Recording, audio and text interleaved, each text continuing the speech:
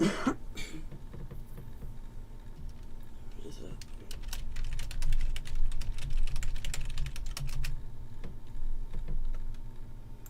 Join me live this morning. My sinuses hurt. Like, my top row of teeth are killing me, and like, I'm a mess.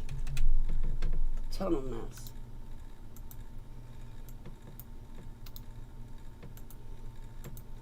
What's been going on with Di Holly? Well, I had a really great 3-hour conversation with a man yesterday by the first name of Jim. Nice guy, sweetheart. I lost it. It was like all of a sudden in the second half of the day, it was like this light switch just flipped in my brain, and I'm thinking, everybody's out to get me. People are lying to me. They're playing a game. They're trying to discredit me, or they're trying to hop on Fringe to make a joke out of me. And it was like a feeling of paranoia, a feeling of just, I don't know it. I'm sorry to this man, Jim.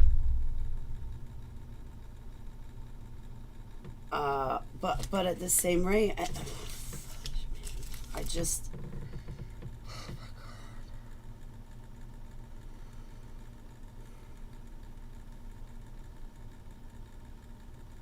the triggering is terrible.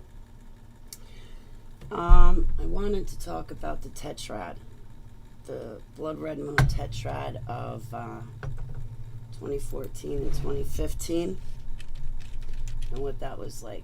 Blood red moons Tetrad. Probably don't even have any pictures still up.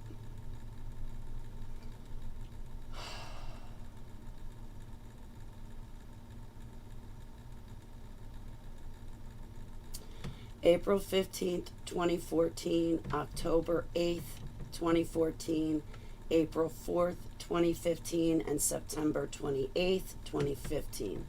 I was baptized September 27th, 2015 by Russ Dizdar in Allentown, Pennsylvania, right next to Dorney Park. That was a real interesting time during that blood red moon, Tetrad.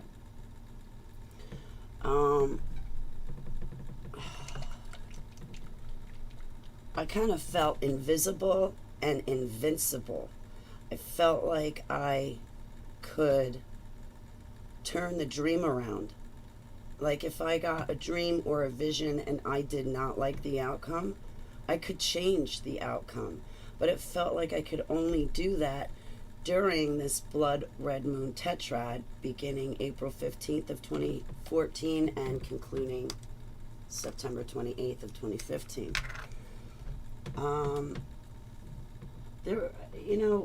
I'm 46, so when I woke up 7 years ago, I was 40, right? And I had always heard about a Bible story where in the story it said something like, keep your eyes peeled for a blood red moon, because that's a sign of the end of the world. Something like that. I wasn't really familiar with the Bible, but I had always remembered something about when the moon turns blood red, that's trouble. And that's time to fight. That's when the tribulation was to begin. That was like the thought I'd always had in my mind. Since then, I have definitely put my nose in the Bible and learned about it, learned more. But I woke up the year of 2014. By my birthday, September 12th of 2014, I was awake. I had found all the kids that I was trafficked with. I had found the ministries such as Anita Riviera, I think is her last name now, Jonathan Kahn, Nikki Pratt, Trey Smith. I had been dreaming of these people since I was 3 years old. And then I found them in the year 2014 online. So everybody that I had been dreaming about as a kid, my ministries, and the kids that I had been trafficked with, I had found their videos online by the time I was turning 40 years old, September 12, 2014. The pivotal month, the pivotal point for me was December 2014, because that's when I lost it. I lost my nuts, bolts, marbles, and screws all at once. They went rolling and flying away.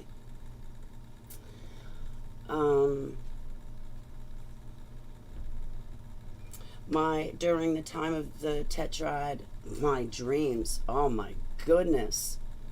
There wasn't one night that went by that I didn't have a dream that was going to come true. Every night I was having dreams. Every day I was having visions.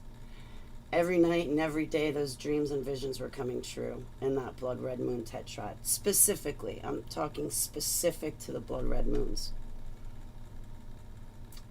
It was a lot. It was a lot for me to handle because I'm dreaming it.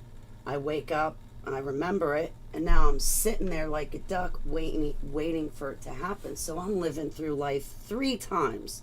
Not just this one time with all you guys, but 3 times. I'm dreaming it, remembering it, and then having to live through it. Waiting for it to happen and then have to live through it. That was a very distinct time period. I wish my attorney were still alive, because I would have loved to have had a conversation with him to present to you guys, because he was there with me through it all. He saw me in the hospital a few times. I lived with him. He knew all about it. The one thing that he did not like in my life was that I was stupid enough to get back together with the ex who collapsed my lung and fractured my cheek. That was the one thing in my life that I not only screwed up, but that he did not approve of whatsoever. He did not like that ex one bit. He didn't think the ex was a parent. The ex was a drug dealer. So my attorney was very, very nice to me, even though I made a stupid decision to date a rotten person in the past. I wrote about it in my book too. My attorney had a nightmare about me right before the ex collapsed my lung. And my attorney had told me, and I remember sitting on the phone with my attorney, and it was on the tip of my tongue. I just wanted to say, I'm a jackass. Get me out. I took the ex back. I'm a dipshit. I let him move in. Get me out, Greg. Get me out. I made a mistake. And I didn't have enough guts to be that honest. And had I had enough guts to be that honest, my lung would never have been collapsed in 2018. So my attorney was very close to me. And during this blood red moon Tetrad, I would tell my attorney of the dreams that I would have. I'd wake up, and in the morning, he'd be working out, and I'd go into the exercise room, and I'd say to my attorney, I had a dream, and this is what's going to happen. And we would talk about it. Now, I only felt comfortable with my attorney doing this. Like, I've had to stay at other people's houses, like when I lived in Maryland temporarily, and I hated it because people expected me to talk to them for 5,000 hours every single morning. They're not my attorney. And I'm not like that with people. I can't talk to somebody 3,000 hours a day, every single day in the morning. No. I've got my own life. And there's a million other people I want to be talking to. So I would get up in the mornings and I would go into the exercise room and I would tell my attorney at his house my dreams and what happened in them. And then I would say, I don't like the outcome. I'm going to go change it. And I would humble myself before Abba and I would say, Abba, you gave me this dream. I don't like it. I don't like the outcome. I'm going to change it. And then when the time came in reality for the dream to manifest and for reality to come true, I would change the dream. I would change the outcome. I was able to change the outcome of the dreams. But that was only underneath the 4 blood red moons. Now that I felt, when we were going through the 4 blood red moons, I felt invisible, invincible, and like I could change the dream. If I didn't like the outcome, I could change it. And people are probably like, Holly, wait. You can't change anything if it's not in God's will. That's not of Jesus, Holly. Listen, if you're one of those Christians, get off my platform. Because you're only here to argue about semantics and I don't fucking like it. I forgot to talk in my mic. I don't even know if this video is going to come out. Good, because I forgot to talk in my mic. Am I muted? No. I don't want any of that crap on my channel. If you guys are going to be like that and worry about every little intricate word, but miss the message that I'm trying to put on the table, you can leave this channel right now because I don't have time for your shenanigans. Take your plastic Christianity somewhere else.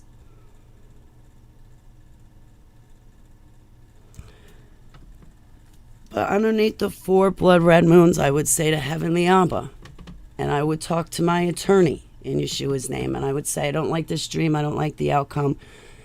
Heavenly Abba, I'm going to change it. And I would set out, and I would change the dream, so when it manifested in reality, that outcome would not come true, but instead a better outcome that I wanted to come true. Now, if you're having a dream where people are dying, and you don't like that outcome, and you can change it, well then, I'm praying for you in Yeshua's name. Please change it so those people don't die.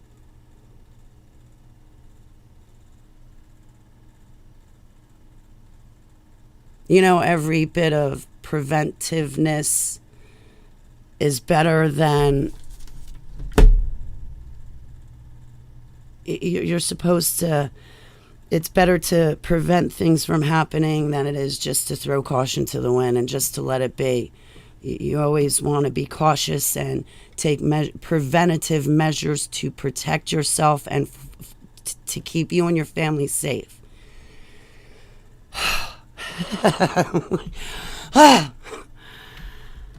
Yes, I got 1 cigarette. I've been hanging on to this sucker for weeks now, and I haven't smoked it. It's because I quit and I went to vaping.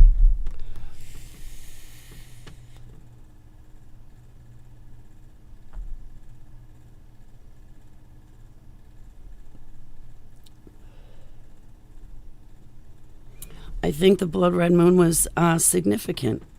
I really do. I think it was a trigger awake.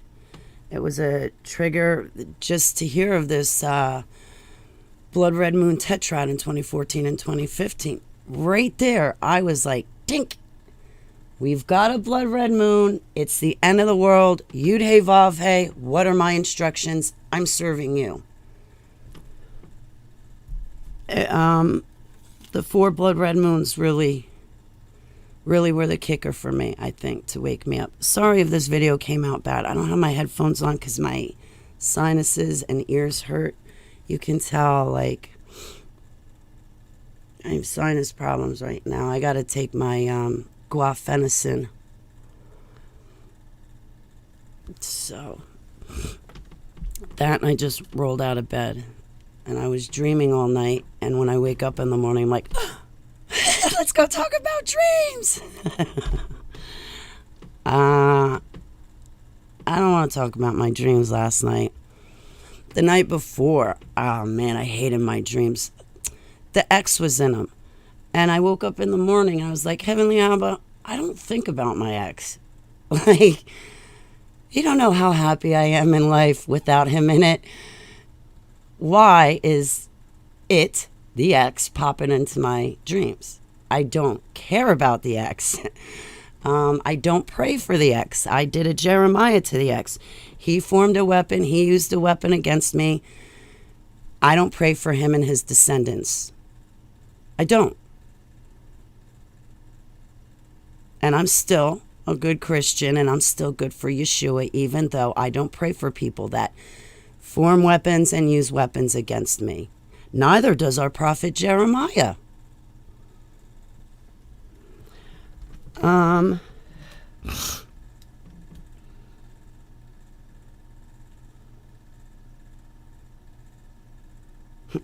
The only peace I got from the ex was during the blood red moon tetrad when I was living with my attorney. Really? That was the only peace I got, and even then he was constantly calling me.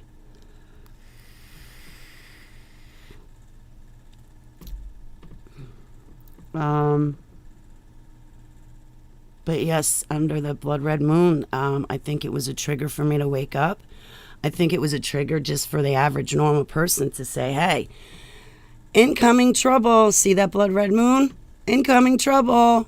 Alert, warning, warning, warning, warning. I mean, come on. God gave us 4 blood red moons over the course of a year and a half. Right? 2 years? He gave us more than ample warnings. He's given us more than ample time.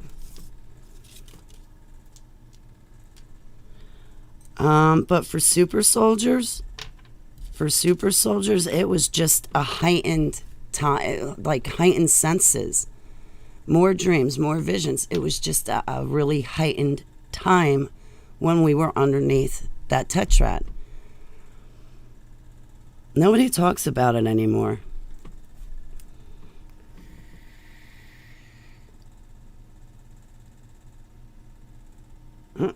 I remember being up in Kennebunkport, Maine in May. I looked out my window. The moon was full, its normal color. And I'm messing around with the dogs. I was on vacation up in Kennebunkport, Maine, and this was May 2014. I look out the window 5-10 minutes later, because I had a big bay window in my bedroom. It was beautiful. You should have seen this house. A huge, beautiful house. I mean, it had a staff. It had a quarters for the staff to stay in, you know? So I look out the window again, and when I look at the moon, it is all red. It's fully red within a couple of minutes. I called my friend Scott from down here in New Jersey, and I was like, hey, Scott, look out your window. Tell me, what color is the moon? He goes, it's white. Why? I'm like, well, it's red in Maine right now. No, it's not, Holly. It's white. I'm like, no, it's not, Scott. It's red. You take a picture and I'll take a picture. Sure enough. See, I don't understand how it can be red in Maine, but white in New Jersey. We're still on the same East Coast, same time zone, looking at the same exact moon at the same time. And this was outside of the Tetrad. This was a separate event that I'm talking about. It was May, right before I gave my covenant to Yud Hey Vav Hey on the 17th of the year 2014. I never understood that. I thought if it turned red, it turned red for everybody to see. Not just for me to turn red and white for somebody else. But underneath the 4 blood red moons, just that whole time period, it was like, what do you say, a heightened state of senses. And I could change the dream around. I could change the outcome. It was probably a bad video because of my knobs. My knobs. I'm not listening. Hey, guys. I'm like, nobody's watching me. And I see in my chat room, I love you, Bonnie. I got to give you a call, sweet pea. Hey, Mike. I love you, Tyler. How is my lover this morning? I love having a lover. You're my lover, Tyler. It's good to see you, Mike. My one. Oh my God, Mike. Hey, Aaron, you're a sweetheart. Victoria, what are you doing, Victoria? Yeah, bye with the plastic Christians. Hey, Babu, Jamie.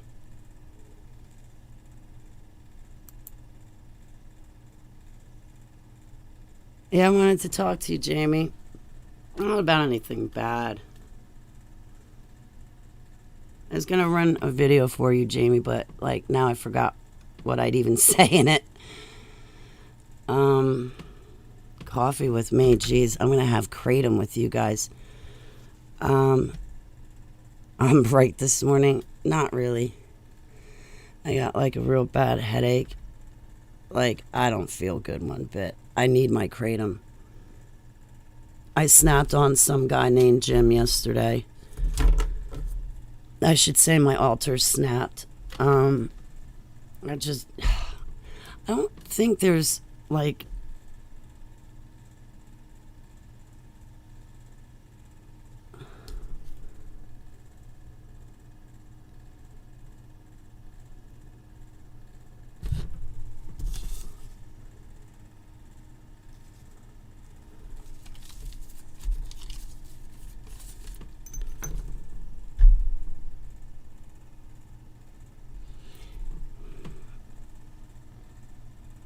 can you give me a couple of minutes?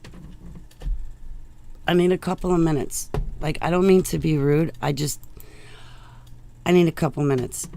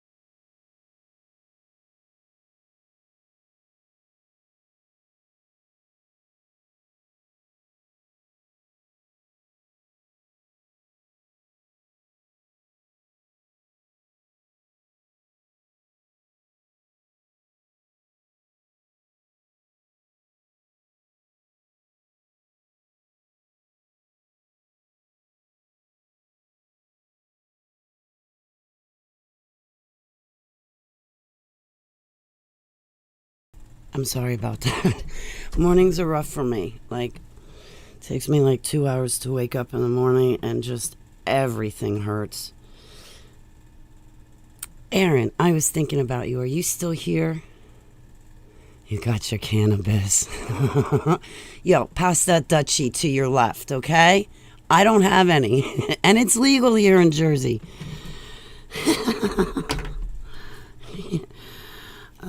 I use kratom and medicinal marijuana if I need medication. That's what I use, and that's it.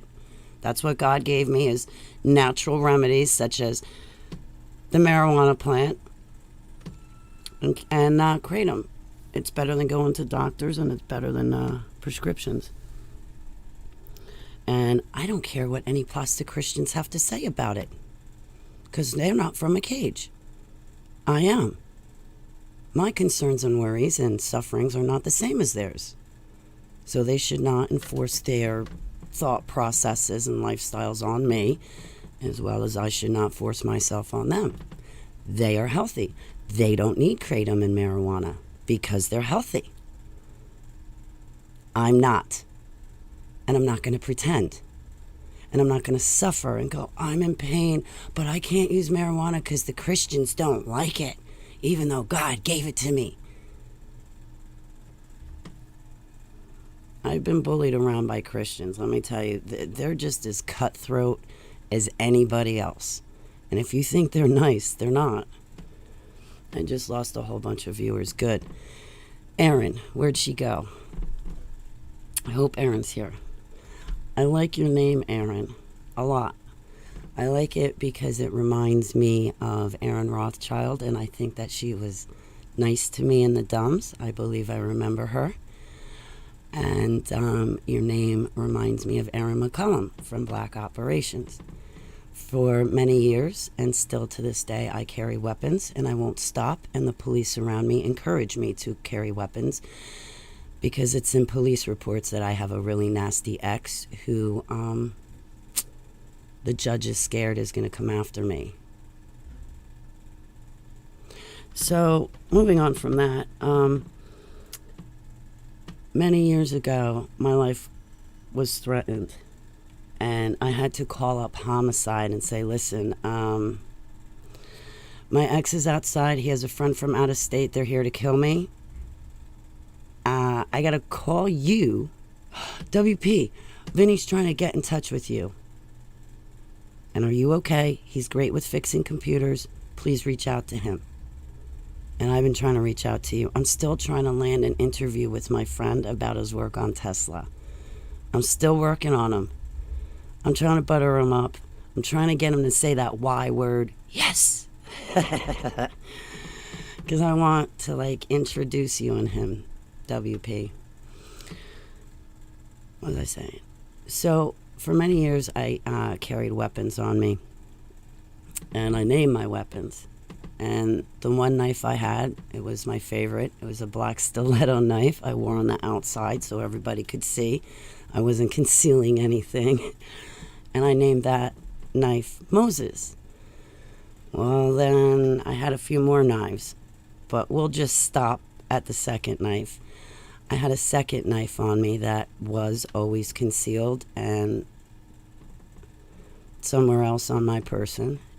And I figured if I lost one knife or somebody was able to get it away from me, I'd still have another knife and another knife and another knife. So anyway, I was good. I'm good at stashing things on my person.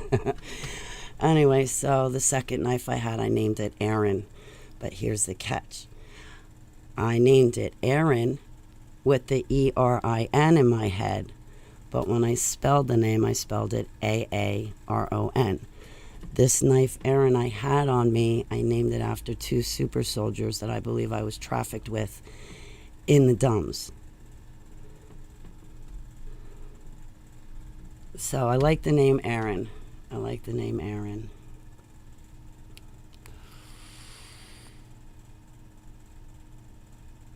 A lot. So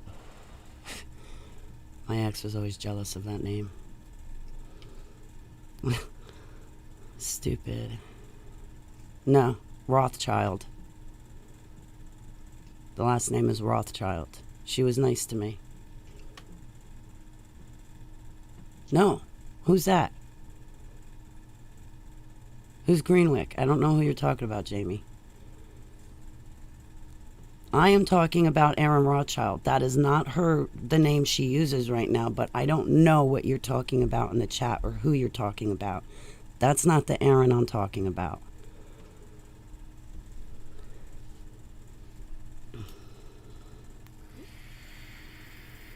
Her name is now Ava.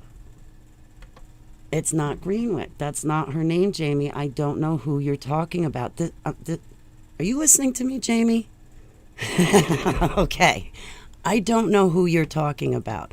I know an Erin Rothschild. She's gone by the name of Erin Hicks before, but now her name is Ava. I don't know a Greenwick. You have 36 knives, throwing knives, buck knives, hunting knives, Bowie knife, machete, swords. I collect them. Me too, WP. Me too. Okay. Then maybe it is a different Erin. But the Erin I'm talking about has gone by the name of Rothschild.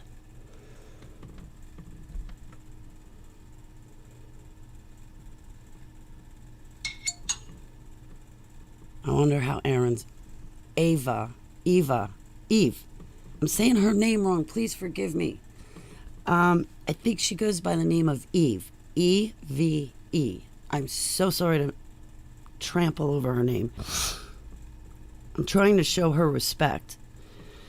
She was always nice to me in the dumbs. She was my friend in the dumbs to me from what I recall and remember. And so I named my knife after her and after another man named Aaron McCullum.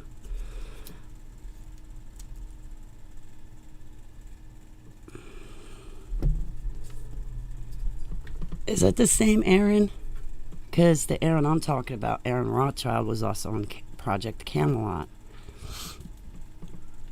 But I don't know who this Greenwick is.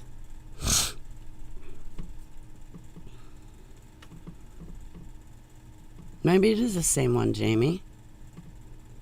It's probably the same one. But I don't know the last name Greenwick. It doesn't matter. It's probably the same person. So, but she goes by Eve now.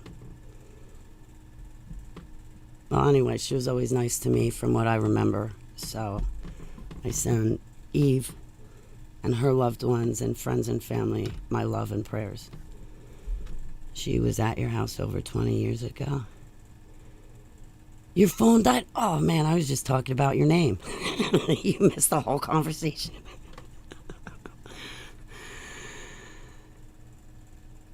Oh, okay. All right. I'm like, oh, boy, we got to repeat that whole conversation. You ready, Jamie?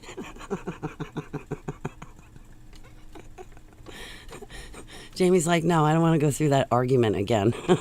I'm teasing. Oh, yeah, I got to pack my kratom.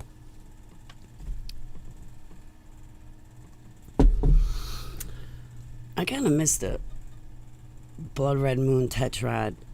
I just felt my spiritual gifts were like at their height. I felt I felt like my spiritual gifts were kind of like malleable in a way that I could form it, and if I didn't, like I said, if I didn't like the outcome, I could change the outcome.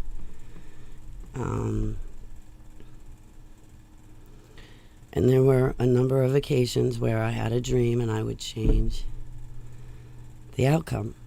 And I would tell my attorney. I'd wake up in the morning and be like,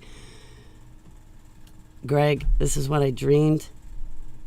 I don't like it. I'll see you later. I'll be back. And I would set out and I would go change the outcome of the dream.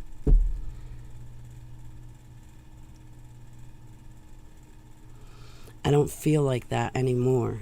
I feel like now that I get the dream, I'm just stuck with it. There's nothing that I can do to change it.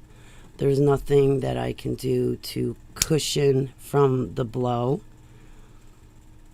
Because, like, the dreams I get, they manifest in reality. And I don't always like what manifests in reality. It's not like I'm getting dreams where I'm winning the lottery and sharing it with my friends. I'm having dreams where people are standing on rooftops firing bullets in the crowds of people, where I'm seeing trains filled with soldiers coming in during the middle of the night and sweeping through a town, murdering the people in the town, burying them in their own backyard, and then those troops living in the houses. I just see these people coming in and replacing us. So, you know, I'm not really having... Cannabis does rock. It is my medicine too. I wish I had some. I don't have any at all. At least I got my kratom. But yeah, I prefer marijuana. Absolutely. Absolutely. It's a perfect antidepressant. It takes away my pain. It makes me eat. I want to get up and do stuff, and I feel good. But I like sativa. It's the only thing that works. I can't stand indica, and the hybrid is like, ugh, it's got to be sativa. Man, I would love to go to Canada. I almost moved up to Canada in 2015. Man, you guys ever come to New Jersey, I'll make sure you got some here too. I gotta tell you, most of the survivors I met, all of you smoke weed. I don't know one of you that doesn't. Seriously. Well, there's a couple people that can't tolerate marijuana itself, so they use the CBD oil, which doesn't work for me. But for the survivors, oh, well, I'm not vaxxed. I'm not getting vaxxed. Everybody's like, around here, everybody's like, Burt Reynolds. Everybody around here is like, well, you're just going to have to get it. Otherwise, you can't go food shopping, Holly.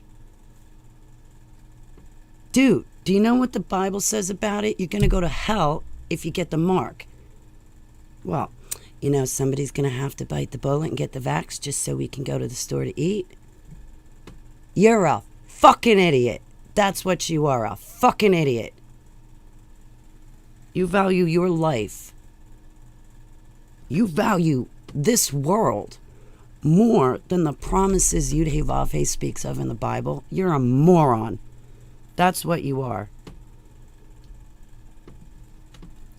You're bowing to the beast. You're bending over so they can give it to you up the butt. You have fun bowing. I'm not bowing to the beast. Excuse me. I got to get my capsules so I can pack my kratom and get out of my headache that I'm stuck in.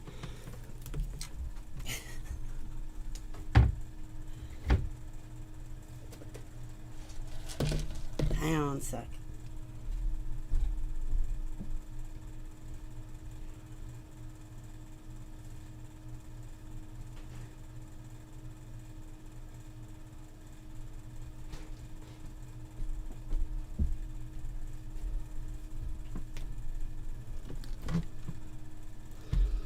Yes, I'm going to smoke my cigarette. It's such a wretched headache. Oh my God. It's raining today. Zero neutrality. Yep. Yeah, I've got zero. I'm with you, Aaron.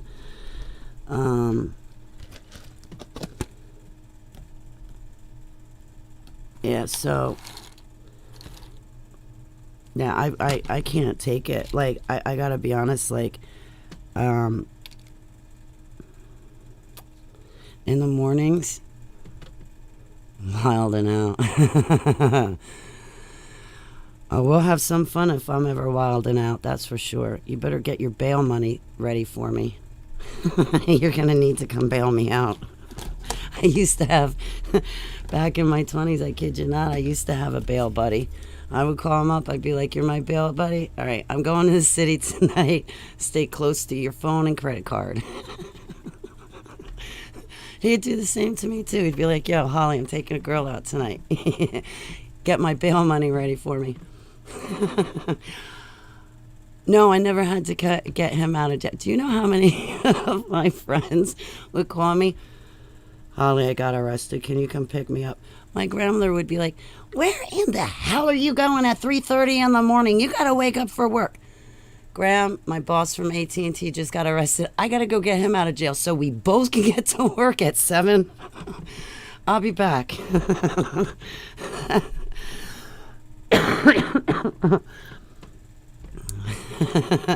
What do you mean your boss from AT&T? Hey, Graham, at least it's not my boyfriend getting arrested, all right?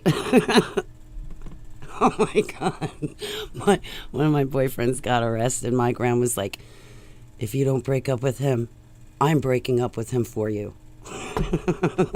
Okay, Graham. I was like, don't you worry about it. He loves his glass dick more than he loves me. He likes packing it with the crack. We ain't gonna have no problems. I don't want him back.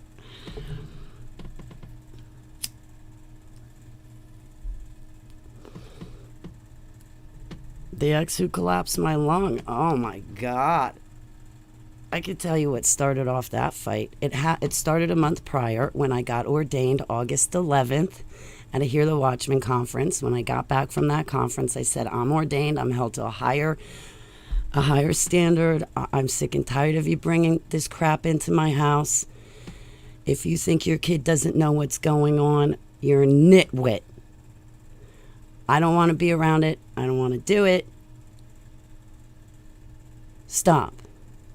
That was August 11th. My birthday was September 12th. I was in the hospital on my birthday with a collapsed lung. Because I got ordained, and he didn't like it, because I didn't want to live. I didn't want to live on the. I didn't want to live like one of the boys on the block. I didn't want to live like that anymore. I wanted to have a house, a home, a family, and he could never provide any of it.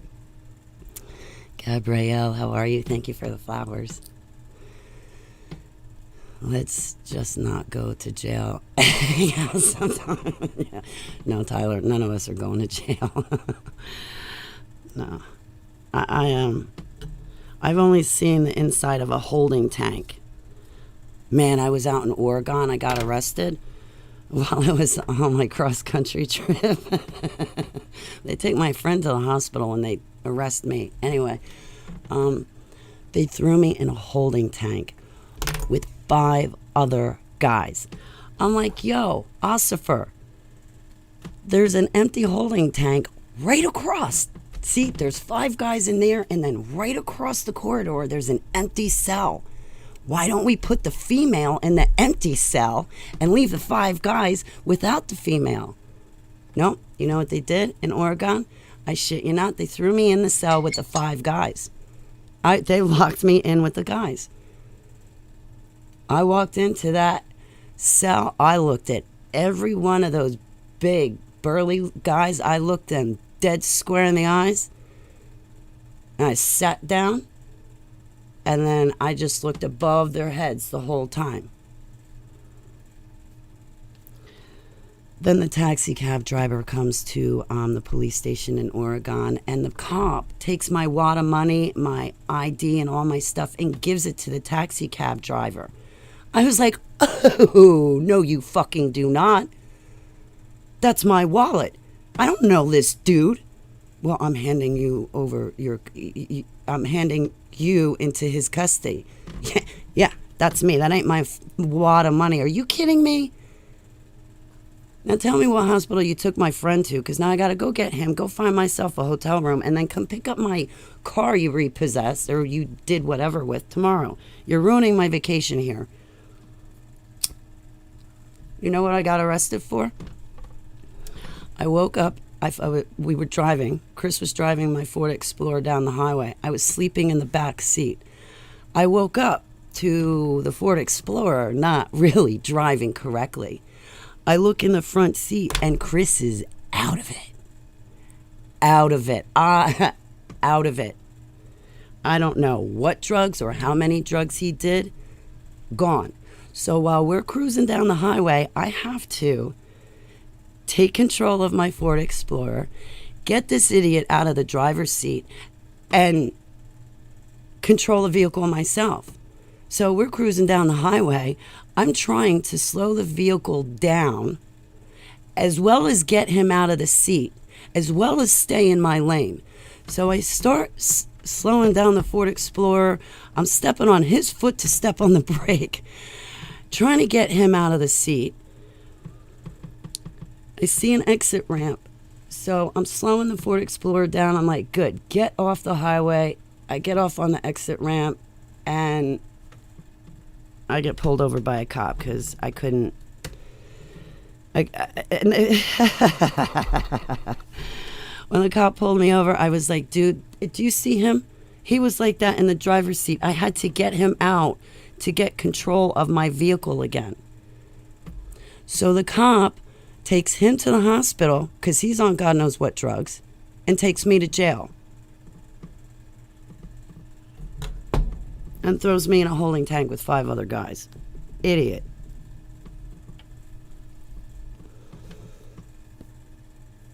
I don't like that one bit. In the drunk tank, you got beat up. Whew. Yeah, let me tell you, those people over in Oregon, even the women, they're like big, burly tree stumps. Like, I'm 5'6", I got a thin frame, you know, I'm small and petite, tiny. Not those women. This one female officer was like, "You're not going to give me any problems, are you, Holly?"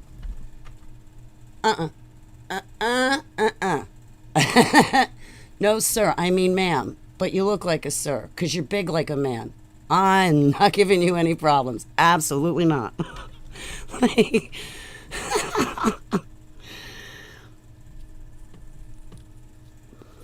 I think it was 26 or 27. No, it may have been 28. Man.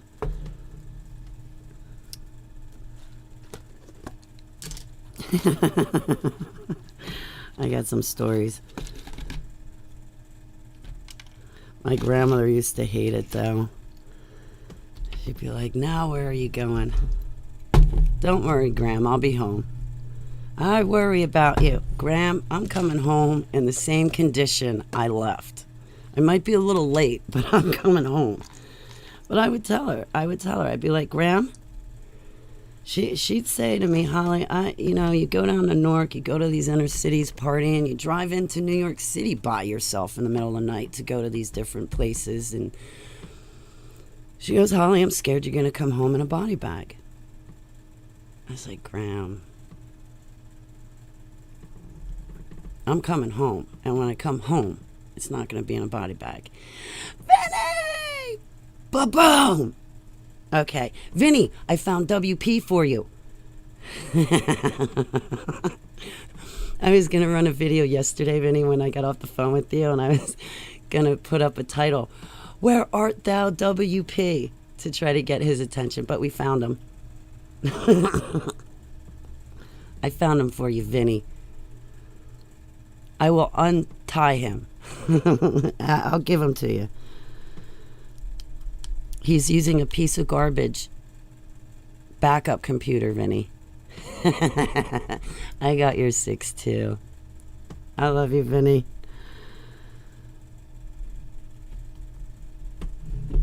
Yeah. So I have to apologize to a man named Jim Gerard. I kind of snapped yesterday with my alters. My alters started to feel like he was playing a joke on me or trying to trick me. And I had just met him too. It's not like I know him like I know Vinny, WP, and Jamie. I mean, I literally just met him yesterday. We had a 3-hour talk, and then by the afternoon, my alters are like feeling paranoia, and I'm thinking he's lying to me, playing games, and I snapped on him. It's happened to me with Lukert. It's happened to me with some of you guys.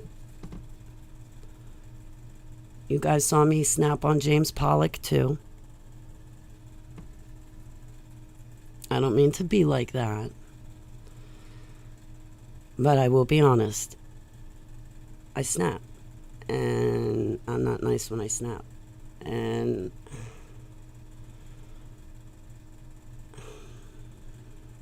MK Ultra programming, I'm still beating it. I mean, I only broke IBIS programming. I still have like 15 other programs to break. And that took me 7 years to do, to break one program. 7 years to break one program. Yeah, I got my work cut out for me, that's for sure. But yeah, I think I'm going to break Theta programming too. But I got to put these storylines together, and I want to write them down for you guys on a piece of paper.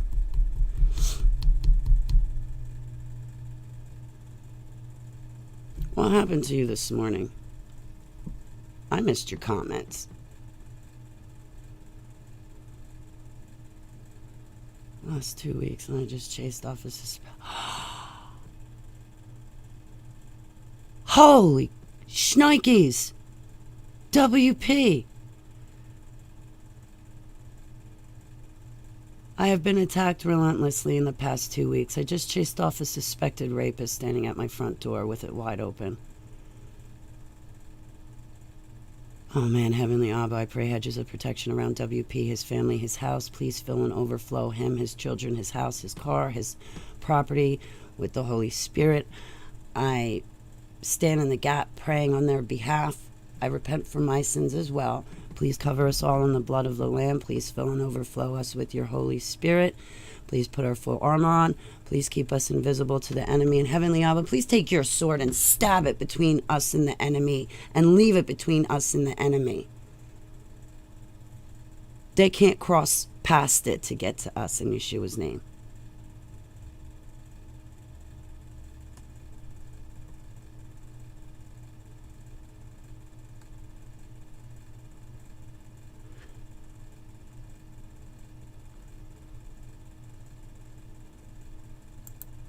Haha.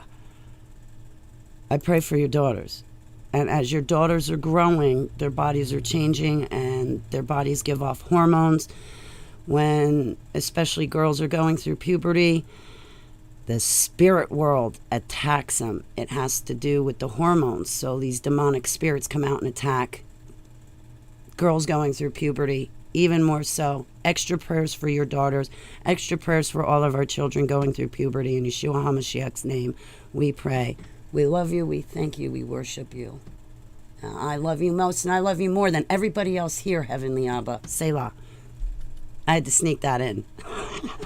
You guys are like, whoa, whoa, whoa. I don't agree to that, Holly.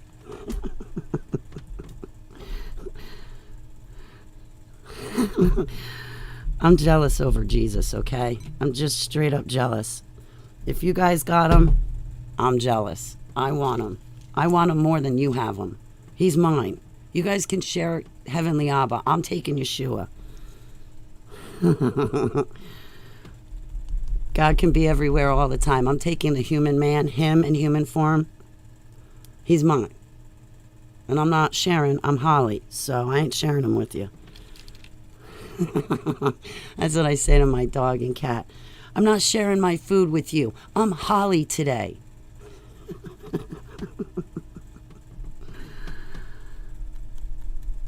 Sometimes having altars is fun, and most times it's not. I can crack some funny jokes because of my altars.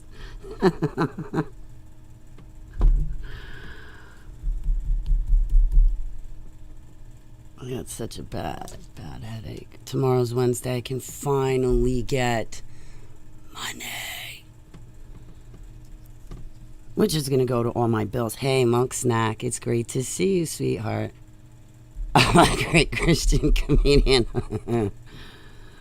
Yeah, I'm a great Christian comedian that makes sailors blush. I invent my own curse words. I do. Just the other day, I was in a store. Something happened. I looked at the guy next to me and I'm like, Sanji. It's all Sanji. He's like, what? He's like, I say. All right, I'm just going to stop it right there.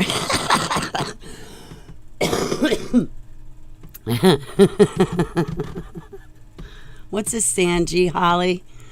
Guys, in private, I can tell you what the word is that I made up called Sanji, but I can't do it in public. YouTube will be like, all right, Holly, now we've got to take your channel from you. You've really outdone yourself this time. Anyway, it was something that I used to call Barry Obama, and it was specific to him. Now, he is an active super soldier, and I do remember Barry Obama, our ex-trash president, from being sent over to Africa on an assignment while I was an active super soldier. And I remember seeing Barry Obama over there, and I remember looking at my commander as we got off the cargo plane, and I said to Commander, I hate him. And my commander looked at Barry, and also made the same face as to how I was feeling on the inside. I would have shot him on that field that day, right then and there, but they would have terminated me. So, whoever voted for Barry Obama, you guys need to have your voting privileges revoked. You really do. I suppose you also voted for Bush, right? Yeah. Bush Sr. was a handler and programmer to us active super soldiers in the deep underground military bases. If you voted for him, yeah, definitely. Please voluntarily give up your right to vote. It should be revoked. I'm a survivor of Pizzagate, and I'm here to tell you it really saddens me when you guys sit there and you tell me that you know Jesus, but then you vote these people into the White House. Don't do that with me. I see that happen all the time in ministries. Oh, Holly, you didn't vote. You've got no right to talk about politicians. You've got no right to talk about politics. Oh, yeah? I was raped by the politicians that are in the White House, thanks to you voting them in. I will talk about them anytime I want. You, on the other hand, should shut your fucking mouth. You put them in the White House and they're out raping kids. They're out getting adrenochrome. And you want to sit there high and mighty on your horse? Yo, you better think about where that pedestal came from that you're sitting on. Because just as easy as you found that pedestal, I'll knock you off. Don't you tell me I've got no right to talk about politics because I didn't vote. Reason why I didn't vote is because Yeshua's name isn't on the ballot, and until I see a candidate I want to vote for, I'm not filling out the damn ballot. Now, they raped me and a whole bunch of other kids. If I want to talk about politics and politicians, I will. If I want to talk about how your rights to voting should be revoked because of the bad decisions you're making, I will do that too.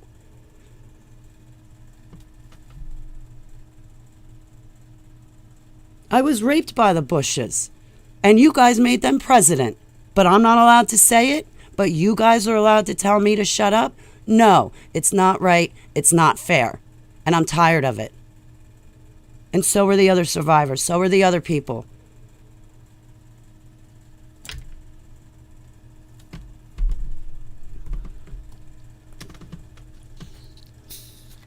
I'm with you, Aaron.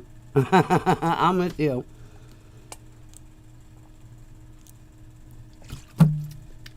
Why bother voting? Look at our last election.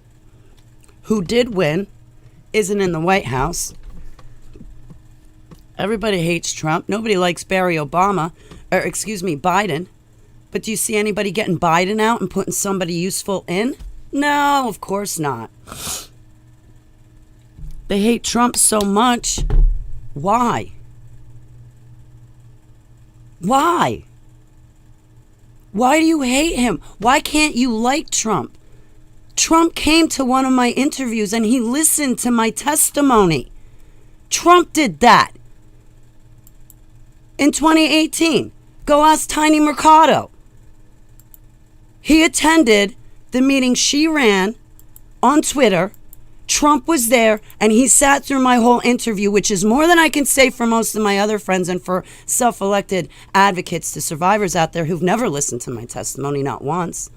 Trump made it to my interview. He sat there and listened to me talk about Barry Obama, George Bush Sr., Hillary, Pizzagate, and all of it. He was there. He listened to me. And you guys don't like him? But he was there.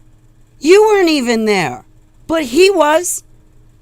Well, based on that, I like Trump. I want him back in the White House. You know why?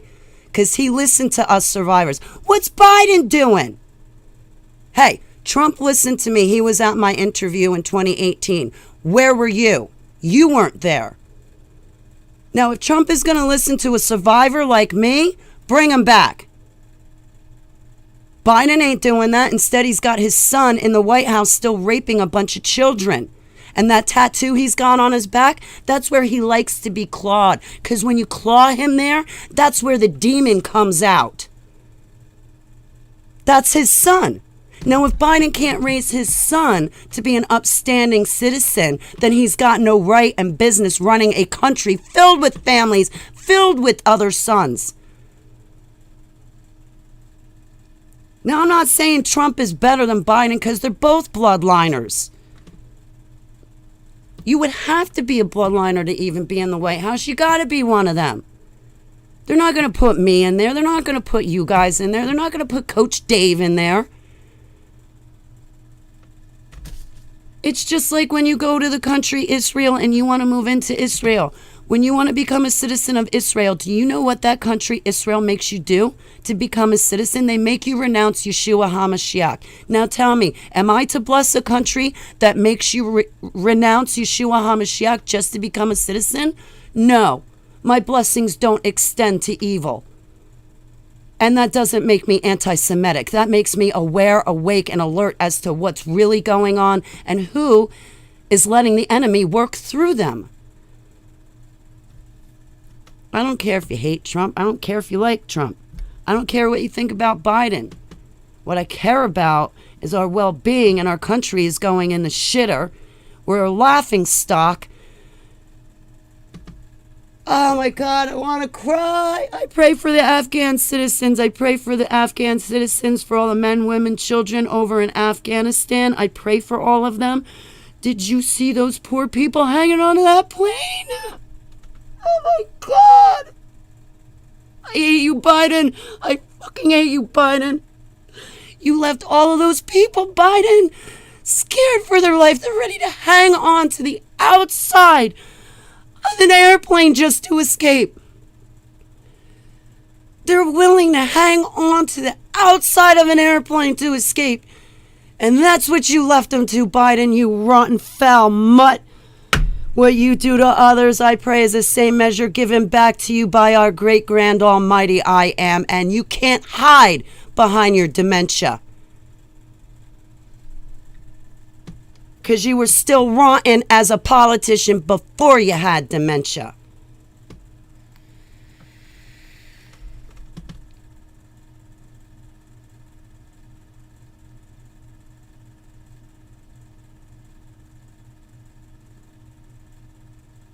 Hey, Monk Snack. Yeah, I was back in 2018. I wrote to him a couple weeks back. He actually sent an email in return. I don't know. There's just sometimes I get a wild hair and it's like, I'm writing to Trump. Or I'm writing to Black Operations. I'm gonna...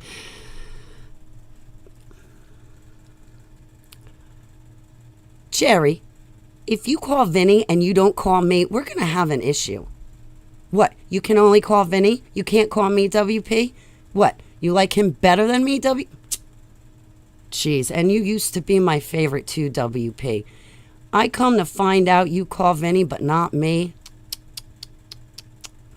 I'm teasing you. I'm teasing you. WP, I don't think you have my new number. Vinny has my number, though. He can give it to you. Jamie, I don't even know if you guys have my new number. I'm still pretty sore about the phone company changing it on me. I still have to find out what number 2 means in a 4 binary code of computer language.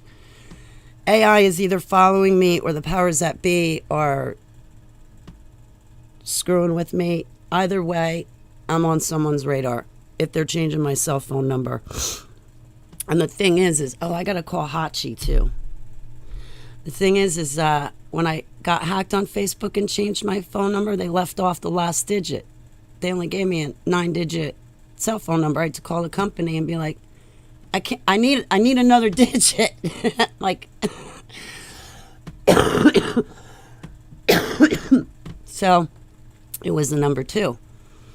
Well, a month ago when I took a nap, I turned off my cell phone and computer, and when I turned back on my cell phone, the company itself changed my cell phone number, and they changed it to all ones and all zeros, so it's computer language. So it's my area code, 908, and then it's all zeros and ones. People are like, what? Yeah, I know. Tell me about it. Strange. Only stuff like this happens to me. But the computer language in my cell phone is a binary code. It's a 4 binary code, and the numerical value comes out to 2. What is it with the phone company, the number 2, and me? Why do they keep screwing with me and number 2 and my number? But yeah, my cell phone number is computer language. It's ones and zeros.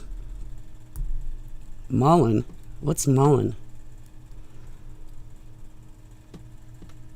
2 shouldn't exist in binary code by definition.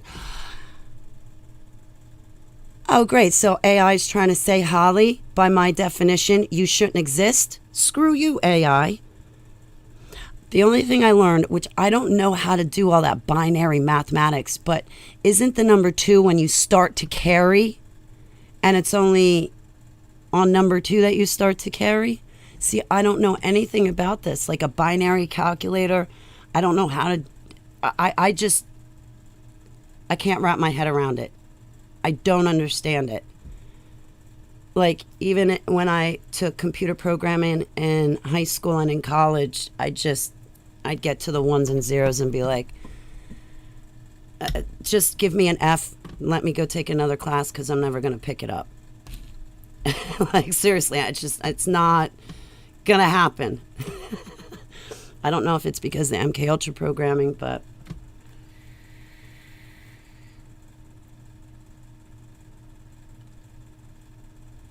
I like Trump because I don't remember him in the dumbs.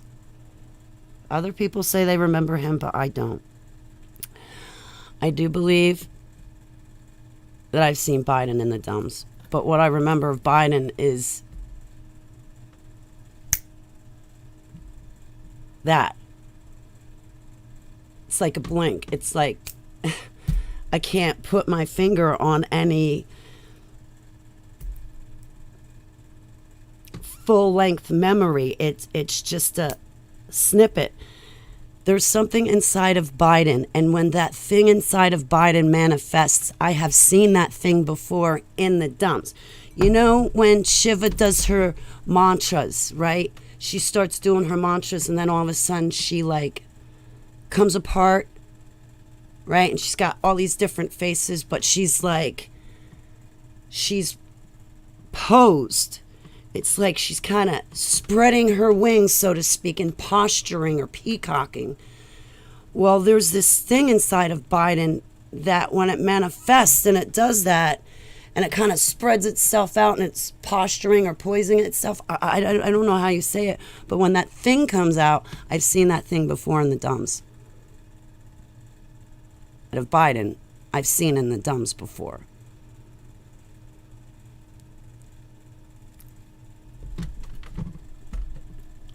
Hunter Biden's tattoo. When I saw that thing, I gotta tell you, my little girl alters.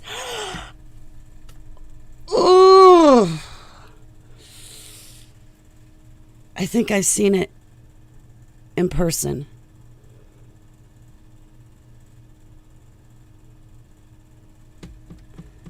Correct, Vinny. Trump never raped children.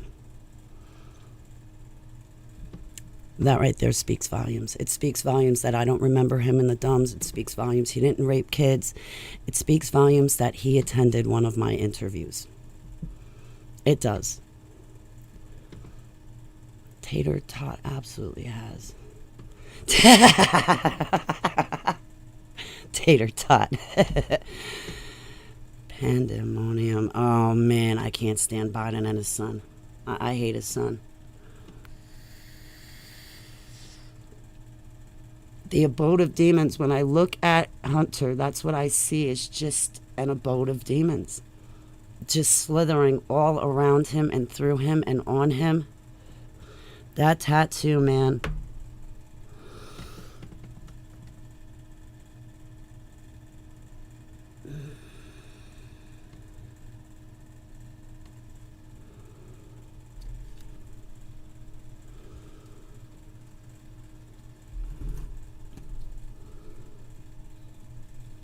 I don't know why the Chinese government let Hunter get away with raping all of their Chinese babies. I was really hoping China would discipline Hunter. Because you know our country ain't going to do it. He's sitting on a soft, cushy seat over in the White House somewhere. Same with Bill Gates. He's wanted in other countries, but over here in America, we put him on a pedestal. Are you kidding me? We know he's wanted in other countries, but we give him a pedestal in America. Go give him to these other countries that want to put him in jail. Someone was telling me yesterday how a hit team was sent out against Gates and another person. Oh, Fucci. I heard a rumor in the grapevine. The rumor in the grapevine is that a hit team was sent out against Dr. Fuck Us and Gates. I don't know if it's true or not.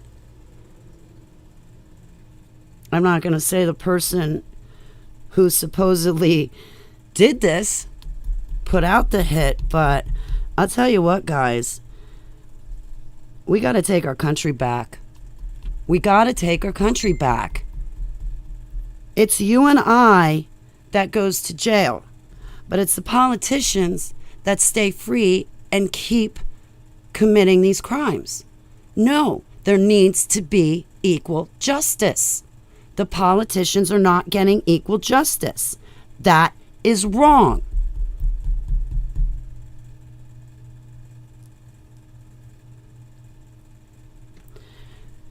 Guys, Trump's not coming back to the White House. He's not. If you hear that Trump is coming back to the White House, it's a psyop. Don't believe it.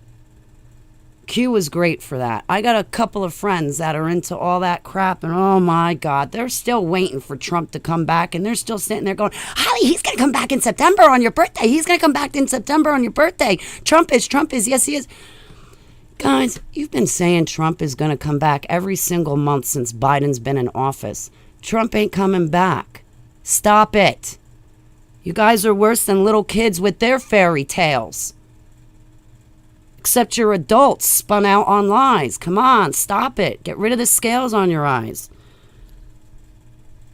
P.S. The Holy Spirit is a male spirit. It's not a female spirit. Yeshua...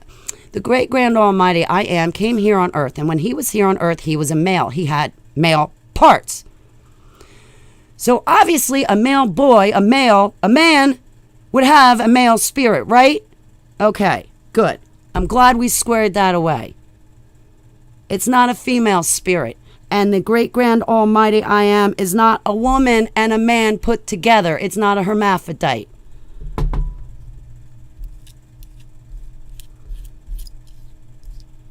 That you know where that female spirit comes from? Catholicism. And you go back even further, it's Isis. Hey, George, how are ya? Good to see you. It's not... We have a male Holy Spirit, okay, guys?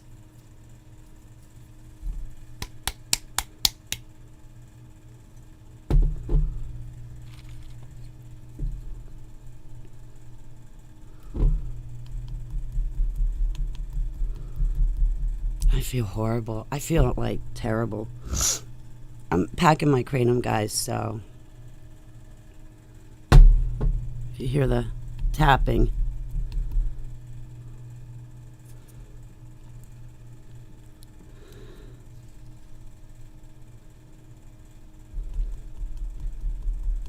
I have so much work to do and no motivation to do it.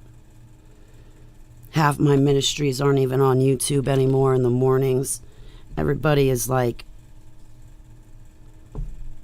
somewhere else, doing something else. We're all divided. Satan knew what he was doing when he came up with all these different denominations of Christianity. All these different denominations, whether it's Lutheran, Protestant, Baptist, Catholic, what have you. That's division. The denominations have created division. I don't see us having a great revival. I read in the Holy Bible about an apostasy, apostate church, and a great falling away. I don't see a great revival coming. Oh my goodness, Mel! How are you? Yeah, it's been a while. That's the first thing I thought too. My love to you and your daughter, sweetheart. It's great to see you.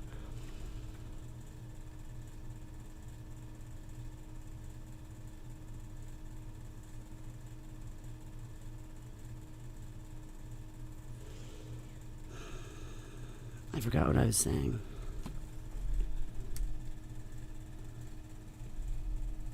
Totally forgot what I was saying.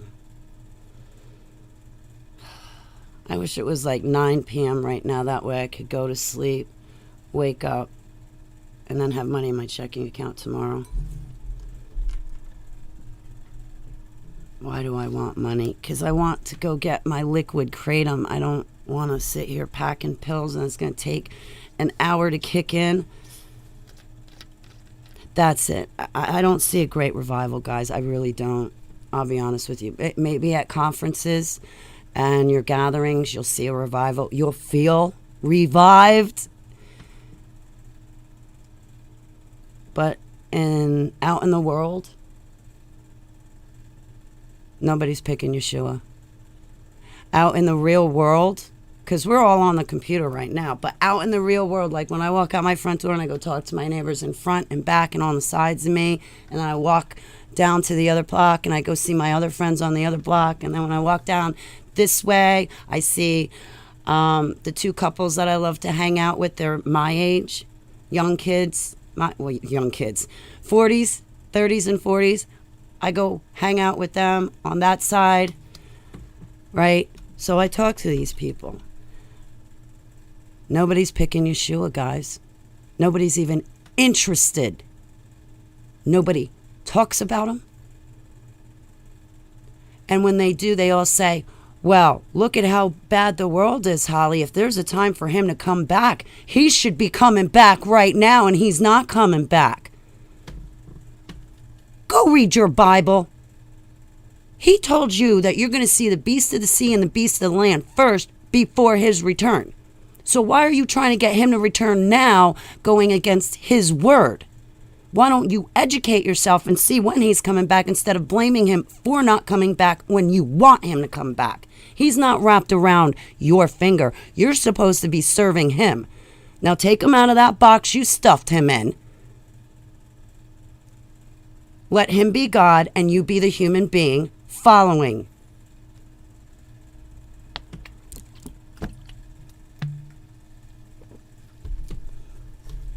Neighbors over there, not interested in Jesus. Neighbors over there think Jesus was a pot-smoking hippie, drinking.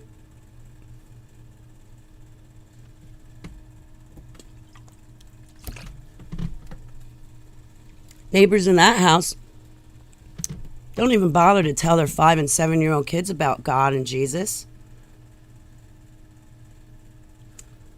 Kids over in that house don't know Jesus, and their parents aren't telling them about Jesus. The teenagers down the road, their nose is in the cell phone. They don't care about Jesus, and their parents aren't telling them about Jesus. They're not raising their kids up on Jesus. So when you really want to look at the world around you, right here, right now, we've got a great community. We feel the love of Yudhe-Vavhe. We're worshiping him. We're all brought together. But when I walk out my front door, guys, nobody is picking Yeshua. Nobody's seeking him. Nobody cares. Nobody is drawn to him. Instead, they're all saying, why won't he come back? If there's ever a time for him to come back, why doesn't he come back now? They're not bothering to pick up the Bible and read Revelation to see exactly when he's coming back or to see what they can do. Just yesterday, I take care of elderly people. I love elderly people because they always got the coolest stories. Like today, I'm going to go sneak downstairs to the elderly lady and have her tell me more stories.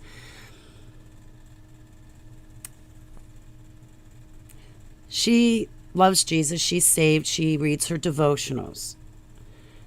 But yesterday when her and I were talking, I had said to her, I said, well, listen, I've been doing a study on Revelation. We're going to see the Antichrist spirits. We're going to see the beast of the sea, beast of the land. We're going to see these beasts first. And that's what Abba spoke in the Bible. And then I said to her, I said, but when we see these beasts and war breaks out, and you could just see she got pale. She's like, oh, we're going to die. You know, I'm like, calm down. We know Heavenly Abba is our refuge. We know that if we're in him, he protects us. He hides us from his wrath. He hides us from the enemy. He showers us with his love. And if we lay down our lives for Yeshua, we're not going to suffer. It's going to be like that, okay? It's going to be fast. You're not going to feel it or see it coming. But I was trying to tell her, relax. We know that he's going to protect us. We know that we're going to be in his hand. And that nothing's going to happen to us during the tribulation.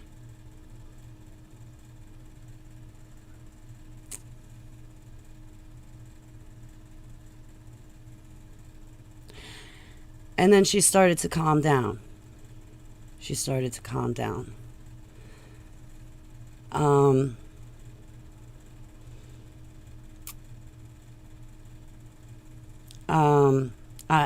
I see Yeshua working. I see God in the world. But I only see him working in the lives of people that have accepted him. I don't see him working in the lives of people that aren't trying to see him, aren't trying to look for his signs, aren't seeking him out. You know? I don't see him working in my sister's life. She's not pursuing God. So I don't see God working in her life. I see God working in Jamie's life. He's got his ups and downs like I do, but I see God working in Jamie's life. But see, Jamie's seeking God. He wants to know God.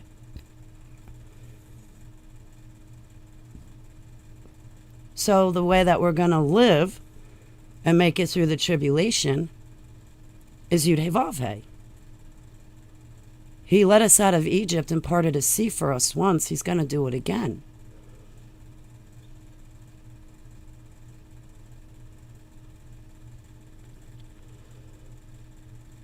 Now that's my ordainment.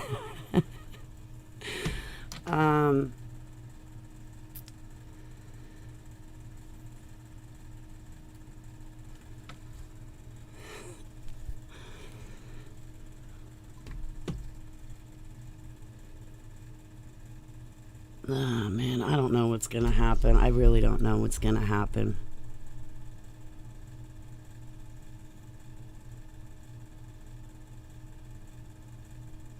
Look at my dog. Look at her.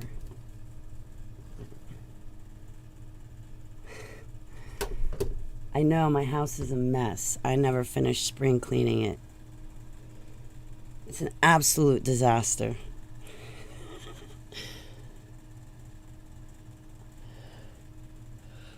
My cat and dog make a mess of their toys in the living room every day. It's not my mess, it's really their mess.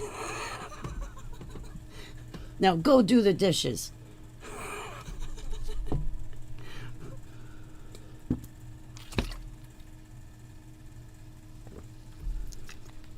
I wish this was the lauded I was taking. Everything hurts.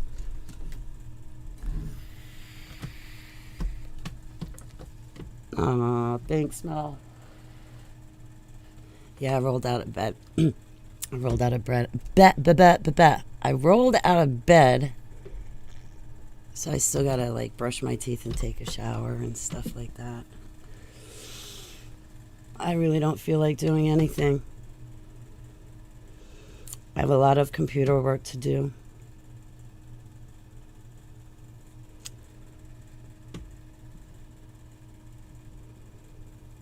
My vision's been changing a lot lately.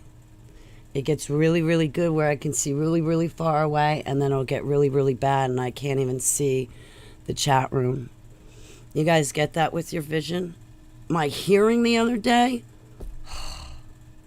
I about went out of my mind for about 2 hours. I don't know what it was, but the lady next door was vacuuming her house. Next door, vacuuming her house. All the windows are closed. I even had my air conditioner on, but I could hear her vacuum over in her house, and there was this certain high-pitched tune coming out of that vacuum cleaner. Oh my God. I couldn't drown the sound out. Keeper could even hear it, but it was just this high-pitched for 2 hours. I was like, man, can't this woman clean faster? Can't she hurry up? My hearing just clicked on. I don't know how else to say it.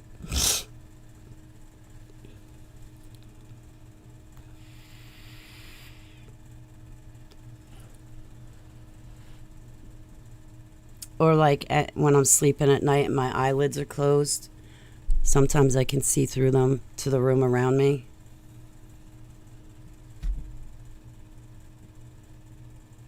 Vacuum. Oh, I don't know. She's got something wrong with her vacuum cleaner, man. I'll go bring her mine over and be like, will you use my vacuum cleaner instead, please? Because it sounds a lot better than yours does. Oh my goodness. I'm upset with one of my neighbors because she totally ruined the picnic area. My neighbors have a compost. They couldn't have put it in a worse area. Every time the wind blows, it blows right up under the pavilion, across the picnic table. The other morning I was sitting outside with my neighbors. I love my neighbors. I really do. They're awesome. Awesome. I love them. I was sitting outside with my neighbors, and just the smell of the compost kept blowing through, and it was like, well, there goes our morning party. They should not... the houses are too close to each other to be doing that. At least right here in this little section, where like there's like a cluster of houses in one little section, and then outside of the cluster of houses there's like nothing except for land, agriculture, farm animals.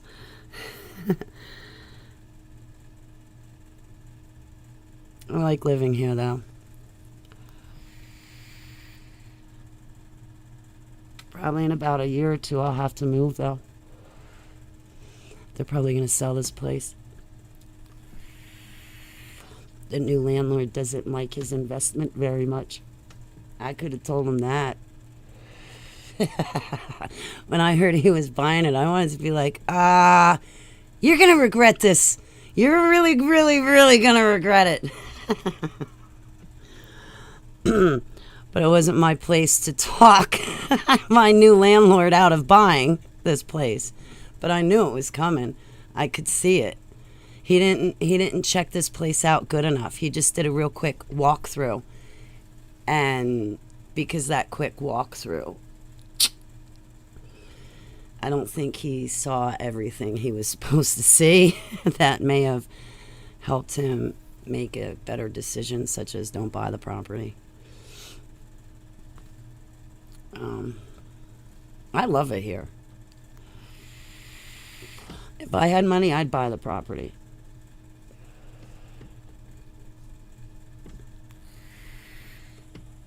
And then I would kick those people out from my house. I'd be like, I'm renovating your apartment so I can live in it. Get out. You haven't paid your rent in a year. All you do is fight and do drugs. Get out.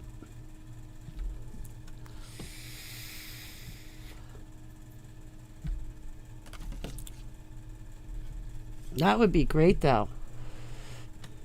Because then I could find one of you guys and say, listen, there's an available apartment with 2 bedrooms. Give me 2 survivors. Come stay in the house with me. I wish I still had my other house. Man, 5 bedrooms, 3 full baths. I could have gotten a couple of you survivors and been like, hey guys, we got a whole house on 70 acres. All pitched in to have 5 people living in that house. Our bills would have been $400 a month between rent, electricity, oil.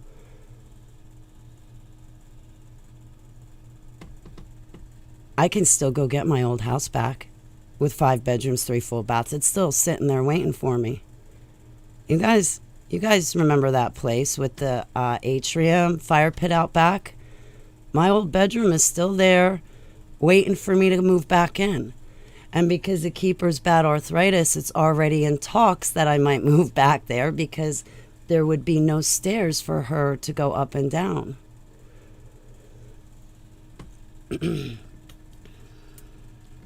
I'll go back. If I can find 4 friends, I'll go back and get the house and rent it with you guys.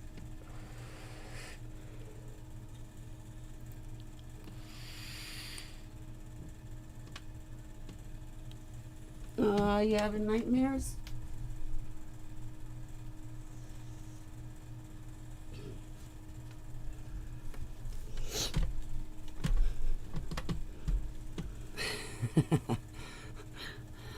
My ex was really pissed off when he found out I moved back to the same house that he got kicked out of. My landlord was like, you did that to Holly? I don't ever want to see you back on my property again. I don't care if Holly's renting the house or not. It's still my property. You did that to her. Get your crap. Get your kid. Get out.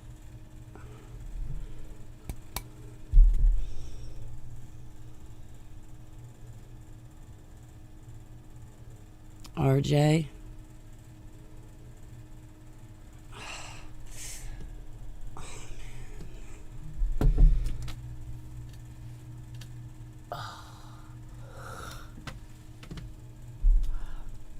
I still have to finish packing my kratom. I only took half of it. I ordered my capsules. They never came. Waste of $25. I'm so pissed.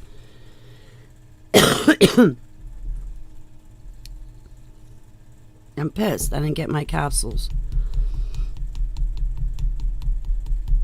I thought Amazon was supposed to be good to order from.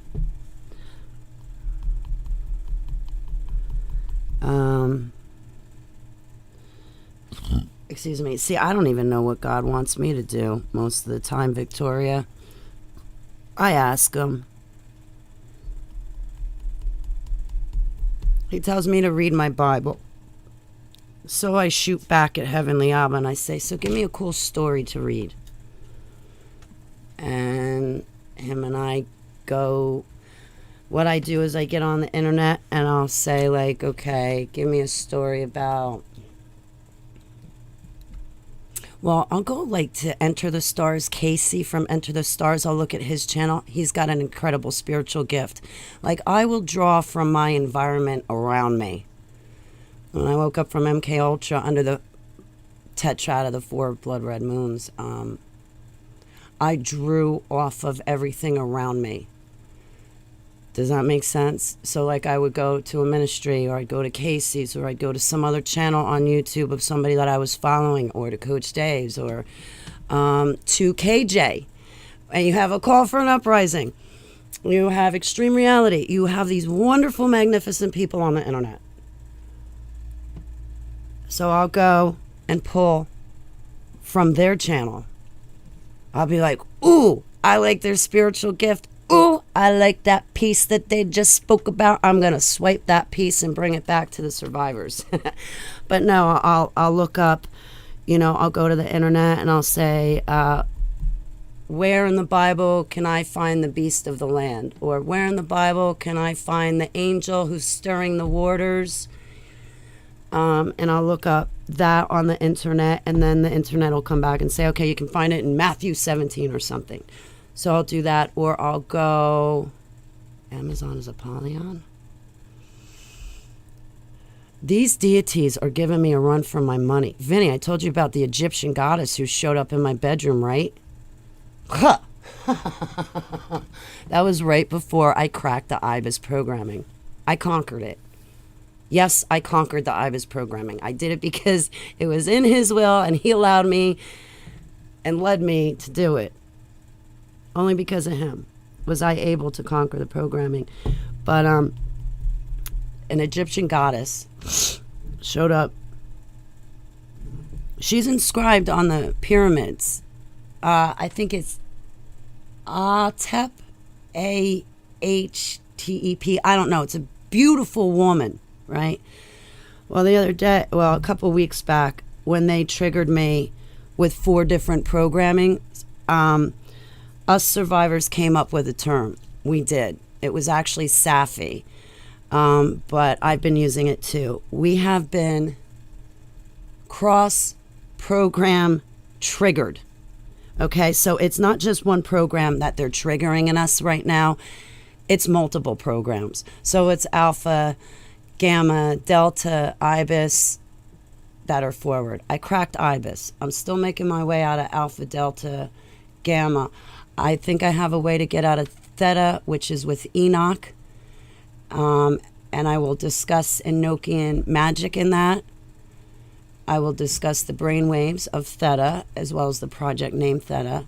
But I can use Enoch to get out of theta programming. Delta. Delta. I can use the storyline of Samuel, maybe for a gamma, right? Because the Hulk, he turns green. You know, Samuel got his strength from his hair, so I could use that storyline to hook me, to bait me, right? Bait myself with curiosity. The storyline will be Samuel or Enoch. I can follow that storyline out of the MK Ultra fog and darkness I'm in. I can, inside my head, find that storyline and then follow it out of the MK Ultra fog in my mind and into Yeshua's living light. I won't cherry pick Bible verses. I will give the whole chapter, the whole paragraph. No, cherry picking is so bad. You guys misinterpret everything when you cherry pick. You can't do that anymore. You Christians, you got to stop fucking doing that. Because you're no good when you do it. Excuse my language, but my altars are here. This is my form of therapy, HTV, my diary. And I always had counselors tell me, Holly, I don't care what words you use, so long as you're talking to me. All I want to do is get you talking, Holly. Talk to me. Talk to me. I don't care what words you use. Just get talking to me. Open up.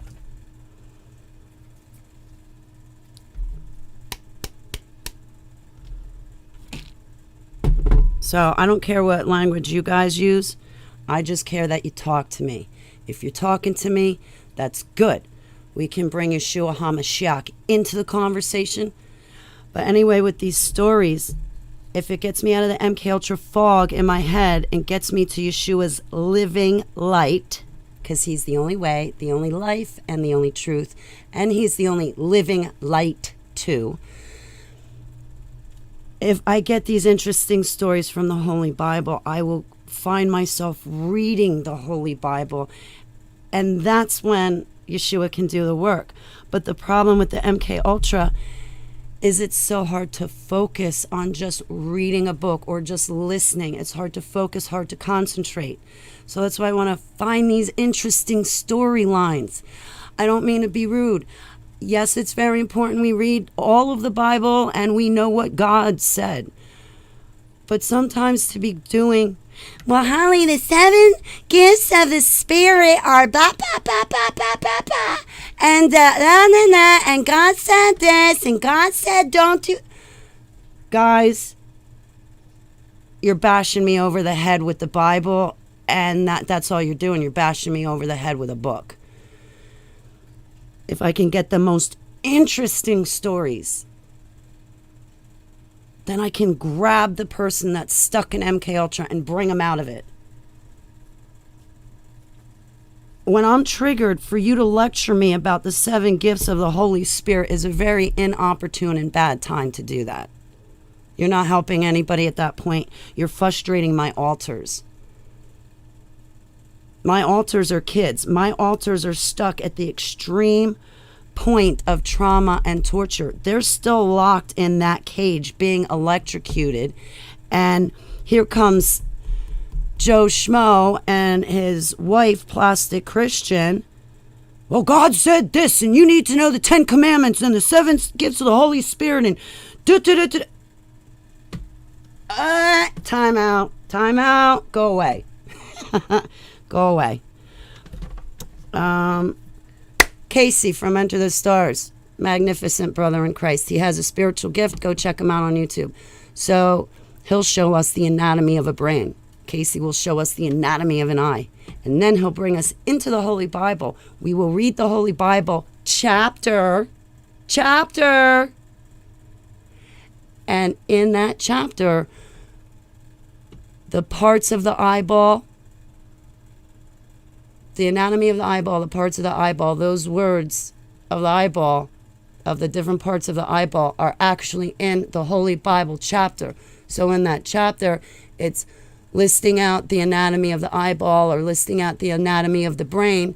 So while you are reading that story, God's telling you a story, but also within that chapter, he's outlining the anatomy of our brain and eyeball, as well as telling us whatever story he's talking about. Look at Revelation 14 at the very beginning. It starts talking about the brain, the parts of the brain.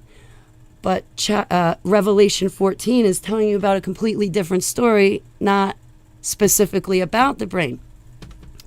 When I watch that movie, Passion of the Christ, I kid you not, every time Yeshua HaMashiach speaks, I have to pause it. Do you know how long it takes me to get through that movie? Every time Yeshua says one sentence, I get 2 to 5 meanings from it.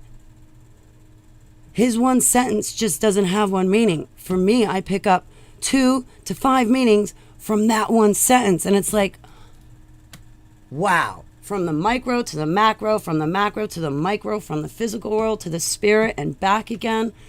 Like, good morning, Jade. Yeshua, blessings. It's great to see you. Good morning. Oh, Casey rocks.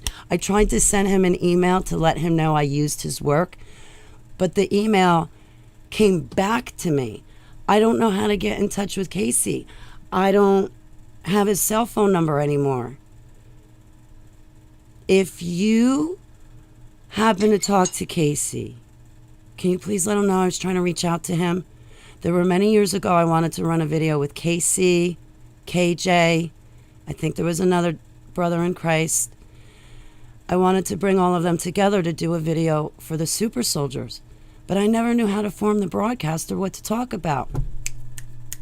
5 years later, Yud-Hey Vav-Hey gives me the idea, and it's the very work Casey's doing.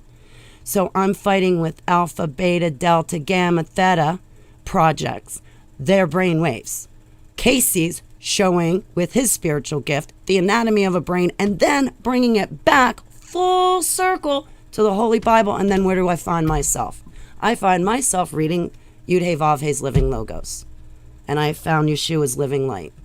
And it's really hard to read the Bible. I mean, I sit and squirm a lot. It's hard for me. I'm squirming now this morning just because I don't feel good with my arthritis and fibromyalgia. But, yeah, I actually ran a couple of videos of Casey's on my channel. But it was because Abba told me how I can finally make a video for the super soldiers with Casey, KJ, or whoever. It's because of their work. Because now I'm suffering from theta, alpha, delta, gamma projects. They're also brainwaves. So Brooke Federline, I love Brooke Federline. Brooke Federline has a book of prayers. You know, get if you've had any background with Masons or being abused by Masons or growing up in a Mason family. Brooke Federline is amazing, guys. She's got a book of prayers, and let me tell you, there was one time, well, there was this one time. There was a few times, okay? I was with Brooke Federline in New York City. We went out gallivanting. I love Brooke. She's my friend, my sister, my peer, and I'm also her fan. But first and foremost, I'm Brooke's extended family. Guys, I want to bring Brooke and her children over here to the United States. I want to get her out of New Zealand. I don't know how she feels about it, but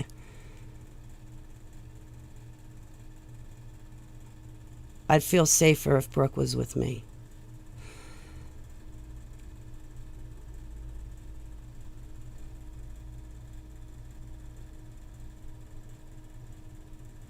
Okay, so Brooke Federline has a great book of prayers.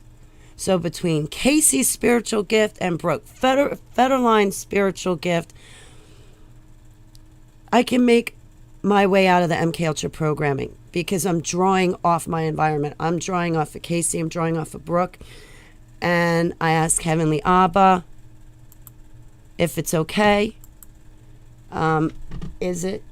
I want to ask Casey if it's okay. I'm not trying to ruin Casey's work or steal Casey's work. Jade, it's Casey's work that's helping me to break the programming.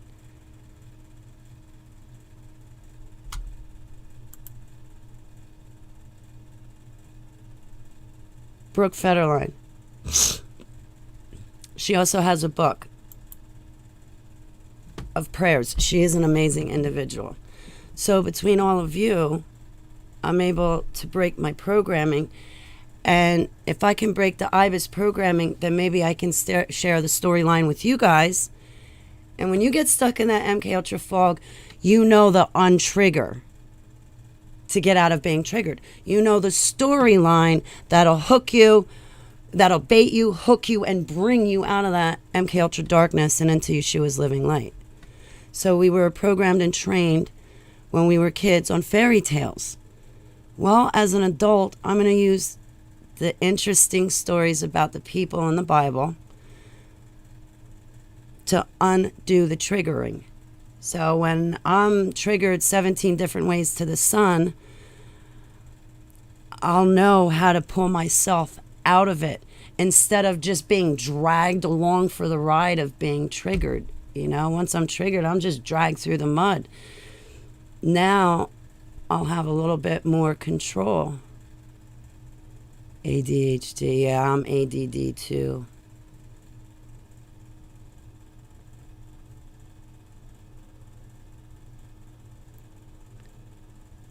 Just hearing that is inspiring.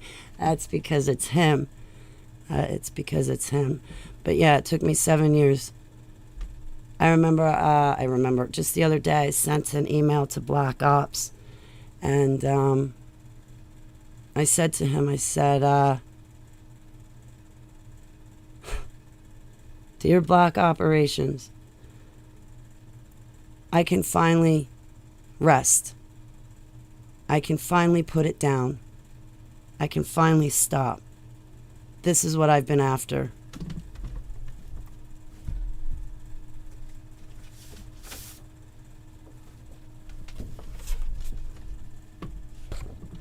So I sent this picture to Black Ops. I told him my storyline, how I crushed Ibis. Just go find Thoth Moses of Egypt. Yud-Heh-Vav-Heh gave him the instructions to get out of Egypt. So we follow Thoth Moses out of Egypt into the Old Testament, where Moses tells Aaron how to pray for the Israelites.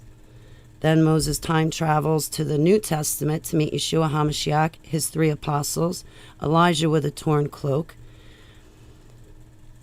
So the time travel Moses went through that cracks the Pegasus and Looking Glass projects coming out of Egypt, that conquers the IBIS programming. I don't know how to get out of Seagate, Omega, Mannequin. I don't know how to get out of some of the other projects yet. But I said, Black Ops, I can put it down now. I can leave you alone now, and I can put this down. Remember my ex would always say, what is your problem? Why can't you just let it go? Why can't you just let it rest? Why can't you just let it go? Why can't you just put it down? Why can't I put it down? Because I'm trying to crack the programming. So I wrote to Black Ops and I said, sir, I can put it down now. I can leave you alone and I can put this down. This is what I've been after. Good morning, Mr. Burns. How are you? I love you too. I'm good. I am everlast. I remember my ex would always yell at me, what is your issue? Every time in the morning you jump up out of bed and God this and God that, and I had a dream and the dream and this and that. Can't you just wake up and be quiet? You're an idiot. No, I can't wake up and be quiet. I'm a loudmouth. You knew that before you moved in with me. Before you commandeered me, my home and car and money.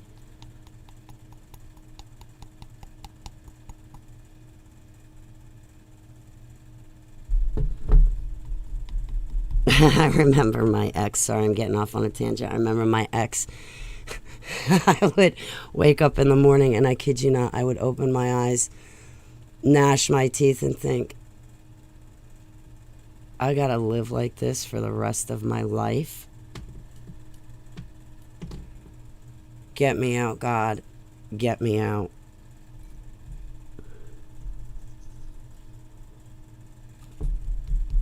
Yeah, when you wake up next to somebody and you're thinking, I gotta live like this for the rest of my life, yeah, it's time to get out of the relationship.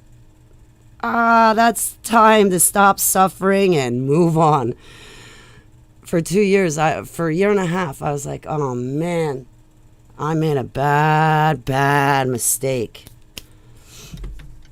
Yeah, I'm hanging in there, Mr. Burns. I could be doing better. I wish it was tomorrow morning so I could have money. I want money. I want money because I want to go to the store.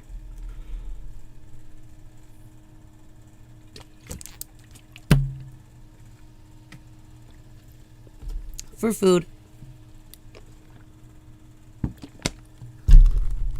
Not for like clothes or garbage, but like for food.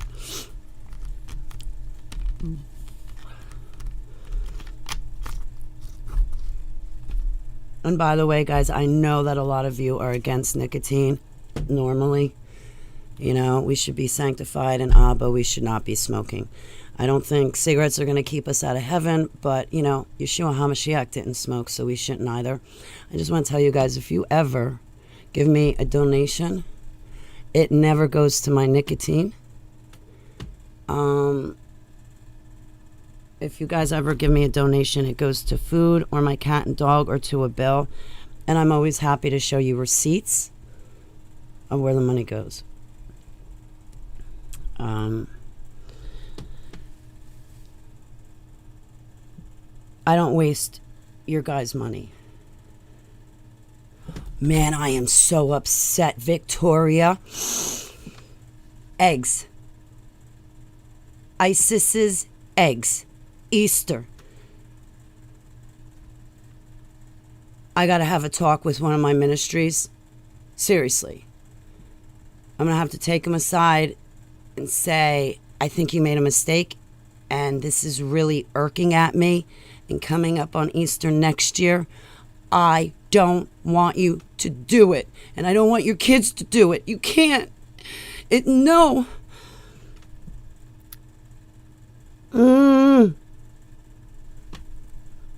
Ishtar, Easter, the egg coloring.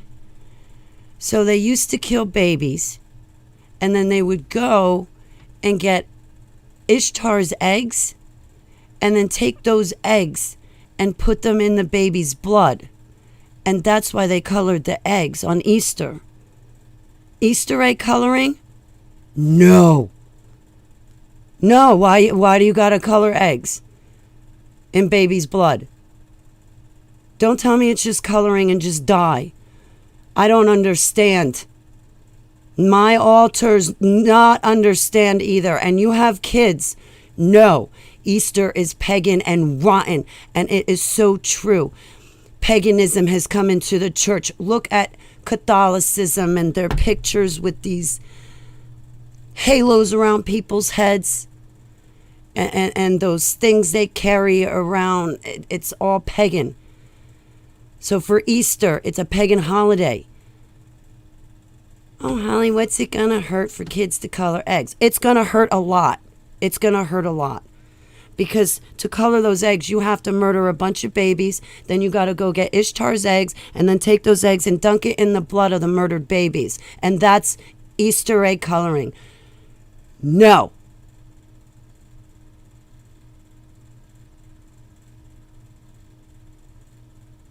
Now, I don't care what you think about Christmas, but your evergreen tree does not symbolize the cross that Yud-Hey-Vav-Hey hung on when he was crucified. Everything about your Christmas tree is pagan. Don't tell me you love Yeshua, but you're doing paganism.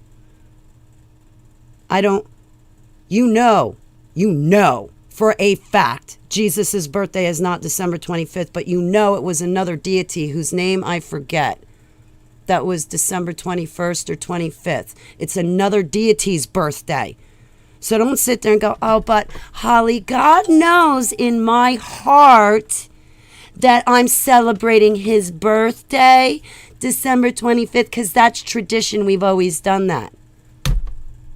Listen, you guys celebrate my birthday on January 19th, and I'm going to have an issue with you. My birthday's September 12th, not January 19th. If you love me, you will know my birthday. If you love me, you will celebrate my birthday with me on my birthday, which is September 12th, not January 19th. You guys have accepted paganism and you clutch onto it with everything you got, all your traditions. But you're not clutching on to Yeshua HaMashiach. How much do you love him? Well, if you love him, stop with your paganism.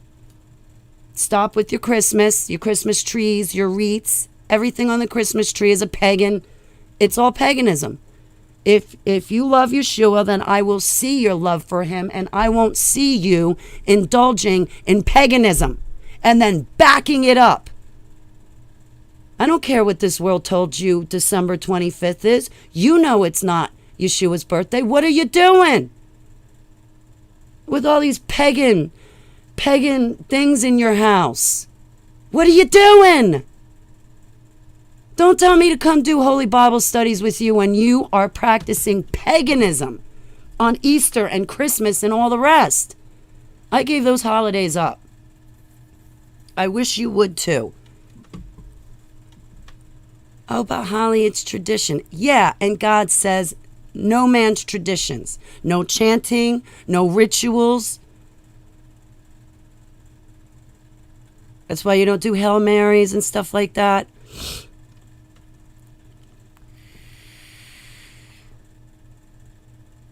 Man, I never wanted to celebrate Christmas. I'd have it out with my mother every year. I'd be like, why are you forcing me to do this Christmas crap?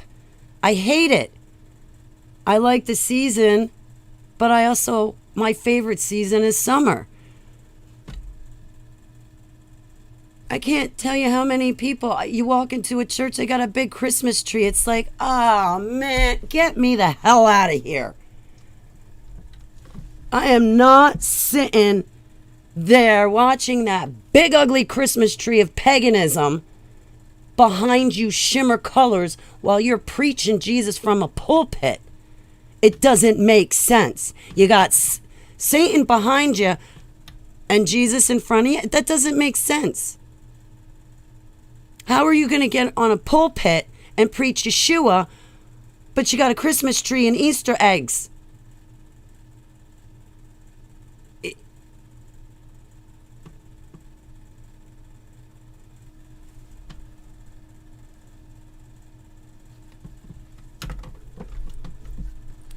I remember downtown they used to tell me, Holly, you're radical. No, I'm not radical. I know the difference between right and wrong. I don't go for the gray area, okay? It's either right or wrong. Yes, no. Black, white.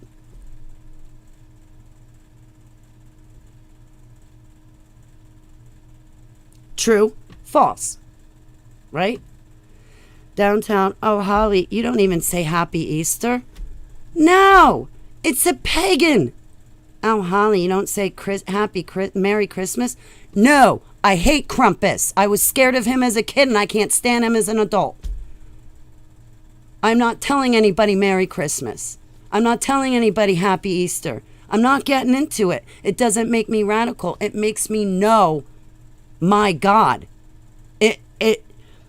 The way I live reflects me following Yeshua. Yeshua doesn't put up a Christmas tree in his house December 25th. So Holly Baglio doesn't put up an evergreen tree in her house December 25th either. Yeshua HaMashiach doesn't steal eggs from another deity and paint them in the blood of children. I don't color Easter eggs either. What's this Thanksgiving? I don't understand your holidays. Now, I understand that there's feasts and festivals in the Bible that Yeshua HaMashiach has already set up for us. Like in September, I'm sleeping outside for a week. I have to go buy a tent. I told my neighbors and everything, I'm like, I don't care if you think I'm radical and you want to make fun of me. It is a holiday, and we are to sleep outside in memory of what Yud He Vav He has done for us. So for that week, I'm sleeping outside with my cat and dog. Yes, I will have my machete, bow, and arrow knives, and probably my neighbor's guns and weapons on me because I'll be sleeping outside and there's coyotes around here and everything else. But I am going to recognize that holiday, and I'm going to get a tent. I'm going to sleep outside for the week in September.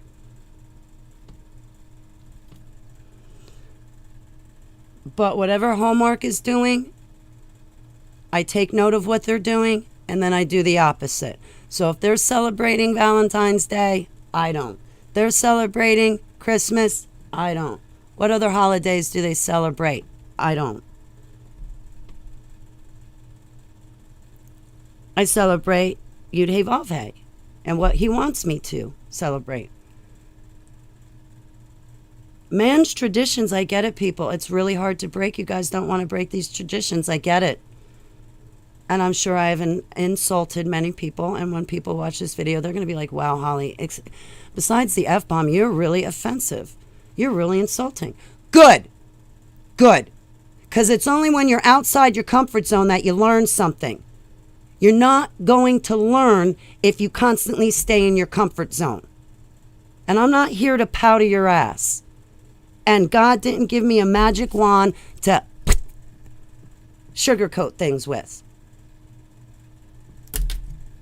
He told me to tell the truth, so I'm telling the truth. He didn't tell me that I have to say it in love. He just said tell the truth. So I'm telling the truth. Holly doesn't talk in love. Because I'm not a twinkle toed powder puff nitwit. I don't kick the carcass of a dead Christianity with me wrapped around man's traditions as if that's Bible. Good morning, Mike. How are you? Hello to Tiffany, if she's out there too. She's part of the reason why I ran this video, because she asked me about the Blood Red Moon Tetrad. I don't have too much to say about it, except like, I wish that, I wish we could have another one. I gotta stand up for a minute. My legs hurt. I'm cramping. I don't feel good. I still have to finish packing my kratom too. I lost my electronic cigarette. Hang on a second. I don't know where the hell it went.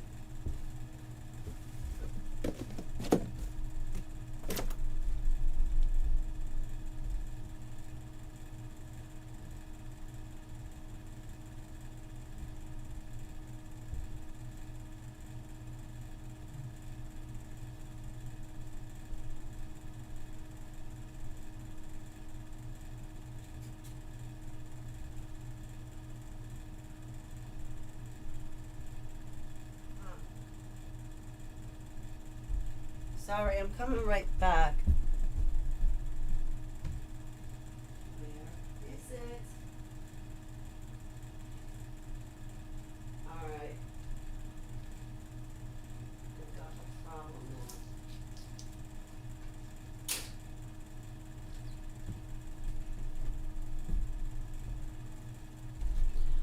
now. I lost my electronic cigarette.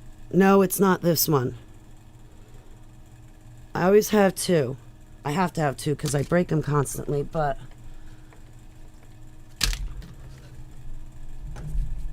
Uh-oh. Guys, I'm missing my electronic cigarette. Did I fall into a wormhole? I hate when this happens. Okay, I'll have to find it later, but it's going to irk me. I think I fell into a wormhole. I am missing my electronic cigarette. No, not the one in my hand. There's another one. This is not good. It's not good at all.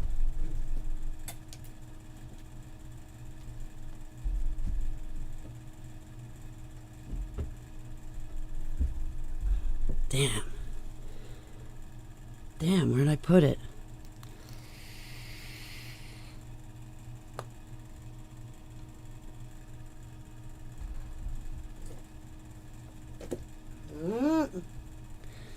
I'll tell you why. Because I'm looking for...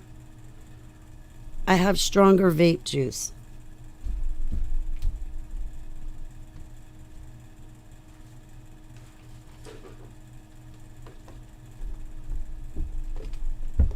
Like, I have 8 milligram. Did you go outside for a few minutes? Yeah, I don't know. Maybe it's in my car. Where did I go? The only places I went.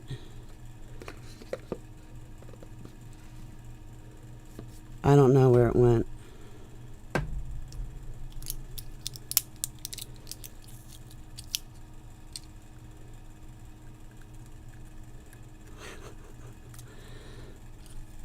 My nicotine.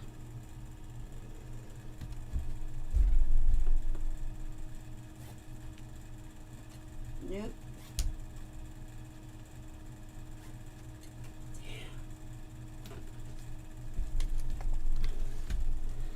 This is blueberry, and it's 8 milligram because I added nicotine in it. This is my favorite though. Oh, yummy. And then I got another one. It's in the bathroom now. Pineapple. Oh my God, it's to die for. I love the taste of it, but I can't get that flavor in New Jersey. I got to travel over to Pennsylvania. It's like a Caribbean punch with like pineapple in it. Ah, it's delicious. They used to have a lot of good flavors, but I can't find them anymore. I like pineapple. Fudge. Fudge. Fudge.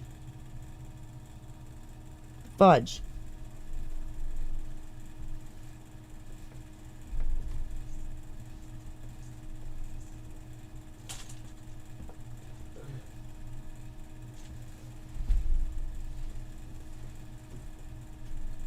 Found it. I dropped my capsules on the floor. Right? All my capsules. Found my e-cig. The missing one.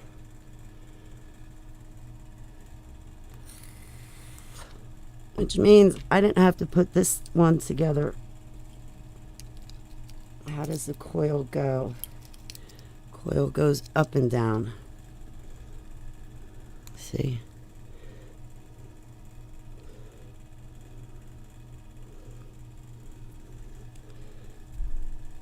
Well, e-cig.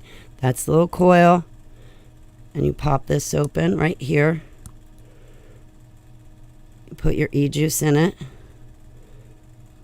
Right, you close it back up.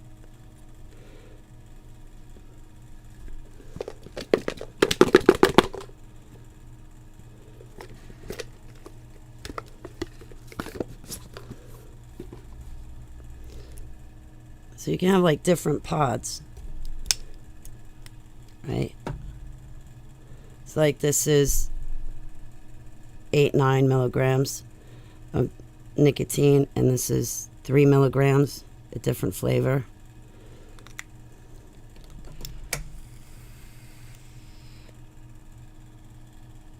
Try around keeper. Yeah, I found my way out of the wormhole.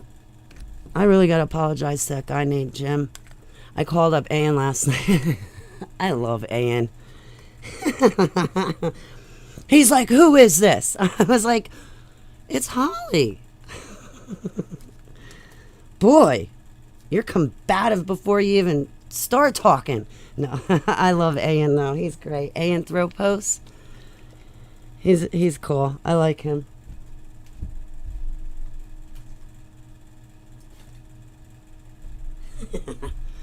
And I flirt with him just a little bit.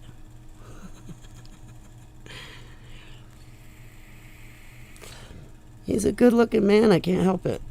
I notice all my brothers, most of the guys I know, you're all good-looking.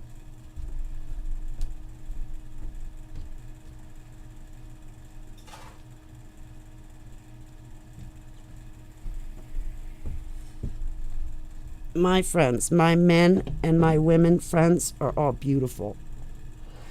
I'm dead serious, guys. I see pictures of you. I'm like, oh my gosh.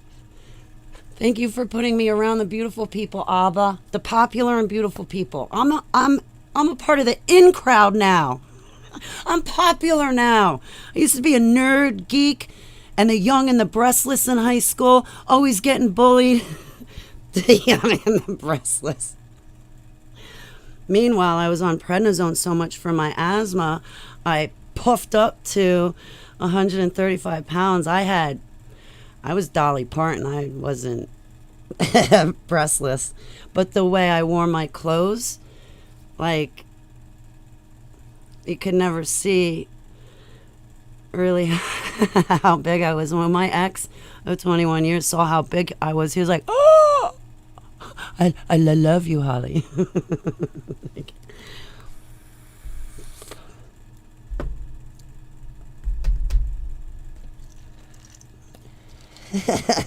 Now I'm Skeletor. I don't have TNA. I lost it all.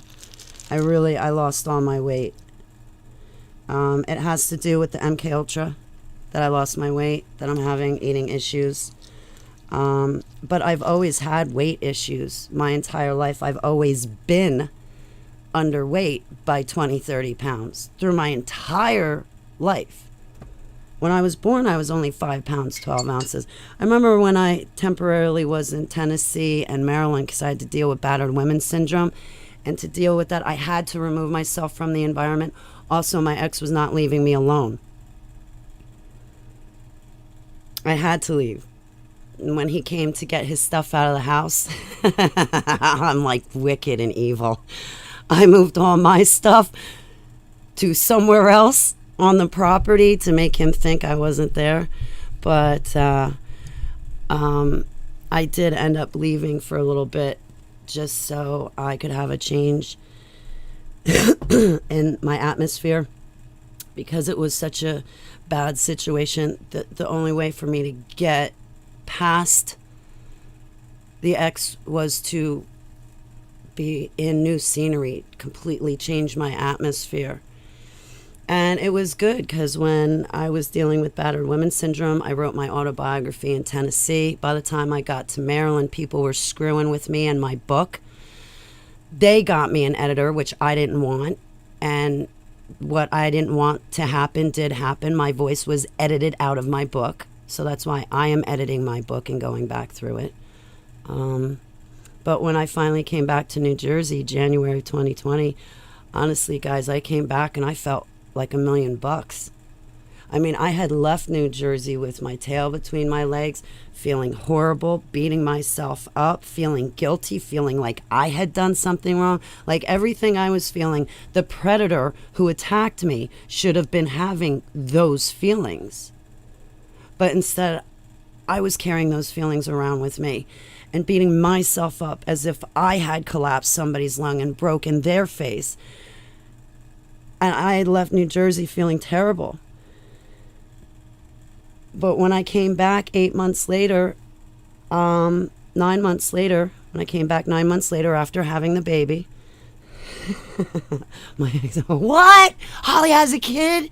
That's why she wasn't in Jersey for 9 months.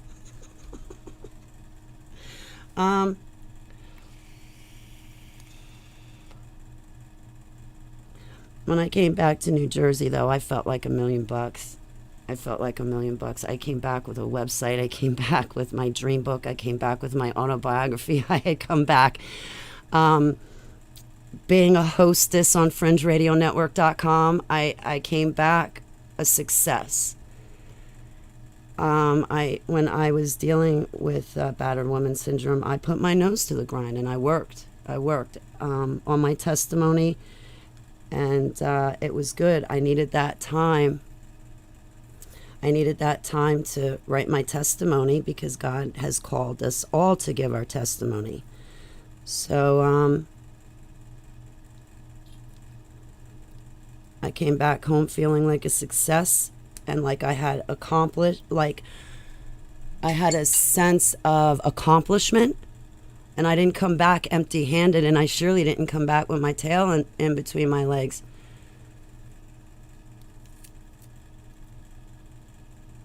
And it was good because when I came back, the predator pled guilty to aggravated assault. Oh yeah, we were going to court.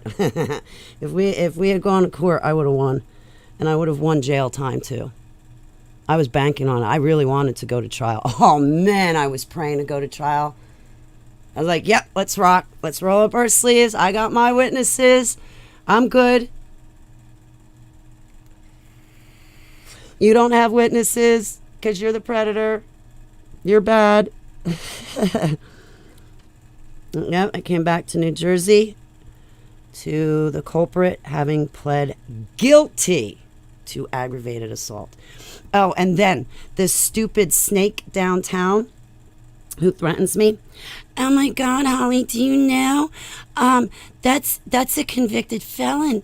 They won't be able to get a job.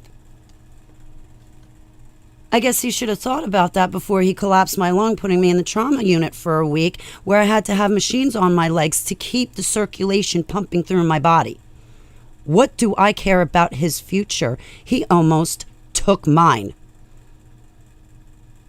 Oh, well, you're just supposed to forgive. I did. I do.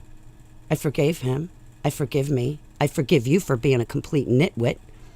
And may Yud Hey Vav Hey's will be done. I don't pray for people like that. I don't pray for people that form a weapon and use a weapon against us. Jeremiah, our prophet, doesn't even do that. I have gone before God and I have said, God, these people have hurt me. You saw what they've done. I don't want to pray for them and their descendants. I give it to you and I'm done. As far as I'm concerned, they are the enemy. I don't bless them, and I'm surely not going to be praying for them and their descendants any further.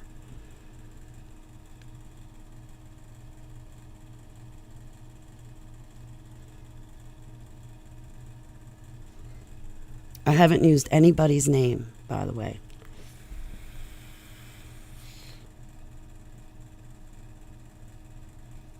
£300. Oh my goodness. I want 30 pounds. That's what I want. You're 5'5". I'm 5'6". Wow.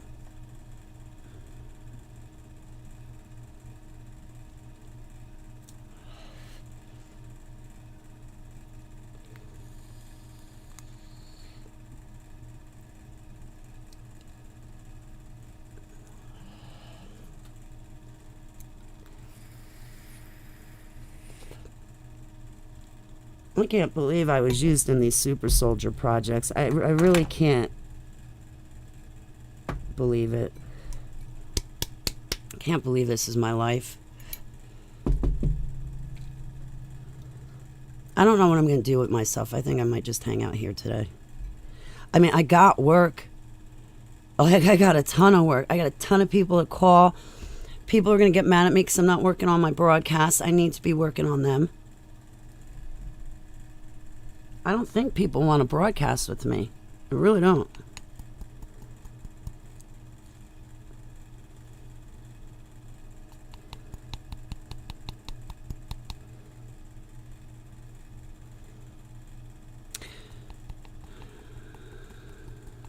I wish I could call Doug Hagman right now. I wish I could talk to Doug.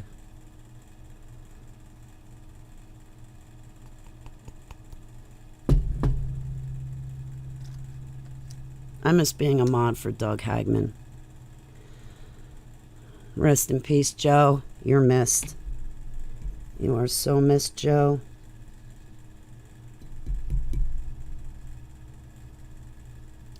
Don't worry, Joe. We know it was a setup. We know they did you wrong.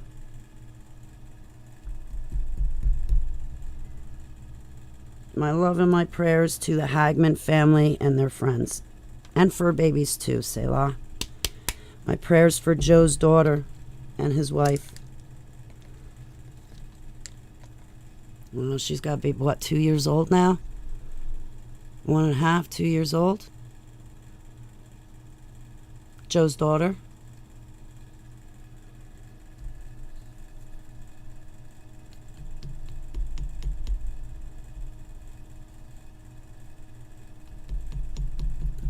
I don't have kids. I do have kids, but I don't have kids. I was a part of the breeding programs.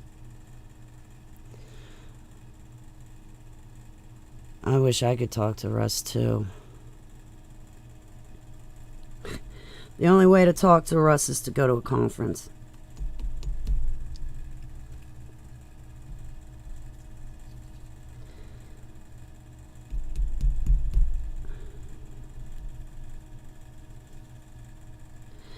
You guys know there's people out there that fake being victims. They fake being like us, Victoria. You know? They fake being MK Ultra survivors. Literally, they fake it. You know how many people I've bumped into that lie about being a survivor? Oh, Victoria. Sweetheart. I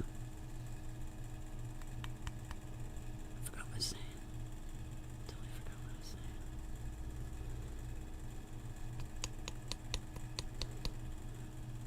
I know, I'm still packing this kratom. How long have I been packing these kratom pills, guys? 2 hours and 23 minutes? Now you see why I want $20 so I can go to the store and just get a little bottle of the kratom concentrate. And I do have a capsule packer, but I didn't get my capsules. Amazon didn't bring them to me. I mean, I have a capsule packing machine that'll pack like 100 capsules in 15 minutes. It's actually a really nifty, neat little thing. I'll show you. Have you guys ever seen a capsule filler? They're awesome. You guys could pack your own vitamins. And I would say that you do that instead of trusting other people to do it for you. Here, let me go get my pill packing machine. I still got a bad headache.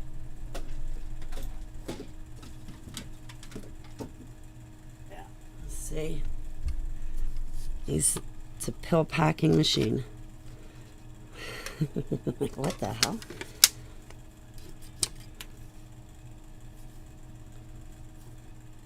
Ah, there was a capsule stuck in there. Like, what you do is, you know, you take the capsules, you put them in here, they fall into place. And then you have these different sheets, you know, so to speak. But yeah, this is a capsule packing machine, and it's really nifty. It's really nifty. My mom got it for me. I am so proud of my mom. my biological mother. I am so proud of that woman. Do you know that my biological mother came off of fentanyl patches? Came off of them. Something she said she'd never be able to do. Holly, I'll be on these for the rest of my life. My mother came off of fentanyl patches. I love you so much, Alba. I knew she had it in her. I'm her daughter. I quit all my pills. I knew she could quit hers.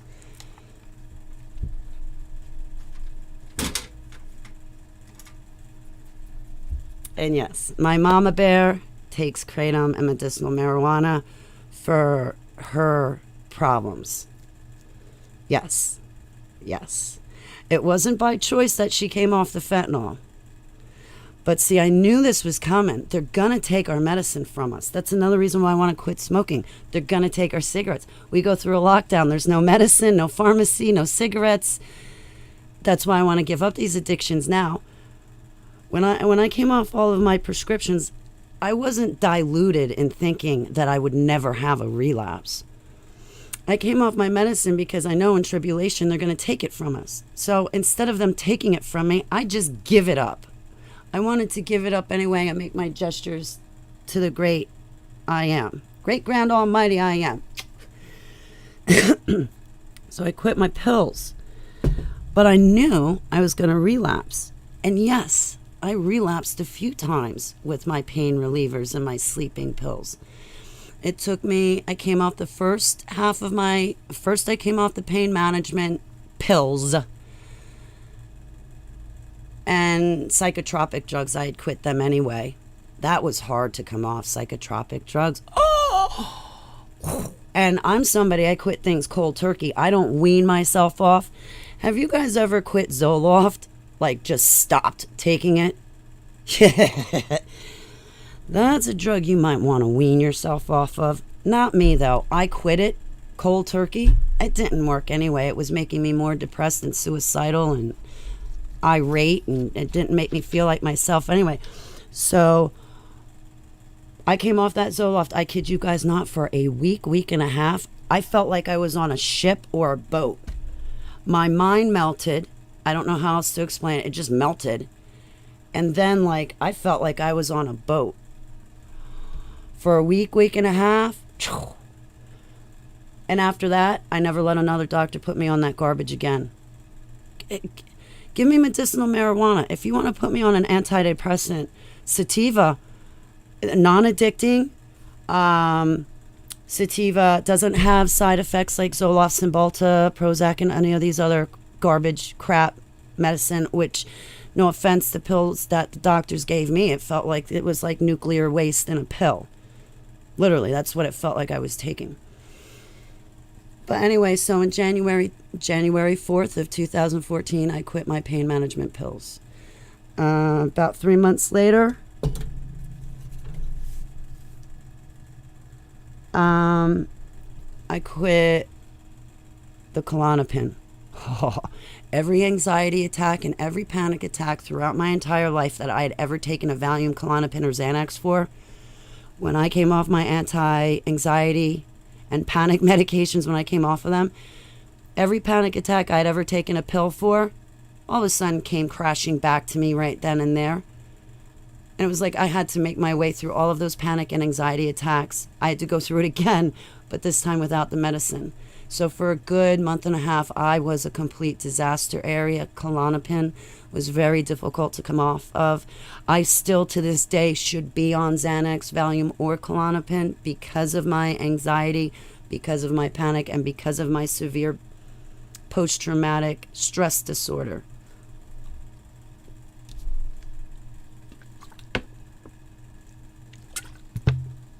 But honestly, guys, this is all I got to work with. If I have an anxiety attack or panic attack, I take Dramamine at night, and then I take the day formula for during the day. So this is just an idea. Dramamine is over the counter. It's for motion sickness. It takes care of upset stomach, but it does calm me down, and it does help. It's not a prescription. There's I don't have any side effects from Dramamine, and I don't need a doctor, which is even better.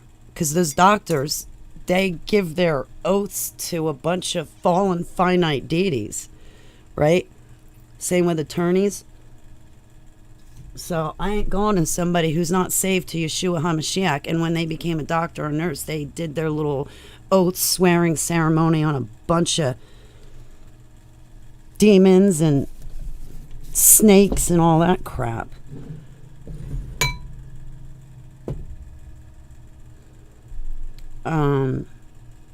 But when I came off of my prescriptions, I did relapse a few times. I did. It took a while to come off the pills. But so I quit the pills January 2014. About 3-4 months later, I quit the second half of my pills. I would have to say that by September of 2014, by September, I wasn't relapsing anymore. I just stopped. But when I came off the pills, I knew that I would relapse, but I stuck with it, and now I'm off. So I came off willingly. My mother, they just basically stopped giving her pills. And if you guys notice, they have so much red tape when it comes to prescriptions. You can't get Xanax. I went to a Medi-Merge for the TMJ and the severe pain. They wouldn't give me. They should have given me antibiotics, number one. They didn't. And they should have given me Xanax for my TMJ and the lockjaw to also take down the pain, but I was under duress. I couldn't eat. I was dropping weight faster than I dropped money. And they wouldn't give me any Xanax. They're like, we don't have any here. I'm like, you got a prescription pad, don't you? No, we can't give you any. You're going to have to go to a doctor or a hospital to get Xanax. You are a doctor.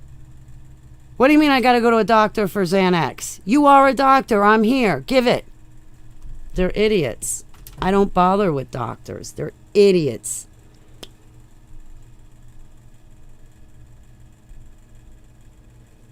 I'm not sure how you wean off that. Yeah, that's what they say, Babu. Oh, you should have heard my doctors flip out on me. I was like, oh my God, you came off your pills. We gotta detox you. Ah! I was like, you're fired. You are fired, and more fired. You're supposed to be working for me. You don't. You suck. You're fired. And no, I quit your pills. I don't need you to wean me off. I don't need you to send me to some mental ward in a rehab. I did it by myself in the comfort of my own home.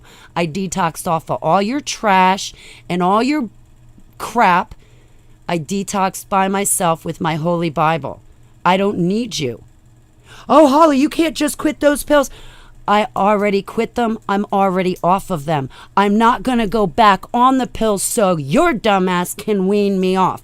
I kid you not. I had to have that conversation with a few of my doctors.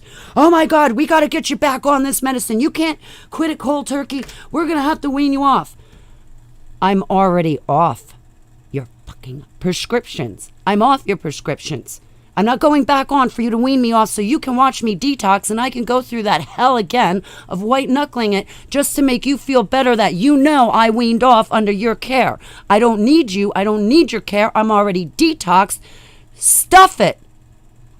I fired all my doctors. I called up my pain management doctor. I said, you remember how you don't want to give me medicinal marijuana, but you want to slam me full of needles, and if I don't want to take your needles, then you're not going to give me my Dilaudid. Well, guess what? I went around your back. I went over your head. I got myself a bunch of marijuana. I detoxed myself off of all your prescriptions. Dr. Das, you're fired. What is wrong with you that you wouldn't give me medicinal marijuana when I asked you for it? I asked you for medicinal marijuana because it detoxes people off of these very medications I'm detoxing from. Doctor wouldn't give it to me. I fired him. I took the marijuana. I detoxed by myself. Yud-Hey Vav-Hey was there with me for the whole entire thing. I was under his care. That's why I was able to quit them cold turkey and not die like you were saying, Babu. But yeah, Babu, man, those doctors reamed me. I was like, I'm going to ream you back because finally now I have confidence. I found my confidence when I quit all your prescriptions and I saw that I could detox. And I could do it in my home by myself. I don't need you guys. His word still lives, which means it still can cure and heal. And I'm crazy enough to believe him and take him up on it. And that's exactly what Heavenly Abba did. Hey, Tommy! How you doing, Tommy? Good morning. It's great to see you. Tommy, the interview should be coming out Thursday on Fringe. Oh, man, I had a blast with Timmy from Let's Get Jacked Up. I am so amped. I told him on Twitter, I was like, anytime you want to broadcast, you just tell me the time. I got another interview coming up. Oh, I got to keep on top of my interviews. I give you guys my cell phone number sometimes because I'm not always on Instagram or Twitter. And if you're trying to get in touch with me to do a broadcast, call me, text me, like on my cell phone. My email's filled. I can't get email. My photos, my galleries, that's filled. I got to delete it. Like, I got my work cut out for me, but I don't feel like doing any of it. I want to hang out with you guys. Oh, it was a killer interview. I had such a good time. We talked about astral traveling, you know, how people use and summon powers and principalities to be able to do that. I don't. There is something in my DNA. There's something in my genes that this stuff comes naturally. You guys hear about the giants. Trey Smith. Oh, Trey Smith just came out with another video. He loves us. I love my brother Trey. I'm going to go harass him. Since I told Black Operations, since I told Black Ops I won't be bothering them, that I can finally put this down. I can finally let it go. I can finally put it down and drop it. Because I got what I was after, breaking the MK Ultra programming. Well, forgot what I was saying. Totally forgot. I'm just repeating myself. I should have started up panels is what I should have done. Darn it, and I had WP and Vinny. Oh! All right, guys, if I feel like I'm going to hang out, I'm going to have to open a StreamYard and do panels because I want to do panels with you guys. What else were we talking about? Timmy from Let's Get Jacked Up! We talked about, the Giants. You know how the Giants could fee, fi, fo, fum, I smell the blood of an Englishman. Well, they had these senses, right? They're giants. Joseph Mengele created me in a petri dish. So he used different DNA. The Holy Bible Code Searchers. Okay, there's a group of Holy Bible Code Searchers that I do Bible studies with. I'm not talking about them. I'm friends with them. We're on Discord. Okay, you code searchers, you're exempt for this one. You're my friends. You're my code searchers. I love you. You're exempt from this one. We're going to talk about the war on the Holy Bible Codes. Well, I bumped into people that misuse the tools that Yud-Hey Vav-Hey has given us.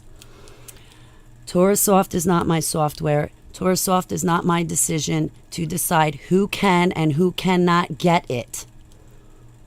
That is a spiritual gift for people that Yud-Hey Vav-Hey has blessed with said gift, and they should have the software. If they ask for the software, you give it to them. You don't decide if they can get it or not, because let me remind you, you are not God, and you are not in charge of that software, and you are not going to dominate over people's spiritual gifts.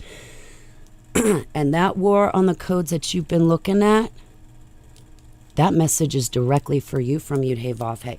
You know how you code searchers were telling me I'm a stranger in Heavenly Abba's kingdom? Did Heavenly Abba tell you to say that to me? Because so far I haven't seen his handwriting on the wall, and what I'm looking at is him sending me as his messenger out into the world to serve him. Now, some of you code searchers who are not my friends, now I made very clear who is exempt from what I'm discussing. And I'm also making it very clear who I'm pointing the finger at, too. Yeah, I know there's 3 pointing back at me. You know what 3 fingers are pointing back at me? Number 1, you guys misused my holy Bible codes to win yourselves a date. You care more about software than you do about Holly Baglio. Shame. You misused my Bible codes. You looked them up without my permission. You did not correctly look up my name. You did your new age hooey-fooey garbage. You didn't look up my name. My name, Holly, translates to holy. That's why when you go over in the Middle East and they say we're going to have a Holly war, that's holy, okay? My name does not translate to a tree or bush. Holly translates to holy. Hachi. I didn't get to talk to you last night. Anyway, so I'm pointing the finger. Okay, so I gave you 2 fingers. So the 3rd finger pointing back at me is this one. Okay? You guys took my holy Bible codes to look up my DNA and to look up my genes, didn't you?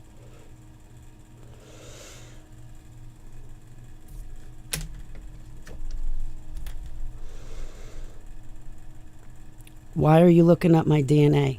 What are you guys after? I didn't tell you to look up my DNA. You guys looked up my DNA, you brought it to Egypt, and then you brought it all the way back to Atlantis. And then you had the audacity to contact me and talk about Mars and Mars' throne room, how I'm your kin, how Mars and Mars' throne room is all over my Bible codes, and you're looking up my DNA, and then you guys, now remember, I'm pointing my finger.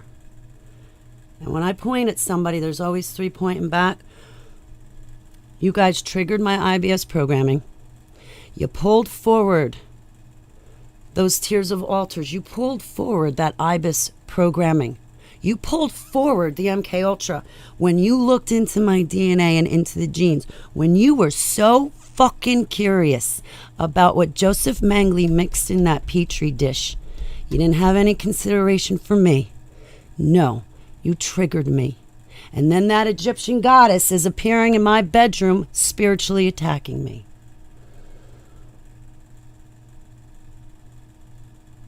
These are my Bible codes. That's my blood, and it's not your business. The only thing that matters about my DNA and my genes is that I am reformed and redeemed in Yeshua HaMashiach's name. That I am the wild vine grafted onto the branch. You guys took my Bible codes. You dressed me up as a goddess and put me on a pedestal, and the second I told you I don't like it, you code searchers came after me. And then you have the audacity to say, Holly, God told us to leave you alone. Geez, I'm so glad that you got the memo really late, because I've had you blocked now for over 2 days. But you just found out God just told you to leave me alone? No. I, the girl, told you, the man, go away.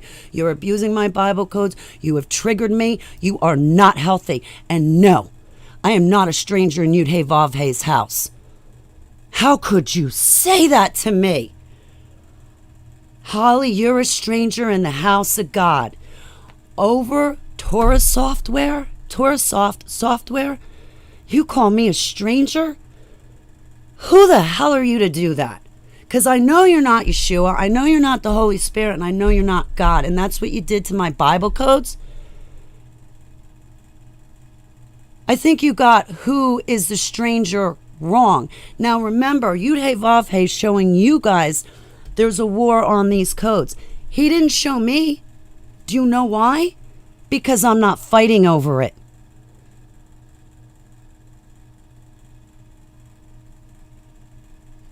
Yud-Hey-Vav-Hey doesn't have to reprimand me because I'm not fighting over these codes. And more importantly, I am not misusing these codes. I do not use them for prediction reasons. To forecast anything, I don't do that. My Bible code is there to pull me closer to Yud-Hey-Vav-Hey. I am his. And he is mine. And you are not taking that. And you guys keep your nose out of my DNA and out of my genes. You keep your noses out of my Bible codes. It ain't your business what Joseph Mangley mixed together in the Petri dish. What is your business is that he sent me, and I'm going to lead you to Yeshua so you can repent to him, because I'm doing the same thing myself.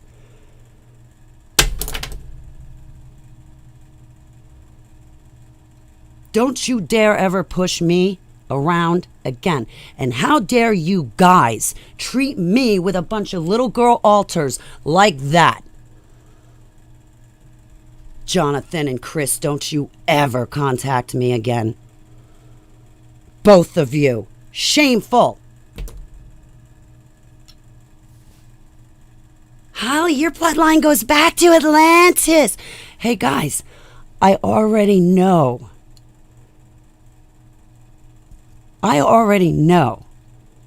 I purposefully didn't tell you because I knew this is how you were going to treat me. And you should be after Yeshua. You should not be after my DNA. It ain't your business. And it's also not important. What's important is Yeshua HaMashiach. And his blood. Him reforming and redeeming our bodies into a new creation, into a new life. Being born again. It doesn't matter what happened in the past in the dumps. It matters where I'm going.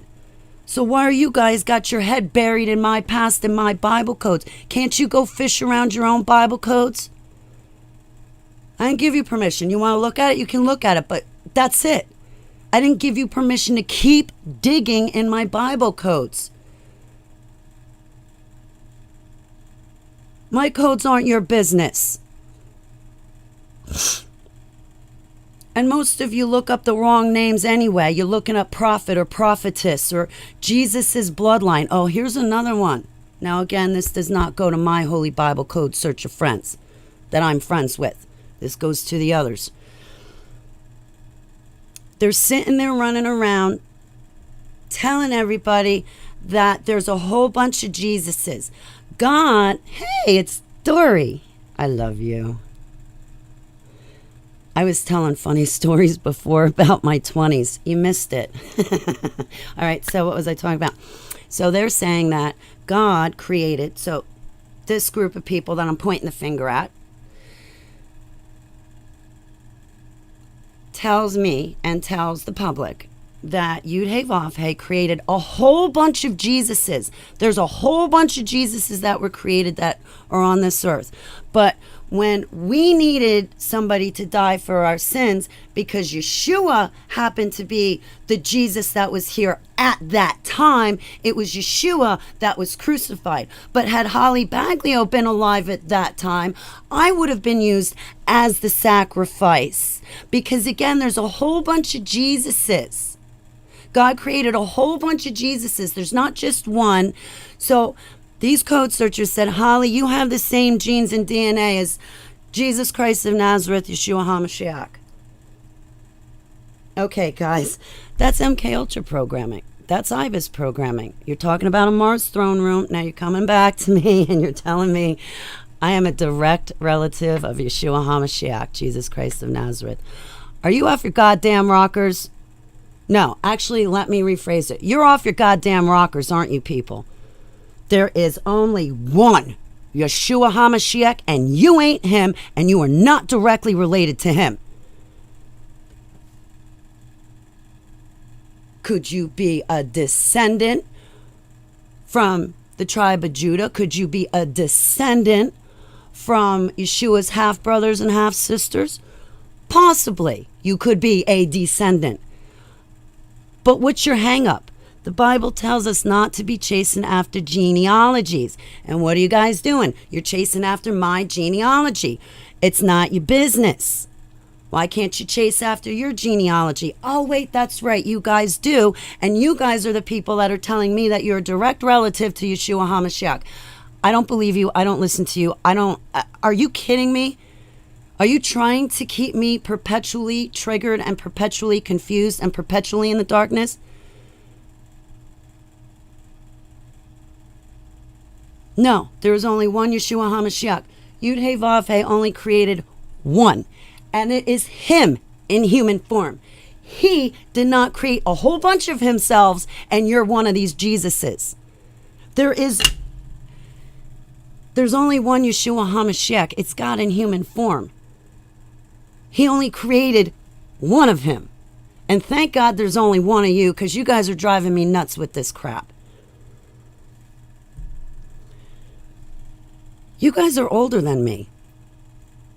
You guys ought to know better. And you're men. And I see how you men treated me when I was triggered. And I even told you men, hey, I'm highly triggered. And what'd you fucking do? You told me I'm a stranger in God's house, in God's kingdom. No, you're the stranger. You're the stranger.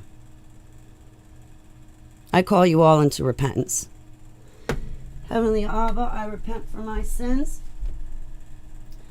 I repent because sometimes I don't say things in love. I repent that I don't have enough courage all the time to stand up for myself at the exact moment that I need to stand up for myself. I am sorry that I cower and bow down to people as if they are more mightier, powerful, and more knowledgeable than you, Heavenly Abba. I'm sorry I don't stand up for you more, Heavenly Abba. I'm sorry I don't stand up for myself more. I'm sorry that when I see these injustices, I think I better not say anything because I'm going to offend somebody else. I'm sorry for worrying about what they say and what they think more than I worry about you. I am wrong, Abba. I'm sorry. I don't want to be like this anymore. Please get it out of me. Please clean me and wash me and my garments in the blood of the Lamb. Please take off any wrinkles and blemishes from my garments. I want to be in pristine condition for you, Yud He Vav He. Again, I'm really, really sorry, Yud He Vav He. And I don't want to be a stranger in your house. I want you to know my name. And I want to make you feel that I love you. And I want you, God, to feel my love for you. And I never want to be a stranger to you, Heavenly Abba. I want to live inside your love and inside your will for my entire life. Please don't let me be a stranger like those Holy Bible code searchers said I was. In Jesus' name, Yeshua HaMashiach, I pray.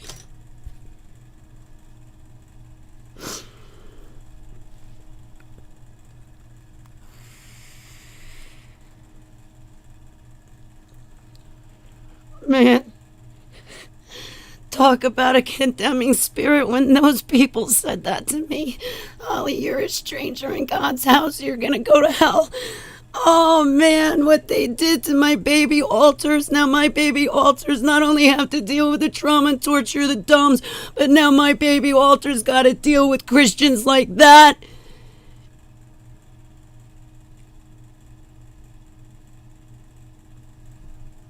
Yeah. Yeah, guys, hurry up. You better take out your wallets and go tithe to these ministries. You better hurry up. Go tithe to a ministry that calls me a stranger in the house of God. Yeah, they need the money, don't they?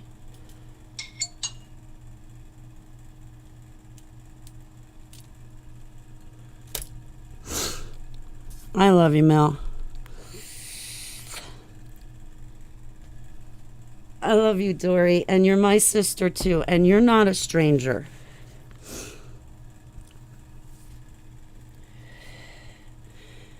You're my friend. I know who you are, Dory. You're no stranger. You're my friend.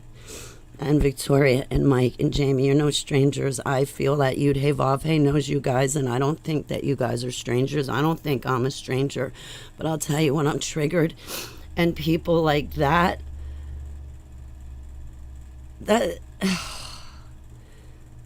now you know why. I mean, I pick my own kind apart. I really do. I do pick apart Christians. But you guys are already divided anyway. And we're about to be conquered.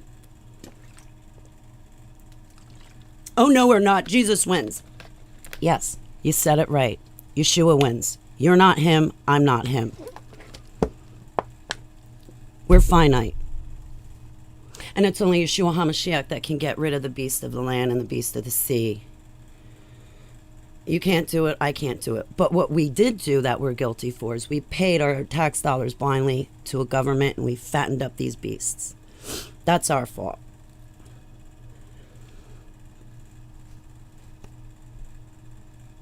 Yeah, man, that was pretty bad. Another well-known ministry saw me floundering. They saw what I put up on Facebook and they called me and they're like, Holly, are you all right? What happened?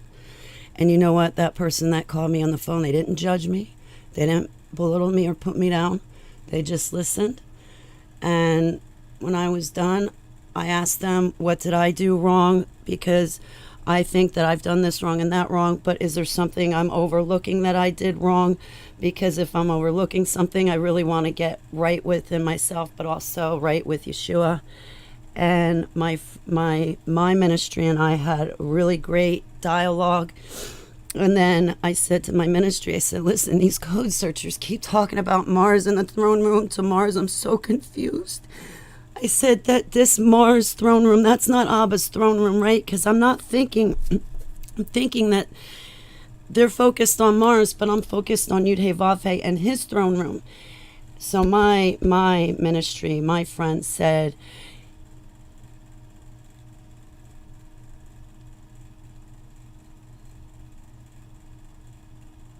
that there's a difference between Mars' throne room and Yud-Heh-Vav-Heh's throne room, and to keep listening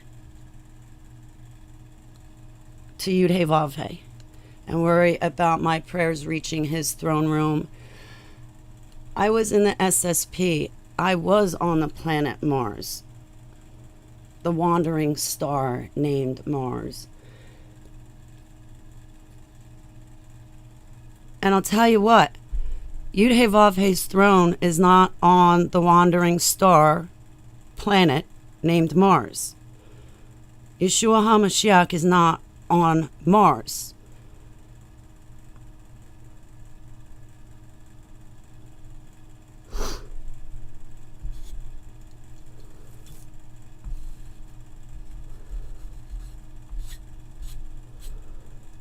I'm so glad I conquered the IBIS programming. Because as you can tell, even these ministries, like with the Holy Bible codes, they were getting into Egyptian principles and Egyptology and all of that through my codes. That's how they ended up on Mars in my codes. Then telling me I'm related to Jesus. Get out of here, man. When you guys ever go to look up Holy Bible codes, not that you per se are going to do it, but when you do, you are to look up your full name. You do not look up prophetess or prophet or Jesus family or a member to Jesus family. No, you put in your name Holly Baglio. You put your name in. What name do you use, Jamie? Do you go by James Robinson or Jamie? You probably look up James Robinson, right? Tommy would look up Tommy Freelander. So you look up your name. What comes out after your name is what matters. So if you're going to look up prophet or prophetess, that word, and then when you see that word in the Bible codes, and then go in and try to see if your name connects through the word prophetess, that's the wrong way to use the codes. My name is Holly Baglio. My name is Holly Baglio Super Soldier. I put the X in front of there just because I'm not active anymore. But my name and my title is Holly Baglio Super Soldier. Reformed and redeemed to be your ordained Ezekiel 33 watchman.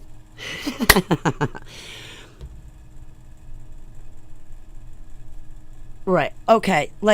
I sign my name Holly Baglio. I don't typically sign it Holly Nancy Baglio. Oh, Tommy, we were talking about Stranger Things. You know the series Stranger Things, number 11? Well, number 11, you look at my profile picture with the cross on it. That was the 11th photo on the roll. Was Yud-Hey-Vav His Ezekiel 9 seal on my forehead. In the series, the two little girls are named Holly and Nancy. My name is Holly Nancy Baglio. When Stranger Things came out, I got to tell you, it rippled through the super soldier community. Our programming, it runs along storylines. So, I mean, everything fits together perfect. So there was another generation MK Ultra woman, JoJo. And when this show came out, she was like, oh, my number's 11 and in the show this happens. Well, that's what happened to me in the Dumbs. Well, then there were other people, other girls in the super soldier community. Same thing. They're like 11. Oh, and my name or this or that, or there's something in Stranger Things that totally paralleled their lives. Well, Stranger Things paralleled my life from the number 11 to the name Holly, Nancy. Holly and Nancy, that's my Holly Nancy. In the beginning, Joseph Mangley created me and he put me in the cage. I had Stockholm Syndrome over Joseph Mangley. In the series Stranger Things, you see the father, the programmer, the handler, put the little girl inside the cell, right? And then the bad guys come in and she blows the bad guys away.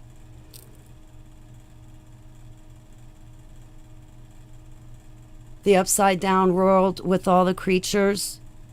It's like Montauk. The same things happened to me when I was in the Dumbs. We were supernaturally gifted. We were demonically possessed, so we had those spiritual abilities. How do you think that magician, Chris Angel, is able to walk up the side of a building? And he's got nothing. You know how he was able to do that? Well, right before Chris Angel knew how to walk up a building, he took a nice long week trip out to the boondocks, out into the middle of nowhere. When he came back from this week-long excursion, all of a sudden, he's able to walk up the sides of buildings. That's because he took a vacation. They probably summoned a Goetia demon. It took. He's possessed. And that is how the magician, Chris Angel, is able to walk up the sides of buildings. He's demonically possessed. That stuff happens in the Dumbs. That's why a lot of my memories, when I was sent down to South America after that, I think Commander called it gruff or graph. I guess it's a Bigfoot. It's also like that movie, Alien and Predator. Remember that old movie with that thing in the jungle that would be invisible and then reappear? Like that. So like I have these memories, and it's almost like a fantastical memory because I'm remembering the spiritual abilities that we had because of these entities. I remember Commander and I did a sacrifice on top of an Egyptian pyramid. We had to. It wasn't like we, oh, let's go do a sacrifice. It wasn't like that. We were forced a part of these projects, and if you want to live, you're going to do what you're told. You want to live, you're going to make friends with these powerful deities because you're going to need their abilities. For the Dumbs, we're talking about the Dumbs here, deep underground military bases. We're not. I remember we did a sacrifice on top of the pyramid. It was a blonde-haired girl, young, blood everywhere.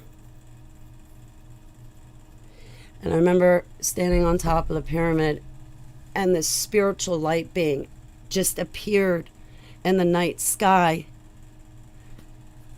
It stepped out of the dark. It appeared in the night sky, and then it just stepped out of the darkness and stepped down onto the pyramid and began speaking to me like no big deal. No big deal. And when this happened, I remember looking up at it, and then I left my body. I had an out-of-body experience. So while Commander's standing there on the pyramid, I'm standing there, I'm talking to this light being. I have an out-of-body experience, and I feel myself fly out of my body all the way out into the distance. And then I turn around and I look back at the pyramid, and there's a spiritual light being, May Commander, and I'm talking to the spiritual light being. So we summon these powers and principalities purposefully to gain their abilities. So when we're sent down to South America running after this Bigfoot thing or alien predator looking thing, sorry, but you're going to need added extra help. The weapons we used in the dumps are not the same weapons that you see our military running around with. The weapons we used were more advanced. Timothy McVeigh was my neighbor at this time. Oh man, I got a cousin, paid heroin addict, paid whore, meth head. She was always trying to say how her boyfriend was Timothy McVeigh and she had Timothy McVeigh's baby. That Timothy McVeigh is actually her baby's father. Oh my God. You should hear the compulsive lie. She's a compulsive liar, so much so that she believes her own lies. Whatever, dude. My second cousin is not Timothy McVeigh's kid.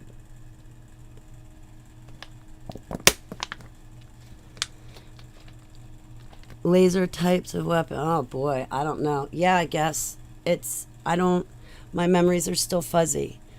My memories are still fuzzy. I remember when we were sent to the moon, to one of Saturn's moons, we had to get rid of spiders. The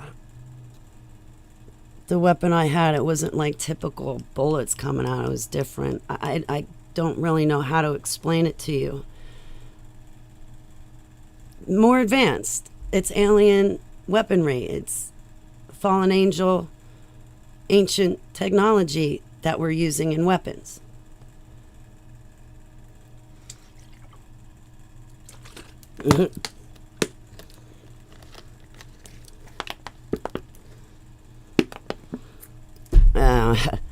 Yeah, my one cousin, oh my gosh. The whole family has told her, leave our name out of your mouth.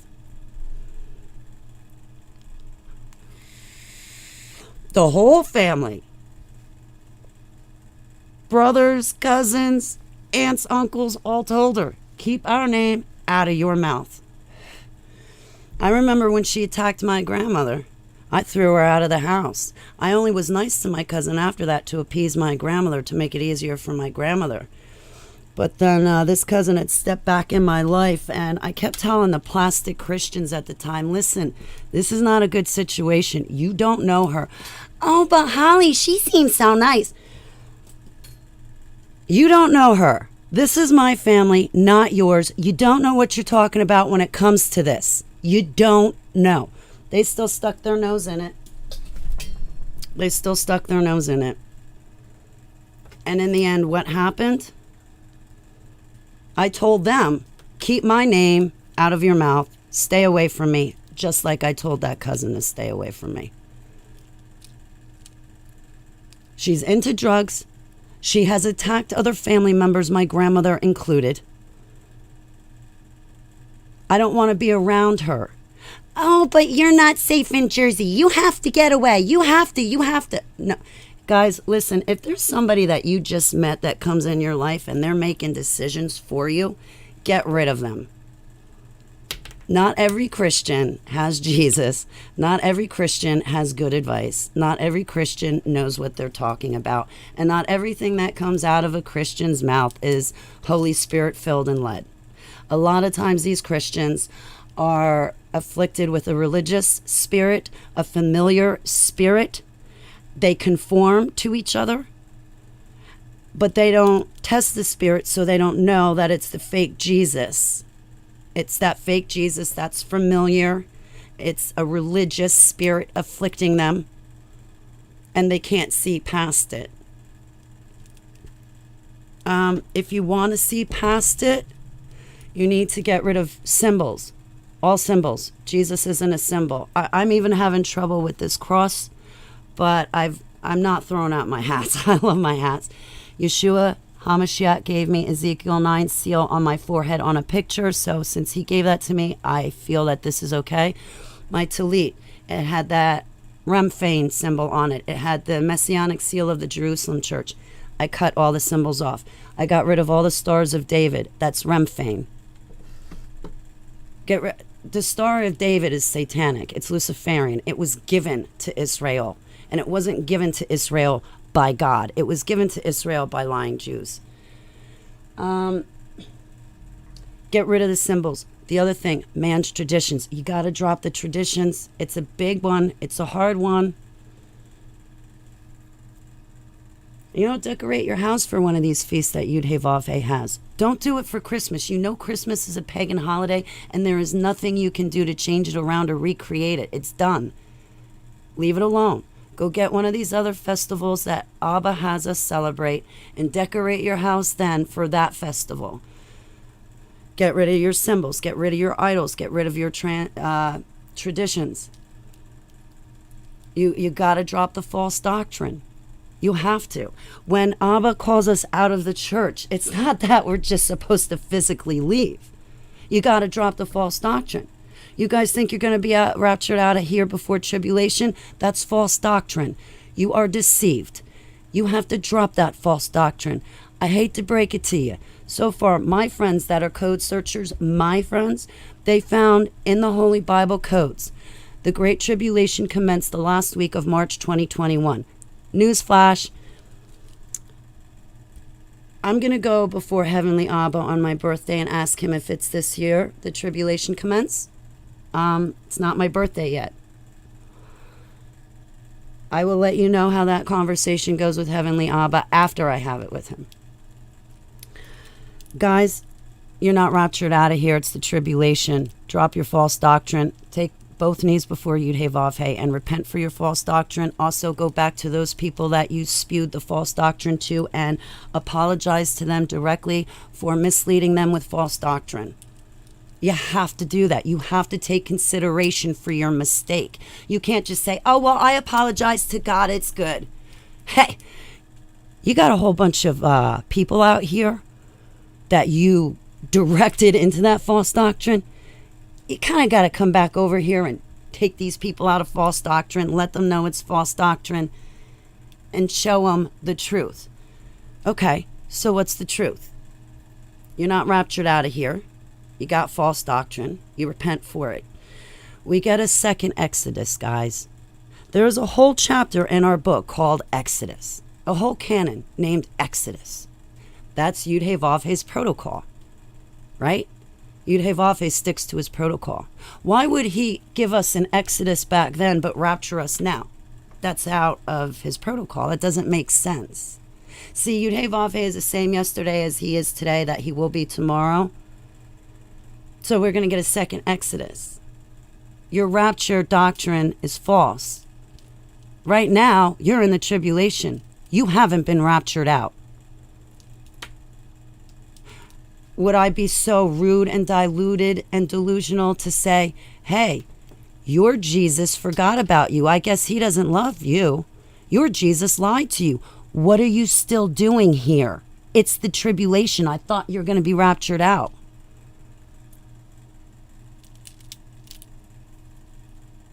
This is a big one, guys. This is a real big one. People are praying for a rapture. They don't even know it's the tribulation. And then they're telling other people that. And they're wrong.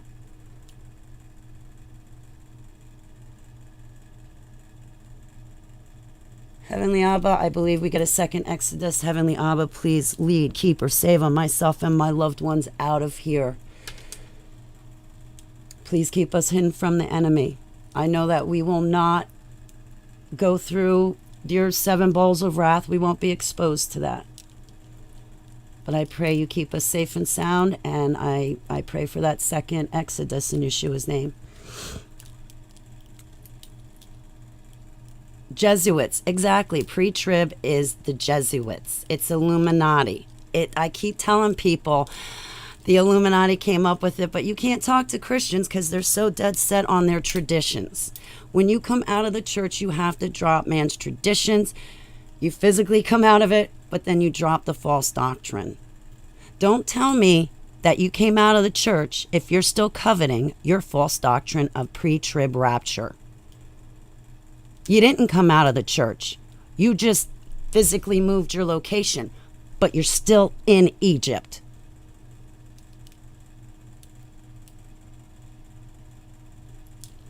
This is important. People don't get it. And yes, the rapturous, I'm going to hand it to you. I'm going to hand it to you.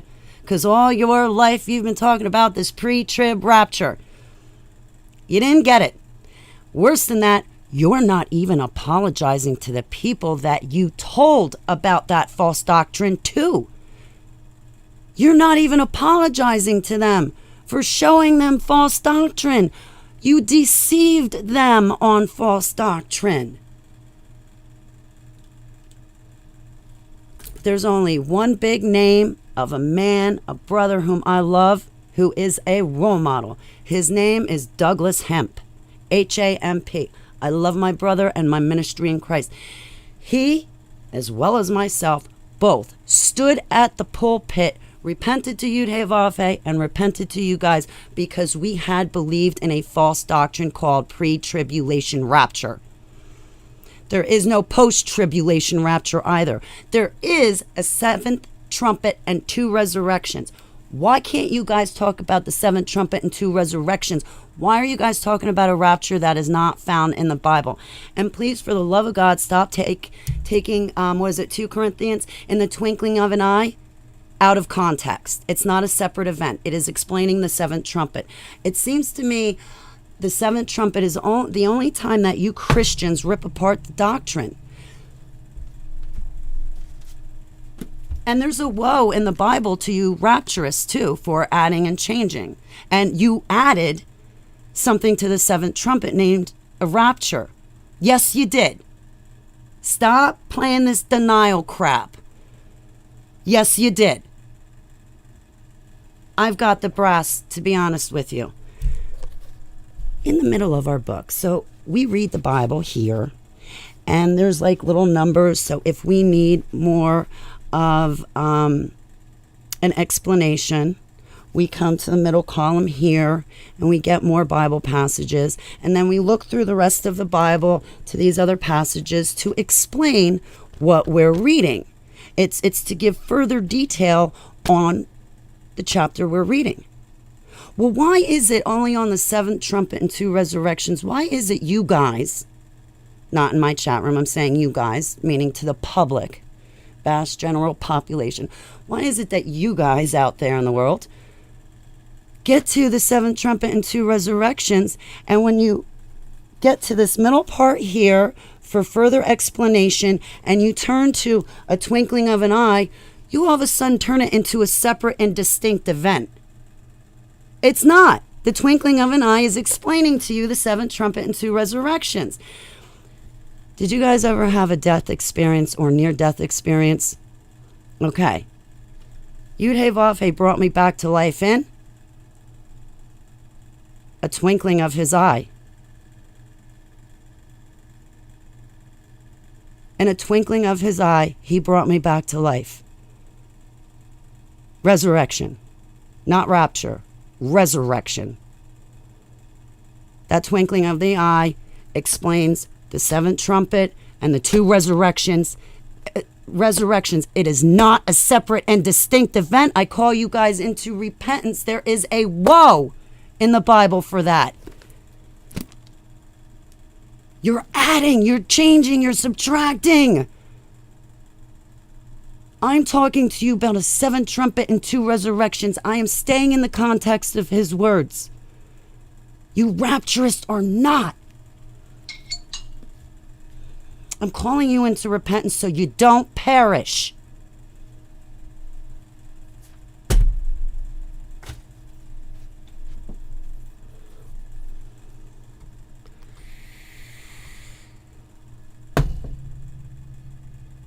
Oh my gosh, Tommy. Oh, honey. Oh, don't ever do that again.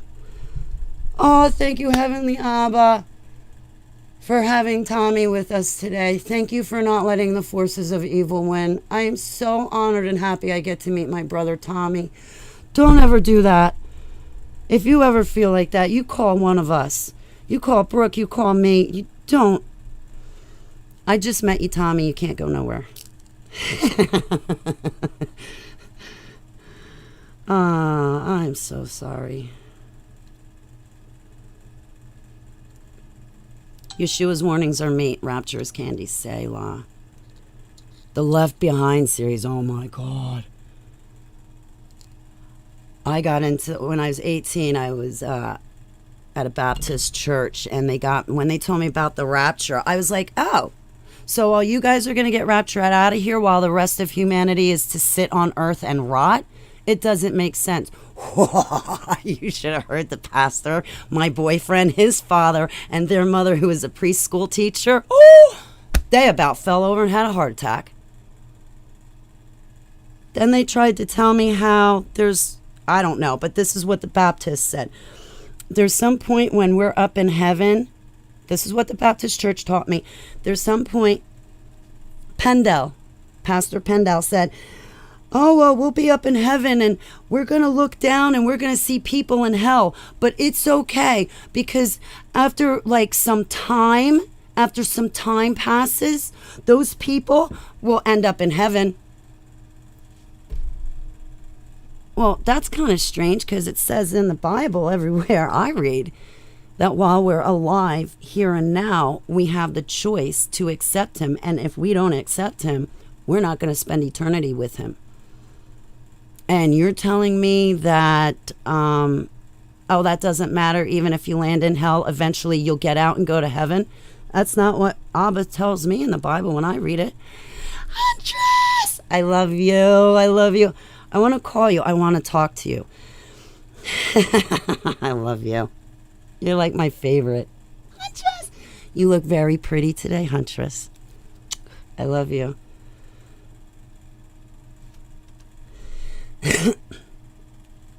Yeah, that purgatory thing. Yeah, I was trying to talk to this one guy. He's into that Dante's Inferno. He was spiritually attacked. He said it was his grandmother. I'm like, no offense, I'm going to be real honest with you, and I'm usually not this blunt, but I'm going to jeopardize our friendship here, and I'm going to be honest. Honey, that wasn't your grandmother. That was a demon torturing you and terrorizing you. Your grandmother did not land in hell, and then for the past 10 years, with her flesh falling off, keep visiting you for 10 years, and now she's in heaven. She didn't go to hell, pay some repentance or some penance or whatever, and now she's out and in heaven. What you're going through, sweetheart, is a spiritual attack. And this man disagreed with me. I said, that's okay, I'll still listen, but I'm going to be honest with you. I am the ordained minister here. I do know what I'm talking about. Yud-Hey Vav-Hey didn't make a mistake when I put my nose in that Bible and educated myself to become ordained. And guys, by the way, you have been called to be ordained too. It's not just for people that go to college. Everybody that is born again to Yeshua HaMashiach is called to be watchmen. We're called to be ordained. We're called for this. You don't just get ordained to start a church. We're supposed to be ordained to him. All of us. All of us. Yes, like Huntress, I can see that Yud-Hey Vav-Hey has ordained her himself, right? Sorry to pick you out of the crowd, Huntress, but I'm going to talk about you, and I'm going to talk about you in front of your face. You got your ordination? That's great. Yud-Hey Vav-Hey ordained me before I actually got the certificate from Mr. and Mrs. Coach, Ashley and Dave Author.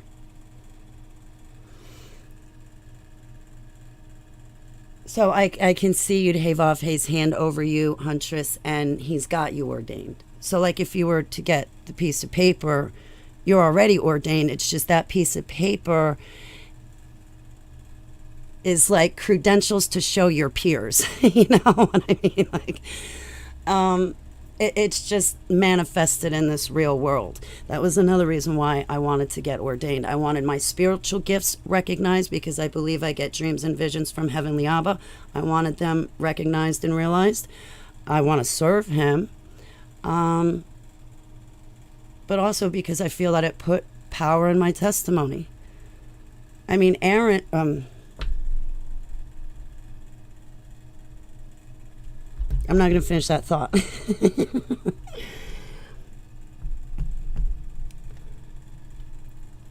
I wanted to be ordained because I wanted you guys to know that I'm not lying to you. The testimony I'm giving you is true. I am going to take it with me to Judgment Day to give it to Abba. I got some pretty heavy answering to do to him. I have to answer for every utterance I've ever said, everything I've ever done wrong, things I've done wrong to you guys. So I have some punishment and discipline coming my way. I know that. I'm a super soldier. I would be stupid to think otherwise.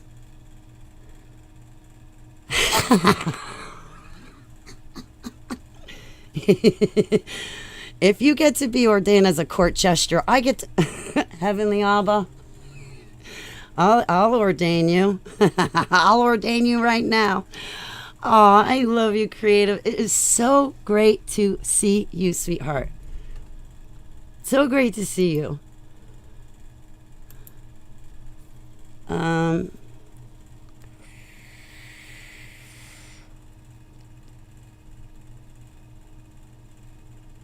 But yeah, my ex hated me when I got ordained, man.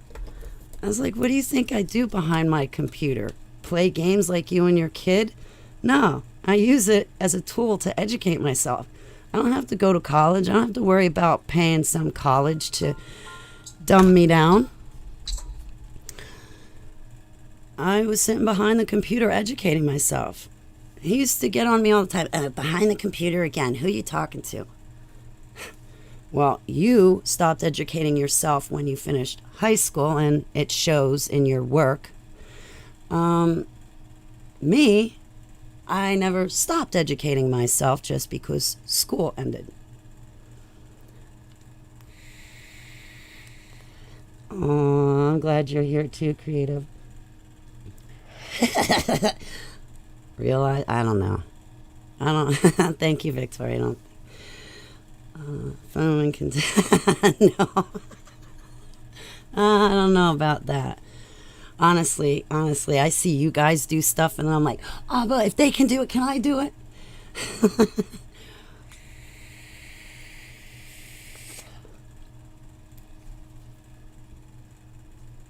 It's great to be here too. I should have ran panels because I got WP. I really want to get WP up here. Ooh, and Vinny too. I want to do a broadcast on fringeradionetwork.com. I want to do it with Vinny.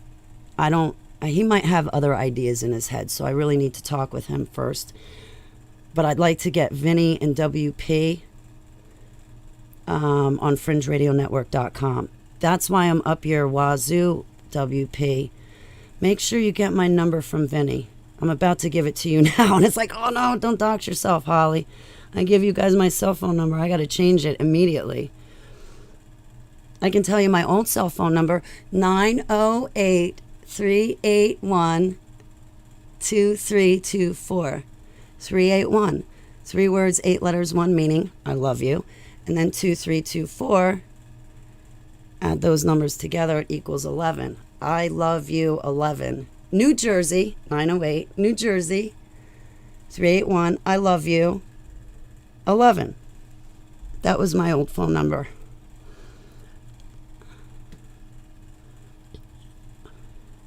Yes, iron does sharpen iron. And I feel perpetually triggered. Like, I walk around during the day and I say to myself, is this the core? And the second I ask myself that question, is this the core raw Holly? It dawns on me that my altars are forward. Because I have an altar here. Okay, we have Yeshua HaMashiach, the real Jesus, but we also got the fake Jesus. the fake Jesus I was sold in the dumbs, the fake Jesus, right? Well, we've got the real core Holly. Well, there's another raw core Holly in here. And it's an alter that thinks she's really the core. She's not, I am. She's growing up. I don't know how else to put it. She's growing up. She's realizing it's the programming. Like I said, I'm conquering the programming. I conquered Ibis. I got the rest of them to go, but we're getting there. But conquering one program, Ibis, one is better than none. Okay. Yeah, my new cell number now is computer language. Zeros and ones. 110010110010011100. My neighbor's like, only you could get a phone. My neighbor and I, we met, what, a year and a half ago?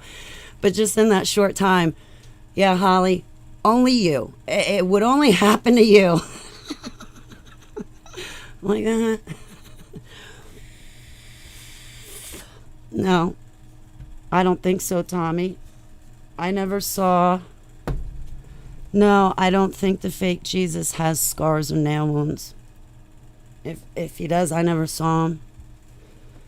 You know, and don't forget Yeshua HaMashiach. I mean, he was dead for 3 days, right? You can also tell in his eyes, in Yeshua's eyes, because he'll have the sunken in death eyes, so to speak, because he died, he came back. So it would also show in his eyes what he went through, I think. You said it too fast. I haven't wrote it. What were you writing? I'm sorry. What were you writing? I'll repeat it, Mike. Does a fake Jesus have scars or nail wounds? I never saw any. I never saw any. One. What are you doing growling at me? Oh, wait, hang on one sec. She's growling at me. My dog's growling at me. Okay, you stop it. All right. Hey. You growling at me? You're not allowed to growl at me.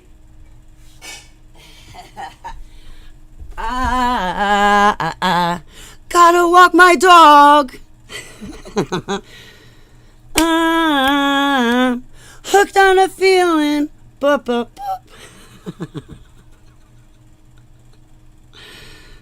Oh man, I gotta start doing my singing telegrams to you guys. I haven't done a singing telegram for you guys in a long time. Remember the one I sang for you guys, the Honey Drippers or Dippers by Robert Plant? I'm going to find like the sappiest love songs, learn them, and then call you guys and sing them. I'm going to serenade all of you guys.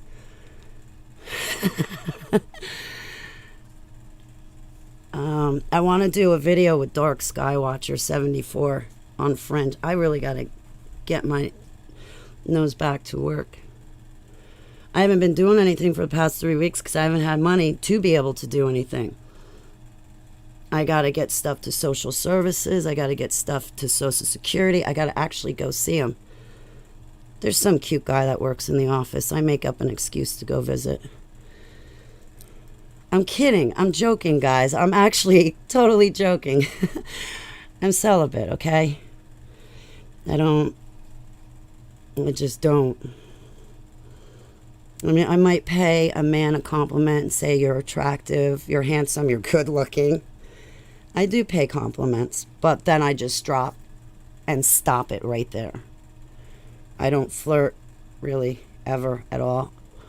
I think it would be wrong to flirt with someone who's not my man. And I don't want to come off flirty. Put on a chicken. I don't have a chicken. Oh, I do have this though. Hang on. Where is it?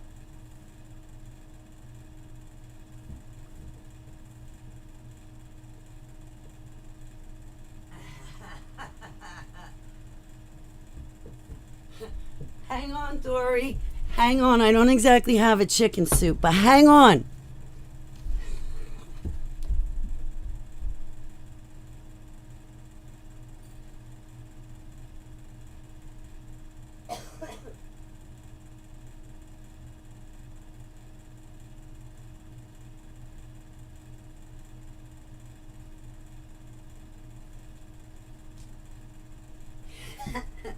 Hang on. Wait. Wait.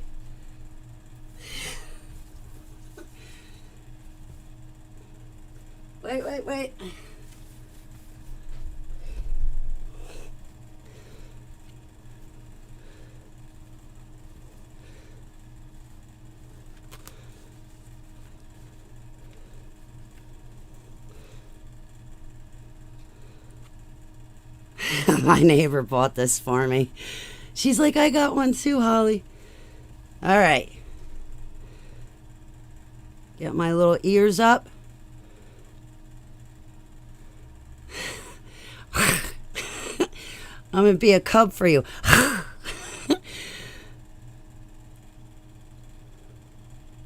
In the jungle, the mighty jungle, the lion sleeps tonight.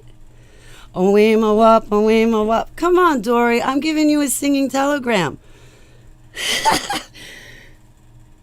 In the jungle, the mighty jungle, the holly roars today. Roar! I did that for Let's Get Jacked Up. He was like, whoa. Because I was like, let's get jacked up. I was like, that doesn't sound too good, but... I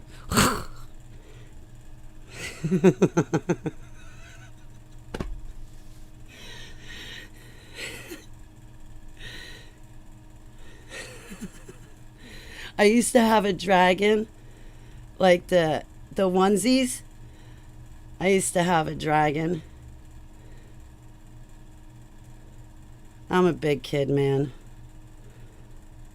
I love going to like the Halloween costume stores. That's a lot of fun. Here we go. There we go. If you guys don't behave in my chat room, I'm going to pounce on you. I should wear this today. I should wear this when I go food shop. Ooh, when I go food shopping, I'm going to have to wear this and bring you guys with me. People are going to be like... I'll walk around like this.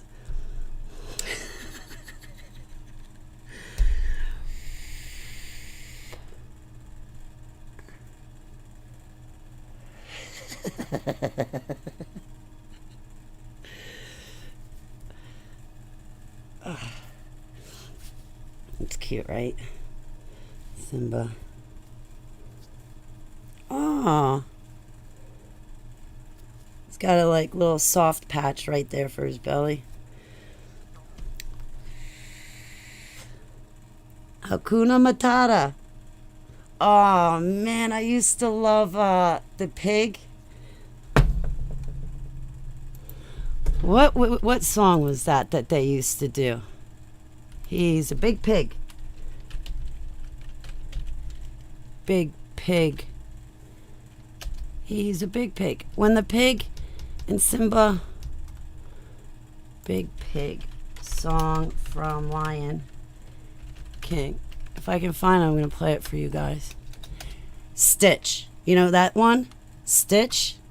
Stop touching me. You're touching me. Stop touching me. That's a nickname of mine because I tell people don't touch me. Oh, I hate it. Hate it. My ex was always calling me Stitch, and he'd have that as the ringer, and you'd hear Stitch saying, don't touch me. Stop touching me. You're touching me. Stop touching me. Right? Fast forward to 2019. Oh, man, that couple, all they did was touch me. I hated it. And I'd be like, don't you remember that cartoon with Stitch in it? He says, don't touch me.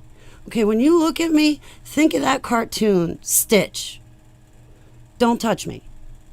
I don't know about Holly, you're abnormal because you won't let us touch you. No, I think it's abnormal that you're always trying to touch me, and you have to touch me to pray to Yeshua. Because when I read my Bible, nowhere in there does it say you have to touch Holly to be able to pray to Yeshua. I don't like it. Even if I wasn't in Pizzagate, I still wouldn't like it. I don't like people touching me. Do you know you can pass demons that way? Yeah, you give somebody a handshake or a hug, you pass demons that way. And if you're already spent out on the false doctrine of a pre-trib rapture, yeah, please don't touch me. I don't want the fake Jesus to rub off. The worst, oh man, I was so upset. God taught me a lesson about fasting and about listening to him. And when I had, forgive me for like standing up, I just can't always sit, and like I hurt, and I'm not recording the chat room. I have it up for a bunch of reasons. 1, to keep my exes away. 2, to keep the trolls in check.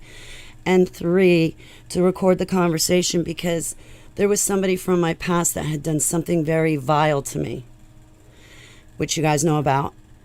And then this person came in my chat room and proceeded to confess the vileness they did to me in front of 25 of my friends. Well, a while later, I had gone to retrieve my chat room, and this person went in and deleted his comments. I was trying to take these comments into court to show the judge. So when I record my conversations, it's because I'm using it as a deterrent, but also because I'm collecting information. And if you ever do something vile to me again, I will have your comment in my chat room, and I can say, here you go, Your Honor. But yes, somebody had done something very heinous and vile. They were visiting my chat room and coming in and talking about it. But then, and they confessed everything. They even apologized to my friends, asking for you guys to forgive him so that I would take him back and be with him. And you guys were like, Holly, we'll back you. If that's what you want, we'll back you. But you guys were right. It was better for me to leave him than to stay. But, yeah, I record them, but I haven't, I want you guys to also be able, I didn't record the chat room today because I wanted you guys to be able to have privacy in the chat room. And I noticed that sometimes people don't like to talk too much because the chat room is up on the screen. I know sometimes when I go to other people's channels and they're recording the chat room up on the screen, I won't comment. I feel all weird seeing my name up there. It's like, ugh. So I wanted to like give you guys privacy. You were a preschool teacher? Oh man. Right? Oh. There was this person I know, they kept getting pink eye. And you guys know what pink eye is, right? They're an adult. They're not a little kid. When you're a little kid and you get pink eye, that's a little bit understandable. You're a kid. But as a full-grown adult, you're getting pink eye. There's a sanitary issue that you have going on. Again, please don't touch me. If you can't prevent yourself from giving yourself pink eye, I really would like you to not touch me. When I saw that, I was like, no, I don't want to pray. No.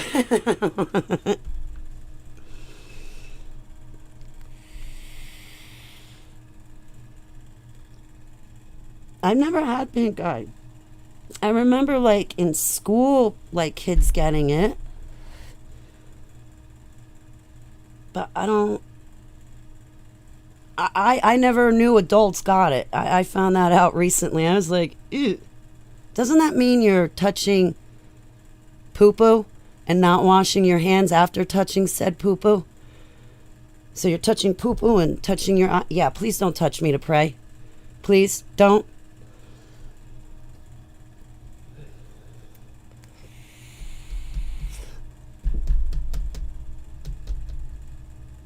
Because you were a teacher. See, there, yeah, that would make sense, Huntress. You're around kid. That makes sense. Yeah.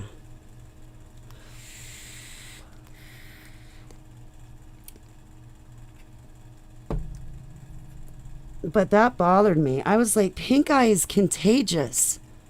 Oh, yeah, but it's okay, Holly. No, it's not. Get your icky little hands off me. With pink eye. Yeah, this person wasn't touching another person to get it. This person was touching the poo-poo and got it. They didn't touch another person to get it. They were touching poo-poo and got it. I know, right? Gross. Tell me about it.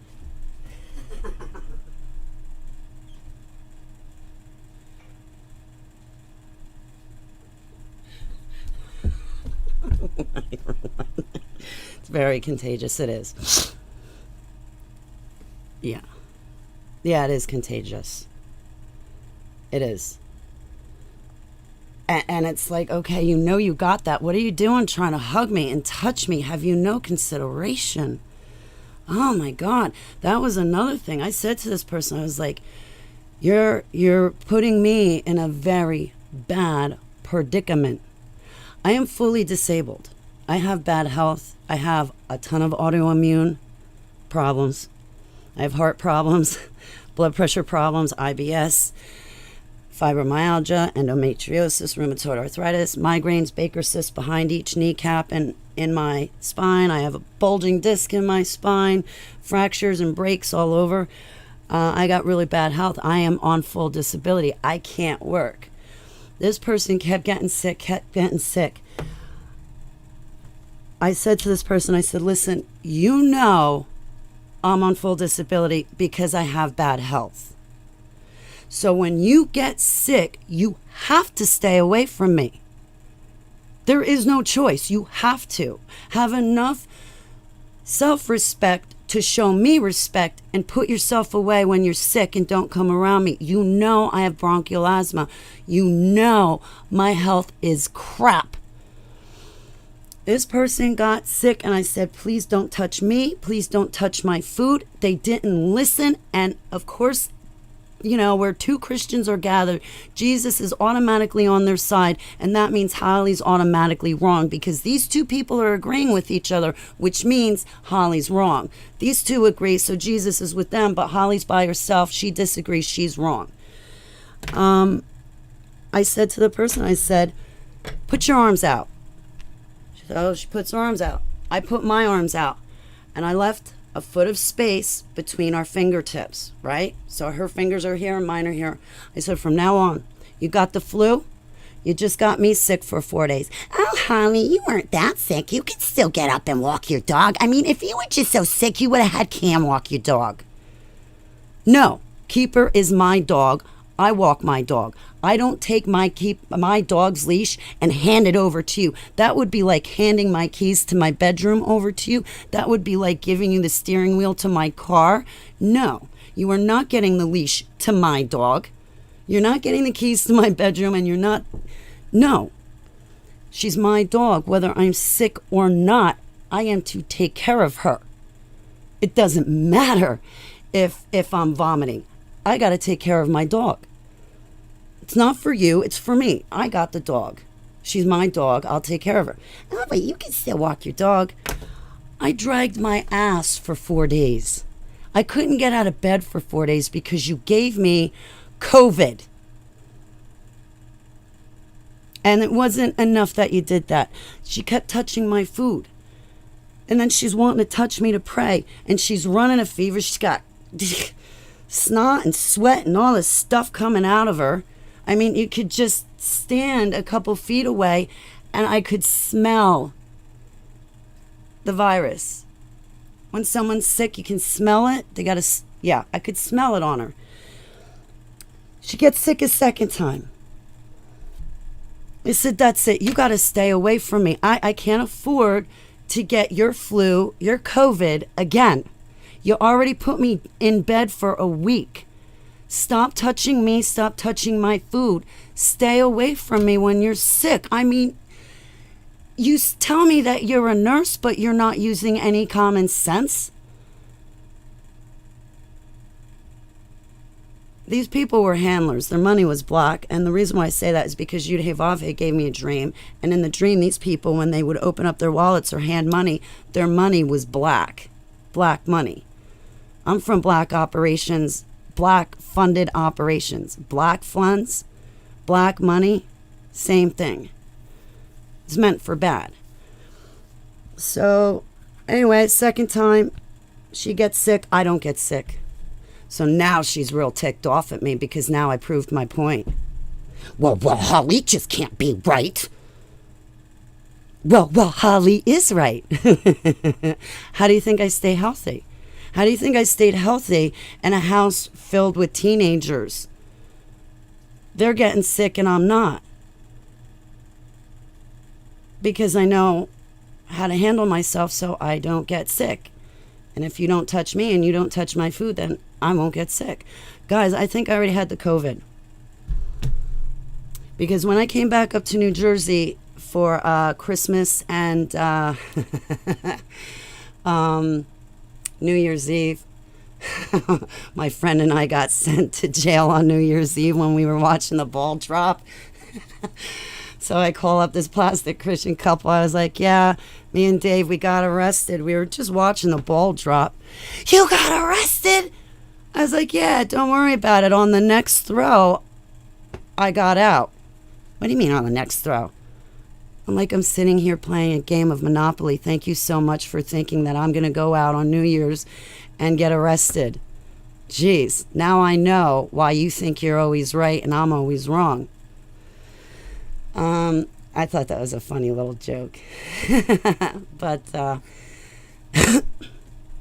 when I came back up here, everybody was sick. They were like, Holly, we're sicker than a dog. This thing hits us for 2 weeks. We're vomiting, running to the bathroom with the runs. We're really sick, high fevers, miserable.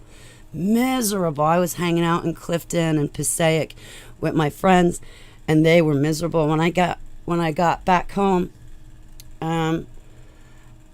me and Dave went over someone's house, and they were sick as a dog. Everybody in New Jersey was sicker than a puppy. And because I had already been sick by that lady, when I came back and I was around all my sick friends, I didn't get sick again. I didn't get sick at all. I think I already have the antibodies. Good morning, Justice Servant. How are you, sweetheart?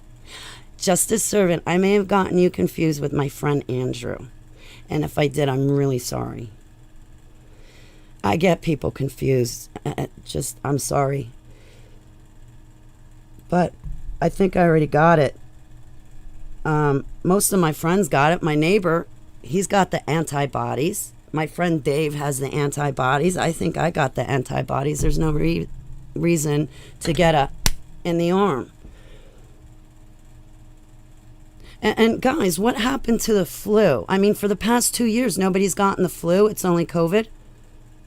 That's because COVID is the flu. It just repackaged as something else. It's like what was known as fallen angels back when Aleister Crowley was alive was just repackaged under a different name, and now we call it aliens, but it's still fallen angels, right? So she thinks I'm George. Just roll. Okay, George, I'm going to love you and hug you and kiss you and squeeze you and name you George. I love you, Dory. I'm going to hug you and squeeze you and love you and kiss you and name you George. Oh, it is Andrew. Okay, all right, Justice Servant. All right, good. Hey, Andrew, I confused you with my friend Andrew. All right. Same shit, different package. Yep. It's just a different package. Like, guys, I mean, I've gotten the flu before. You just get in bed and get over it. It's like a cold. I mean, what happened to adults nowadays? They grew up into complete wusses. Oh my God, I might catch a cold. Yeah, and then you'll get over it. Oh, but Holly, when the old people get COVID, it's really bad and they're all dying. Hey, jackass. Yeah, jackass. 15, 20 years ago when I was giving my grandmother at-home hospice care, it was no different back then than it is nowadays for elderly people. It's always dangerous for elderly people to get the flu or get sick or get bronchitis. It's always been like that. It's just this year, mass media is pointing it out to you, where they weren't pointing it out to you in the other years, because in the previous years, they weren't trying to collapse this country. But they're going to collapse it now and kill off the majority of us. Look at the Georgia Guidestones. What is it? 5 million people? Or 500,000? I forget the number. Do you know you would have to kill every single person in America? Every person on this continent would be dead. There would be countries just emptied of all their people when the powers that be go to start murdering everybody, because they want us off their planet. But see, this isn't their planet. Yud-Hey-Vav-Hey made the planet for us. We're meek. We inherit it. They need to get off my rock. They're evil. They're the tares. But that's okay. Yud-Hey-Vav-Hey is going to be removing the tares, and we, the meek, inherit the earth. That's why we're not getting raptured out of here. We were created from the ground, from the dirt in the ground. And Yud-Hey-Vav-Hey breathed air into our nostrils and made us come alive. He raptured you out of here in the sky. You're not made of air. You're made of the ground. He'll be able to resurrect you here.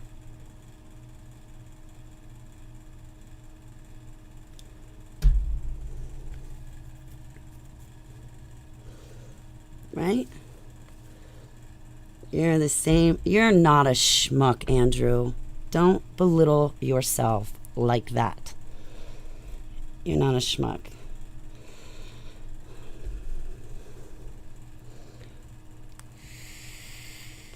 Yeah, but I think I already had COVID. Honestly, I really do. Preach, Simba!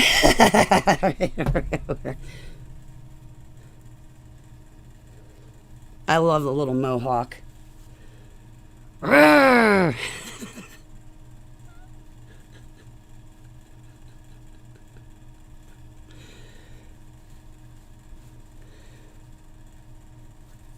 You know, I liked Halloween because you could dress up in costumes.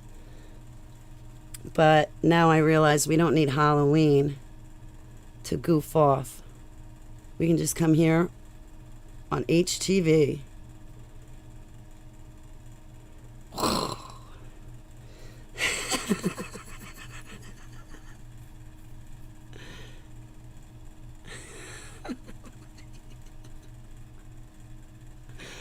My mom.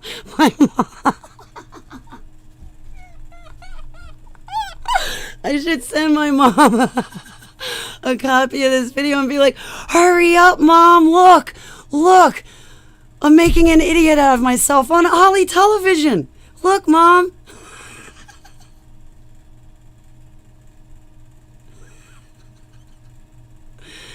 I sent my mom for the first time.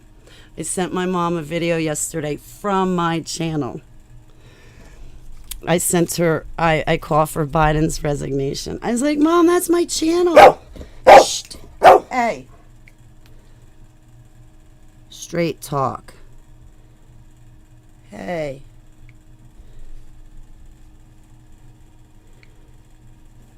Hey, you. All right, I gotta. Yeah, when I walked her this morning, she didn't fully go to the bathroom. Oh, man, look at my. Hey, Dory, can I hire you to be my secretary? I'm dead serious. I gotta apologize to this guy, Jim. I don't even want to, look at my. She'd be. Oh, I don't know about that.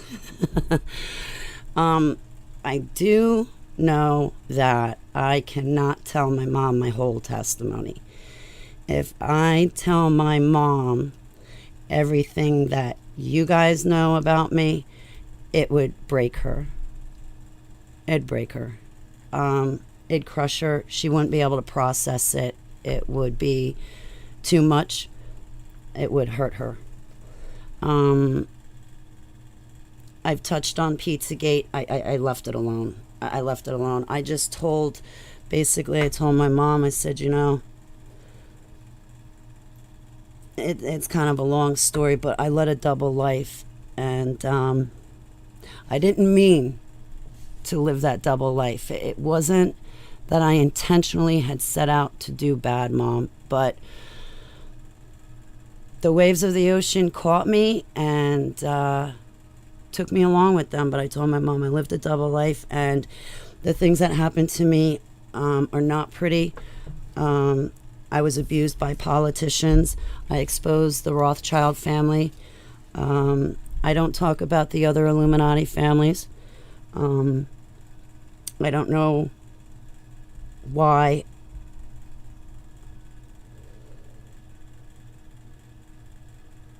I don't want to talk about the other families. I really don't. I don't see any reason to talk about the Illuminati families. I forgive them. I forgive me. I know that they are the bloodlines of the Nephilim, so I do not give the Illuminati any of my blessings. I do not pray for them. Jeremiah, went before God and said, hey, God, these guys formed a weapon and used it against me. I don't want to pray for them and their descendants. So I don't pray for evil people that have formed a weapon and used it against me. I just don't. I've said one prayer, and it was to stop praying for them. Jeremiah can do it. So I take it before Abba. So I do not bless them. I do not pray for them. I have forgiven them. I forgive me, and I've moved on. I have forgiven the Rothschild family, but I still expose them. And it has to do with my altar, too, why I talk about the Rothschilds. I want to validate my altars, and for my altars to know that I'm going to stand here. I'm going to stand up for them. And I'm not going to let these predators just walk away. I'm going to let these predators know, hey, I might not be able to bring you to justice and discipline and punishment for what you've done to me and the other kids, but I want you to know, I know it was you. I know it was you. You did this. And now I'm going to come for the victims of the people that you've tortured. And together we're going to overcome these traumas. And together we're going to become survivors in the name of Yeshua. But I know it was you. I know it was you. Green fried potatoes. Oh, man. Yeah, I don't feel so hot. I'm going to have to pack more kratom.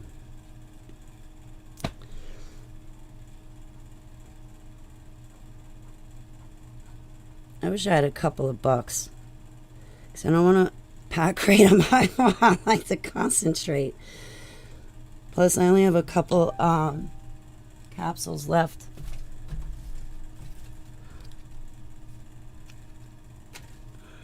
I gotta apologize to a guy named Jim. I feel real shitty and bad about it.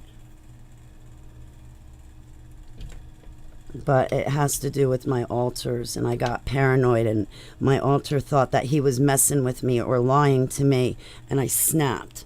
And it's not his fault. Now I gotta take my tail, put it between my legs, and go say, Jim, I'm sorry.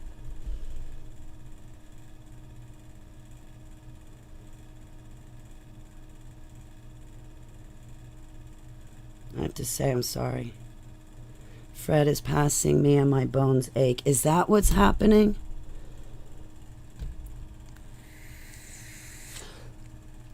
Do you know when I feel good? When we have an earthquake.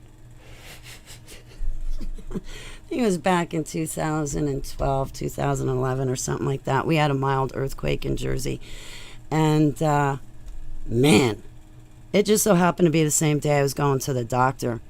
But I felt the earthquake a little bit. I was like, huh. But I felt great. My bones felt great. My muscles didn't hurt. I felt great. I felt like on top of the world. I went into my doctor. I was like, Doc Ryan, Uh, I feel fantastic. Like, you're actually seeing me on a good day. I feel wonderful. He goes, there's something wrong with you, Holly. He goes, every patient obviously, every patient that's walked in here today is feeling horrible. And I'm double booked today because of this earthquake. Because whatever this earthquake did, people are actually feeling pain in their bodies. I was like, hey, doc, I feel terrific. I don't I don't know about these other people, but my arthritis and fibromyalgia, I feel like a whole new person. I feel like I wasn't even born with these problems. And meanwhile, his other patients are all miserable and achy, like you were saying, Jamie, achy. You have that sometimes, muscle breakdowns. I have a little bit of the shaking. I felt it. There was one day I was standing in my kitchen and I should have picked up the phone and made a phone call. And I should have put up a post because I was going to. I was standing in my kitchen and I think what happened to me was I had an awake vision.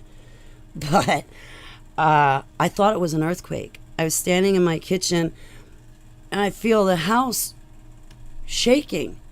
I'm like, is this an earthquake?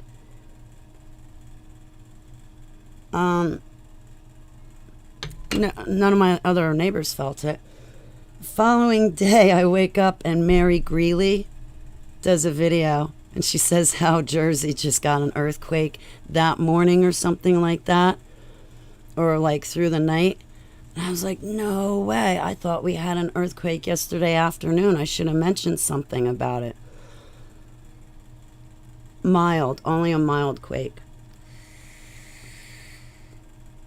I've never been in like an earthquake out in California.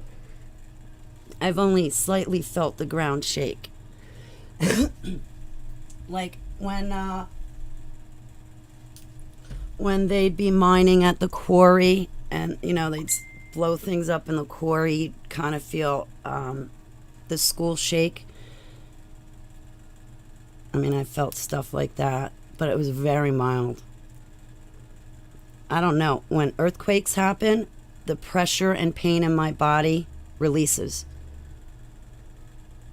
Meanwhile, earthquakes happen and all fibromyalgia patients are running to their doctor for pain management medications. I'm serious. People really suffer in earthquakes that have arthritis and fibromyalgia and these autoimmune problems and stuff.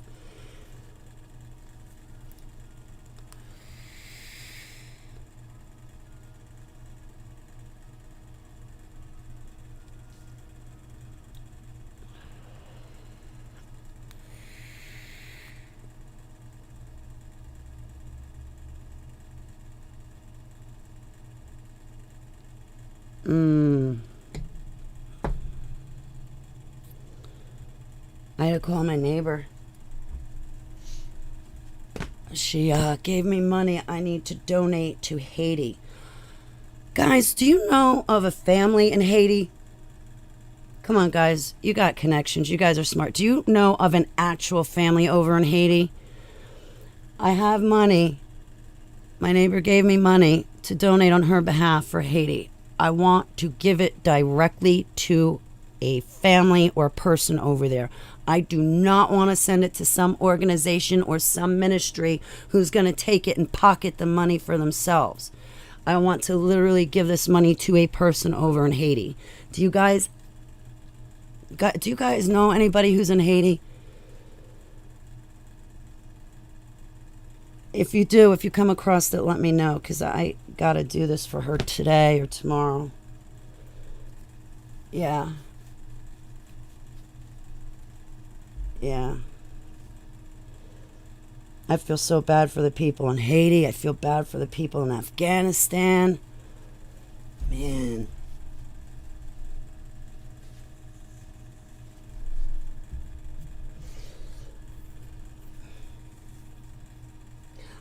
Do I have any? Hang on, guys. So what are you going to do today, guys? Okay. Yeah, if you guys hear of a family, I want to give a family directly the money. Excuse me, I got trust issues. I want to give it to the family. I don't trust giving it to anybody else to give to them.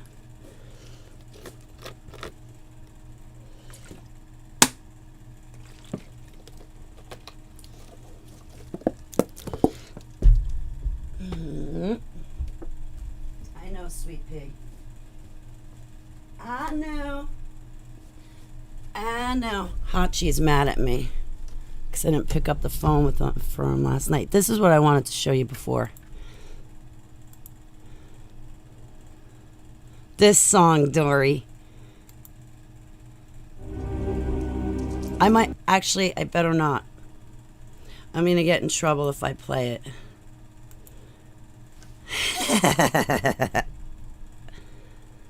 You can be a big pig too. You can be a big pig too. You can be a big pig too.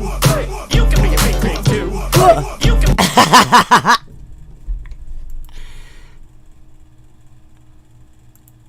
You could be a big pig too. You could be a big pig too.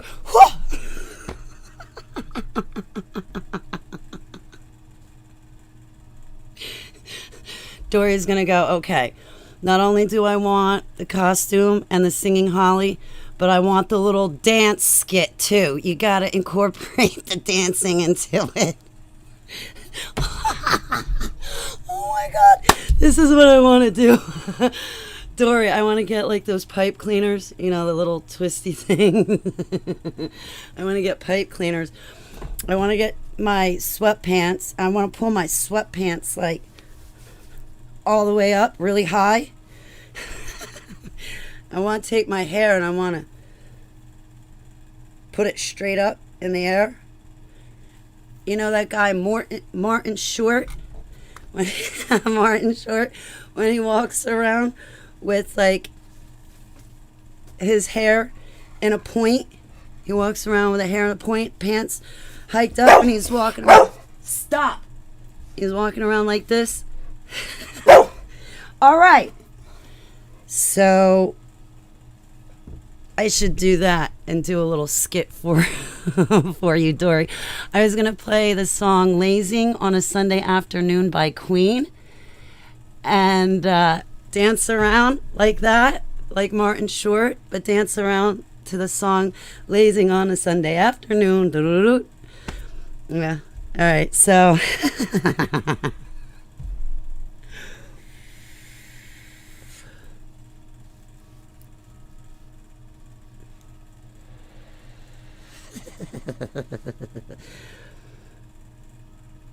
I want the whole package. She had a miscarriage. Do you mean Lauren Pritchard? My prayers for Lauren, as well as Lauren Pritchard.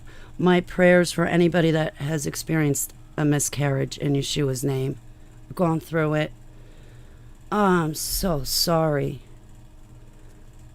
Oh, man. I didn't know she was well, not that you have to be married to have a kid. I don't really know. Oh, man. I am so sorry for Lauren. Shit, man. That sucks.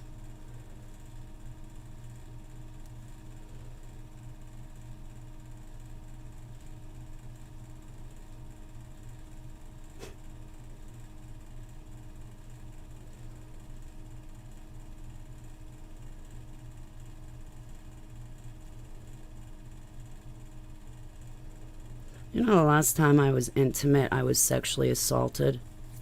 That was the last time I was touched by anybody. The last touch I received was sexual assault, to put it nicely and mildly.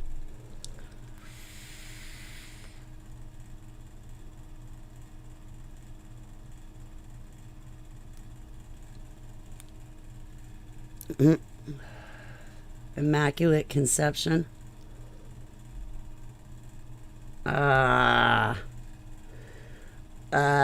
I don't really want to get into that territory. And the reason why is because there's somebody from my past that had experienced the same thing, except she didn't miscarry the child. I don't agree with it.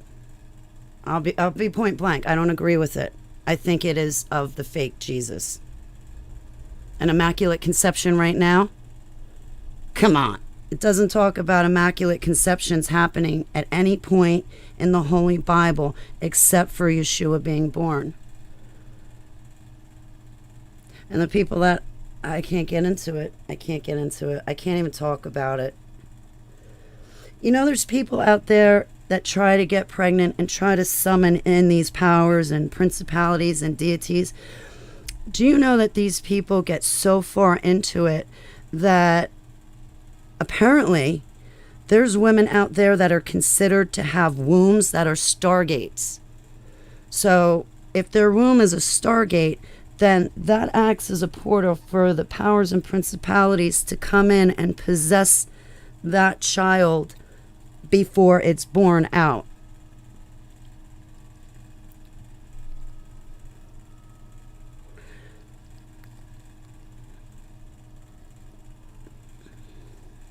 I can't agree with it. I don't agree with it, and I don't agree with people who do it. I'm sorry to be like that. Like I said, I have a friend that went through this in her past. I don't want to get into it. I don't agree with it. I don't like it.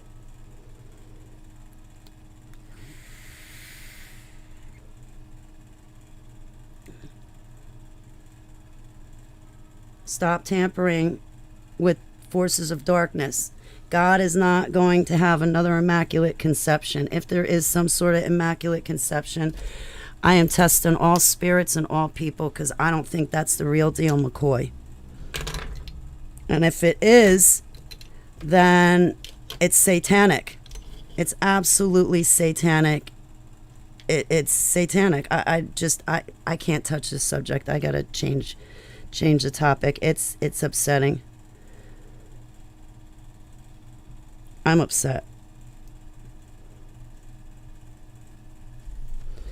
They almost murdered my friend because of this stuff that she's getting into with this immaculate conception crap.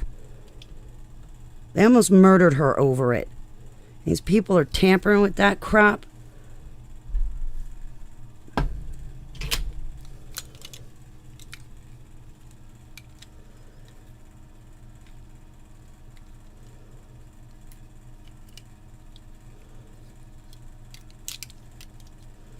My friend that did that, it ripped her family apart.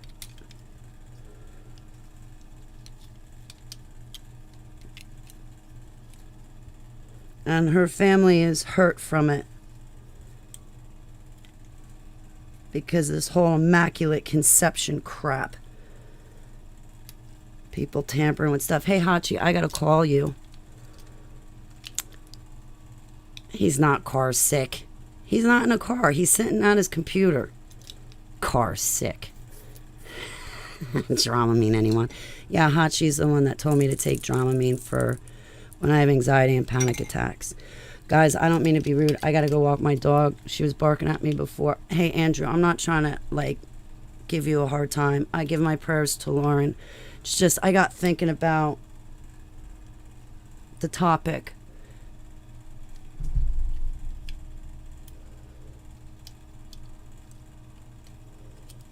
I was scared they were going to murder my friend for tampering with that stuff.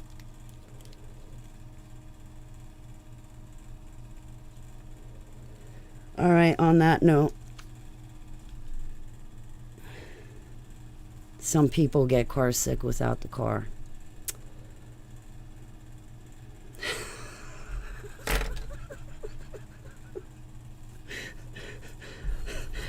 Hachi! I love you, Andrew. I do. Give your grandmother a kiss for me.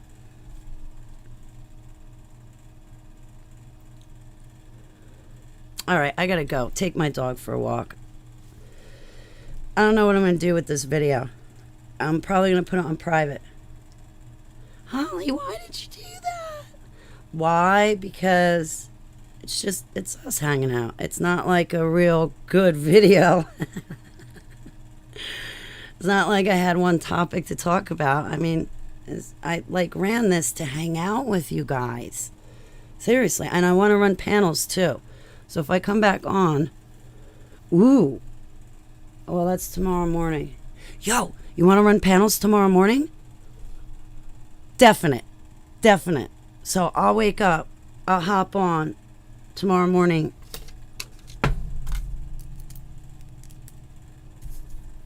Panels. We'll run panels in the morning. I don't know what's going on with me, but I don't know if it's motivation, laziness, distraction, spiritual attack, but I'm not sticking to my routine. The only thing I'm sticking to is waking up early in the morning. Best video ever. I'll leave it up for a little while if you guys want to watch it.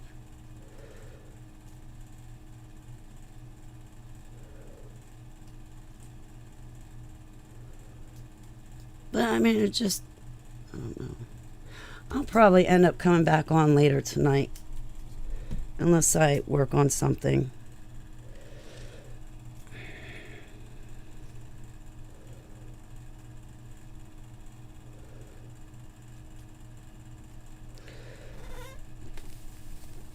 All right, I'm going.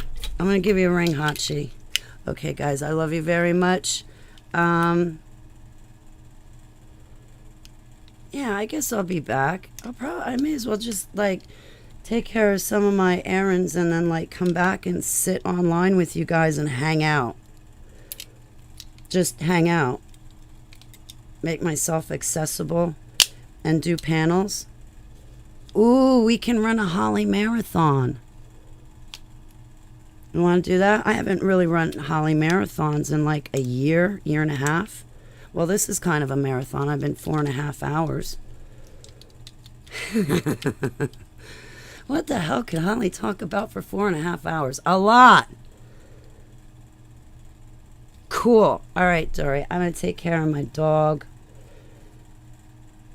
I'll definitely run panels tomorrow morning, but I'm going to come back and run panels tonight. I'll worry about going back to work on Thursday.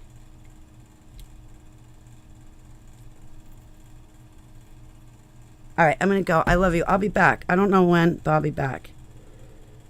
Just hanging out sounds amazing. All right, I'll be back. I got to go find some money. I'm going to go hit my neighbor up for money.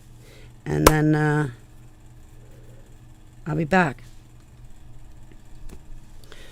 I'll be back. And we'll hang out. So, I don't know. Like, go get something to eat. Go do your errands. Give me like an hour or two, maybe 3. And I'll start up panels, okay? And I'll name it Panels. Let's do the time warp again. All right, guys. Give me like 2-3 hours. I'll come back. We'll run panels. We'll just hang out. I need to take care. I might actually be back sooner than 2-3 hours. I might be back in an hour. But I need to take care of her. And at least if I have panels, if I do have to get up and leave, at least I'll have you guys on the panel to keep carrying the show. All right. I'll see you guys in a little bit. I'm coming back. I love you. I love you. I love you. I love you. I love you. I love you. I love you. I love you. I love you guys very, very, very, very, very, very, very much.